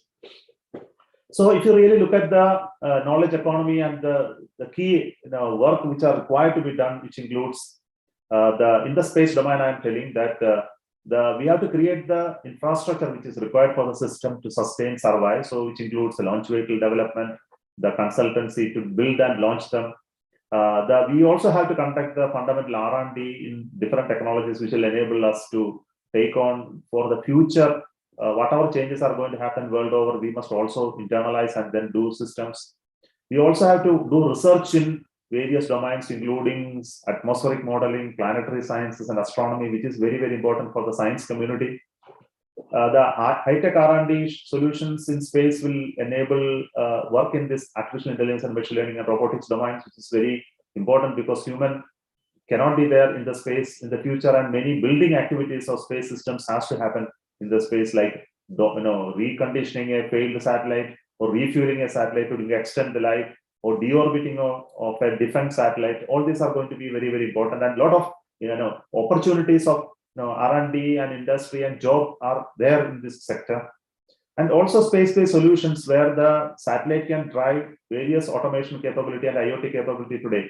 And one of the example I want to tell is about the robot drones, where the drones in the future will become very, very important element in the economy, and where their control and management will be a space-based activity.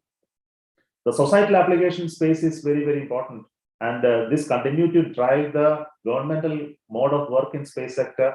But here the commercial entrepreneurs also has a very important role to play. For example, crop insurance, or also giving a geospatial services for users across the business users, etc. So with this idea, we have been working with many stakeholders, working with the institutions and also educational, very leading education institutions through creating regional academic centers, space incubation centers, space technology cells, sponsored research with a very moderate budget for time being. But then progressively, the goal is to increase this activity with respect to all these stakeholders, so that more and more creative, innovative work is happening in this sector, not within ISRO alone, but outside ISRO, so that actually it benefits the entire space economy, space ecosystem of this country. To say in very summary, if you really look at the economy, the space economy share, which is currently something like $440 billion the world over, the value of the space economy is in data. So the data which has shown us 12% currently, and television broadcasting, which is around 38%, and these two will vanish, and then only data alone will remain in due course. The navigation sector is around 20%. The ground equipment is around 23%. But you can see the value chain, the launch vehicle and satellite building is very, very small. So it implies that the share of the space economy is more into applications. And the application business, if you really look at its risk levels are lower, its technology complexity is lower, but its share of economy and return of investment is very, very high. So this is what is going to be very important for the space economy of Kerala, where the focus segment should be on space applications. And we have here the real infrastructure and skilled manpower available, and private industries can really come in and then contribute. And many startups have happened across India, and I only invite that more and more such startups should happen in Kerala, also focusing on making use of the various services that is possible to be provided by ISRO, or even future new actors. New application segments and application capability should emerge in Kerala to serve the entire globe. So let me summarize now my talk in telling about the very important factors that are required in this time to create a real true knowledge economy in Kerala with the support of the space ecosystem. We have to create the economic and institutional regime where we need to have a reasonable, good economic stability. We need to also to create a system by which there is a healthy competition, and also create a healthy regulatory policies and rules and procedures to conduct entrepreneurship and risk taking. So with respect to ISRO, we are creating the regulatory environment now. The new body called InSpace has come in place. And through the InSpace, we will be also enabling the Space Act to be implemented. We are also bringing out the new space policy, which will soon come out, which will enable new actors to come to space and work. We also have to have efficient innovation system where the educational institutions should encourage more R&D activities in whatever domains which I mentioned. We also have to have a demand-driven R&D and also a market-oriented approach. Some of them are very, very essential in Kerala ecosystem where I have a little bit of experience. I find this is something very really lacking. And we don't really look at the research activity taking place in education institutions linked to the demand of the business or industry is never been taken as a very, very, very important element. Here, the industry-university collaboration is something very, very important. And unless you really connect them, the university will actually don't realize what exactly is expected of industry. The strong IPR initiatives are already there. I know that, but then it need to be taken up when you really enhance industry and university collaboration. IPR becomes very, very important. And whatever innovations little bit happening, converting into products, knowledge products or any other mode of products is something that we need to help the startups and other systems to do. And in the education system, we have to create a more flexible education system, which is already happening in some way. And this discussion has to really happen much more. And we have to encourage and creative and critical thinking in the way we conduct our courses, both in terms of syllabus creation as well as evaluation. What we need to evaluate is this part of the education and not really by hearting something and delivering to examinations. And also we have to create people where with new soft skills, problem solving and analytical capability, group learning capability, team capability, and effective communication, which is something very important for the youth of Kerala to really become the top. And also we should promote policy and institutional reforms in scientific and technical education. And I believe this is happening in some way, but much more need to be done. I don't go into the specifics here.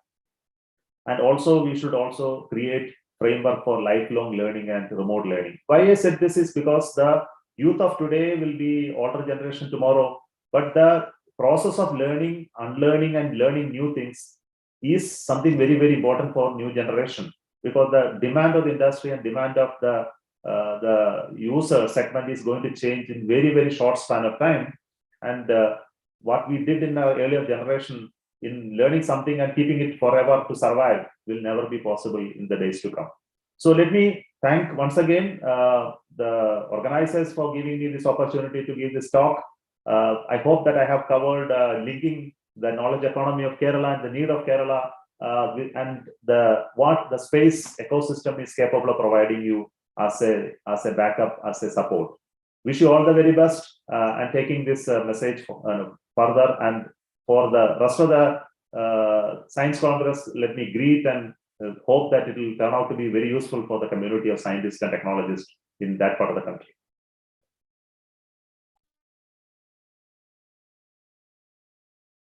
There is one question in the chat box regarding the space debris.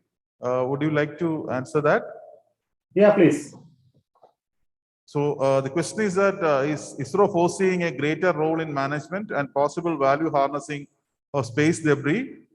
Is there an international treaty to which India is a signatory? No, currently what we are doing is, see, space debris, there are different types of work which we require. One is following the guidelines on debris minimization through our activities, which we are following. One is in launches, we have to follow certain guidelines that we don't create debris by the upper stages, but we leave there by removing the propellants and pressurants there. Deorbiting spacecrafts which are non-functional to some graveyard orbits or to defect to re-enter. Then monitoring the satellites and other bodies to ensure that they don't create collisions and then create secondary debris.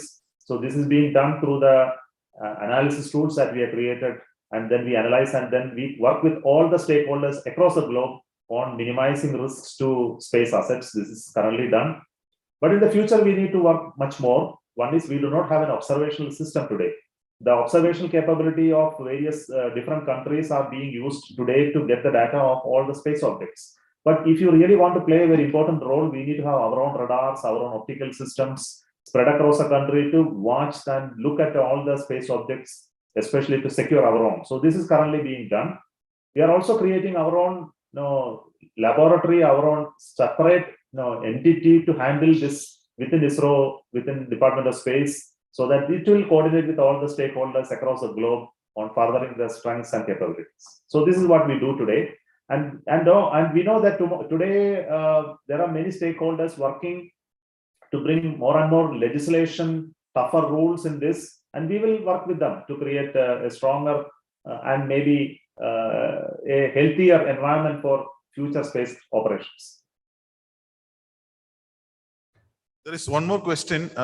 What is the practical importance of studying deep space objects using sophisticated space telescopes like James Webb? Can you explain ISRO's future space telescope plans? See, James Webb's telescope has a goal to look deeper into the universe. Basically, it is not only for objects that it is putting, it is also looking at the nature of the universe since its beginning. So once you have an ability to collect more and more photons through a wider aperture telescopes, you have an ability to see much deeper, which also means much earlier life of universe. So that is a capability of James Webb telescope. And I believe that with the James Webb telescope, you will be able to see fantastic views of the universe and make much more findings than with the Kepler, the Hubble, and the Chandra observatories that brought to us in the past many years. ISRO has been putting one of its best instruments, AstroSat, which is one of the very unique instrument that we have placed in space, and we have been able to observe the universe. And we brought out very significant findings in the last few years, looking at the various formations of the universe and looking at various planets, events in space, and a lot of publications have come out of AstroSat. In the coming days, we have not put a plan to put an optical telescope yet because it is a very technologically challenging. We are currently looking at putting optical telescopes in ground, strengthen the observational capability currently available, and probably in the days to come, we will work out a plan to put a stronger optical telescope for looking at the universe. But we do have other science missions like the Aditya L1 looking at the sun, also looking at exoplanets, exosolar planets to study its atmosphere, its mineral contents, also looking at its life-giving possibilities, etc. So a mission like that is being conceived currently in ISRO. There is one more question on is ISRO envisaging research into space microbiology and thinking of using Ayurveda and maybe Ayush in general in space medicines? No, currently we have an interest in space biology, astrobiology, or rather we call it, because when human beings go to space, there are issues related to that, especially with respect to diseases and the human behavior. And then growing plants and other food items in space, looking at various biological activities in space. So currently, some collaborative work with some institutions in this country has already started. Some payloads for space biology experiments, payloads are currently under development, jointly developing with some institutes, so which will fly in the human spaceflight capsule, possibly in one of the unmanned missions. And when it comes back, we can observe it and then see some experiments, which is a controlled experiment we are doing. But we are not having any definite plans to look at the agenda that you mentioned on Ayurveda or any other thing. Currently, it is not even thought about or conceived. Possibly, yes. When you work out in the future, other forms of studies of various biochemical reaction, etc., possibly we may study in deeper way. Thank you, Mr. Somanath. It was a wonderful session. I think the enormity of the development which is happening in the space, and as you rightly point out, Kerala has got a natural advantage to play a key role. And I think your prescription on how do we translate or to the knowledge economy, leveraging on this is actually very illuminating. I'm sure that this has given a lot of food for thought for all of us. Thank you once again for sparing your valuable time for this Kerala Science Congress. Thank you. Thank you so much. We are coming to the end of the focal theme session. I request Dr. Binuja to propose a vote of thanks.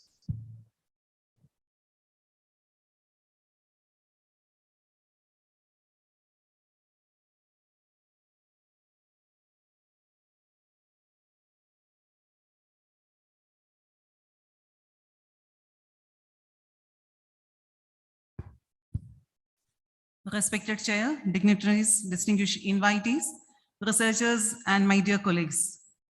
Let me move on to the duty entrusted to me during this August occasion. The focal theme session was chaired by Professor Saji Gopinath, Vice Chancellor, Kerala University of Digital Sciences, Technology and Innovation. We are indeed grateful to him for the valuable, unstinted guidance and support to plan the focal theme session and also in chairing this session. On behalf of KSSTE, let me extend sincere gratitude to Professor Saji Gopinath sir for chairing the focal theme session. The honorable speaker of the focal theme session, Nobel laureate Professor Constantine, has shared explicit thoughts on the journey with the emerging wonder material graphene and also highlighted the possibilities in exploring the new horizons of artificial intelligence materials and the various materials for future. With immense pleasure and on behalf of Government of Kerala and KSSTE, let me place on record our sincere appreciation and gratitude to Professor Constantine. We are grateful to Professor V.K. Ramachandran, Vice Chairperson, Kerala State Planning Board, for his esteemed presence and inspiring thoughts on the green technologies for robust knowledge economy.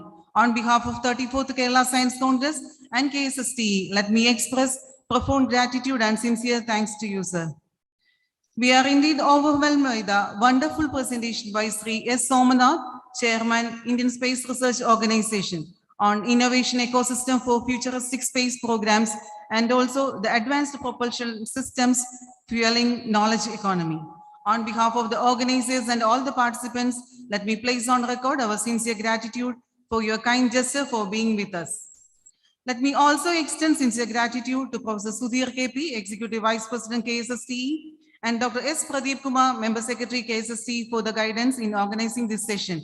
I also extend sincere thanks to Dr. Ajit Prabhu, Chief Scientist KSSTE, for the welcome address, and profusely thank Dr. Alex James, Professor, Digital University of Kerala, to connect to Professor Constantine.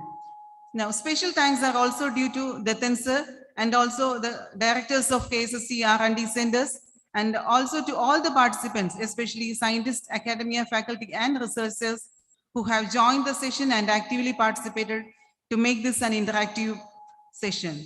Finally, let me also thank my colleagues, Dr. Vijay Kumar, Arun, Arjun Prasad, and Dr. Sharika, and also the ISD team for the technical support in coordinating this session on a hybrid mode. Once again, thank you all.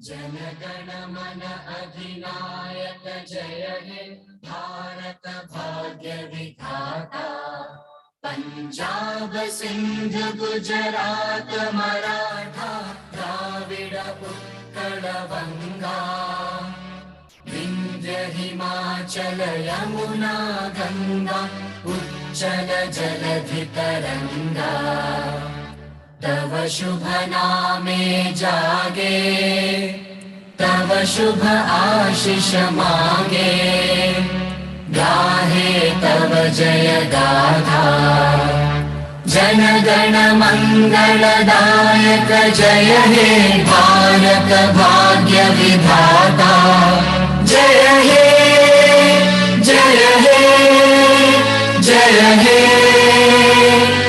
जय जय जय जय हे